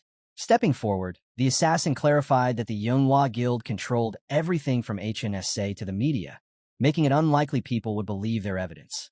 The protagonist pointed out that once they revealed that information, the entire world would likely turn against them. Da-hun tensed, his brows furrowing dangerously. Kang-hu thought that if they rebelled now, they would be obliterated just like in the original novel, so they couldn't afford to lose another key figure. As he passed his ally, the MC urged him not to act recklessly and to await the order. Touching his forehead, Yu Da-hun revealed their urgency stemmed from the fact that, following the press conference, the Manhwa Guild had been approached by the strongest hunters worldwide. The protagonist's eyes widened in realization. Acknowledging this was inevitable. The staff lined up in a straight formation. The hunter explained that the Manhwa Guild had used him and other HNSA members to welcome their guests. Da-hun looked aside. Among the guests was Elizabeth from England. The man frowned. If representatives from foreign guilds sided with the enemies, they would have no chance of winning. Stroking his chin, the writer surmised that if the Saint of Atonement joined the 13 Stars, the second recruit must be Vincent. People from various countries stood beside Shiwan. The Manhwa Guild was recruiting new members far faster than anticipated, forcing the assassin to act soon. Placing his hands in his pockets, the protagonist thanked his comrade for the valuable intelligence. The hunter affirmed his resolve to protect his nation at all costs. Furrowing his brows with determination, he pledged to do whatever Kang-hu required, as he needed a blade capable of defeating the Manhwa Guild.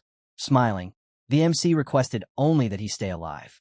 As he walked away from the meeting, the MC noted that his friend had an even more vital role to play. Surveillance footage of the assassin played on the monitor. Someone reported that this was the man who escaped the Chungmyung detention center, severed Taisu's hand, and received Yaren's help to defeat Cha So-hee. A dossier lay on the table, detailing the writer who had survived the Hell of Judgment. Grinning, Shiwan realized he had finally located him. Narrowing his eyes, the villain murmured his enemy's real name. In the past, Yaren was driving a car. The Manhwa Guild's leader suspected she intended to recommend that particular hunter. The guild master held a phone to his ear as he conversed with her, but now he questioned whether he needed to break their alliance and dig deeper. Guan Hyung then looked at the phone and reported that their reconnaissance team had uncovered information about the enemy. Seo-hyun's details appeared on the screen. Guan Hyung informed that Kang-hu had a girlfriend affiliated with one of their subsidiary guilds. Imagining the woman behind the mercenary leader, the guild leader realized she wasn't Yaren's subordinate and stated they needed to gather more intel from her. Tossing the tablet onto the table, Shiwan commanded that they use them as pawns or eliminate them if they turn out to be enemies. Meanwhile, as the car halted, the protagonist stepped out, declaring he had arrived at the destined location. Kang-hu promised to contact Yaren after completing his current mission. Standing alone on the shadowed street, the MC remembered that, according to the timeline, he would be the next member of the 13 Stars after Elizabeth and Vincent. Imagining a man carrying a sword on his shoulder, he resolved to crush his enemies before they could solidify their alliance. In Osaka, Japan, walking along a bustling street, the writer contemplated, let's expand the stage. And that wraps up today's video. If you want more recaps like this, drop a comment below and let me know. Don't forget to hit that like button and subscribe for more awesome content. Catch you in the next one.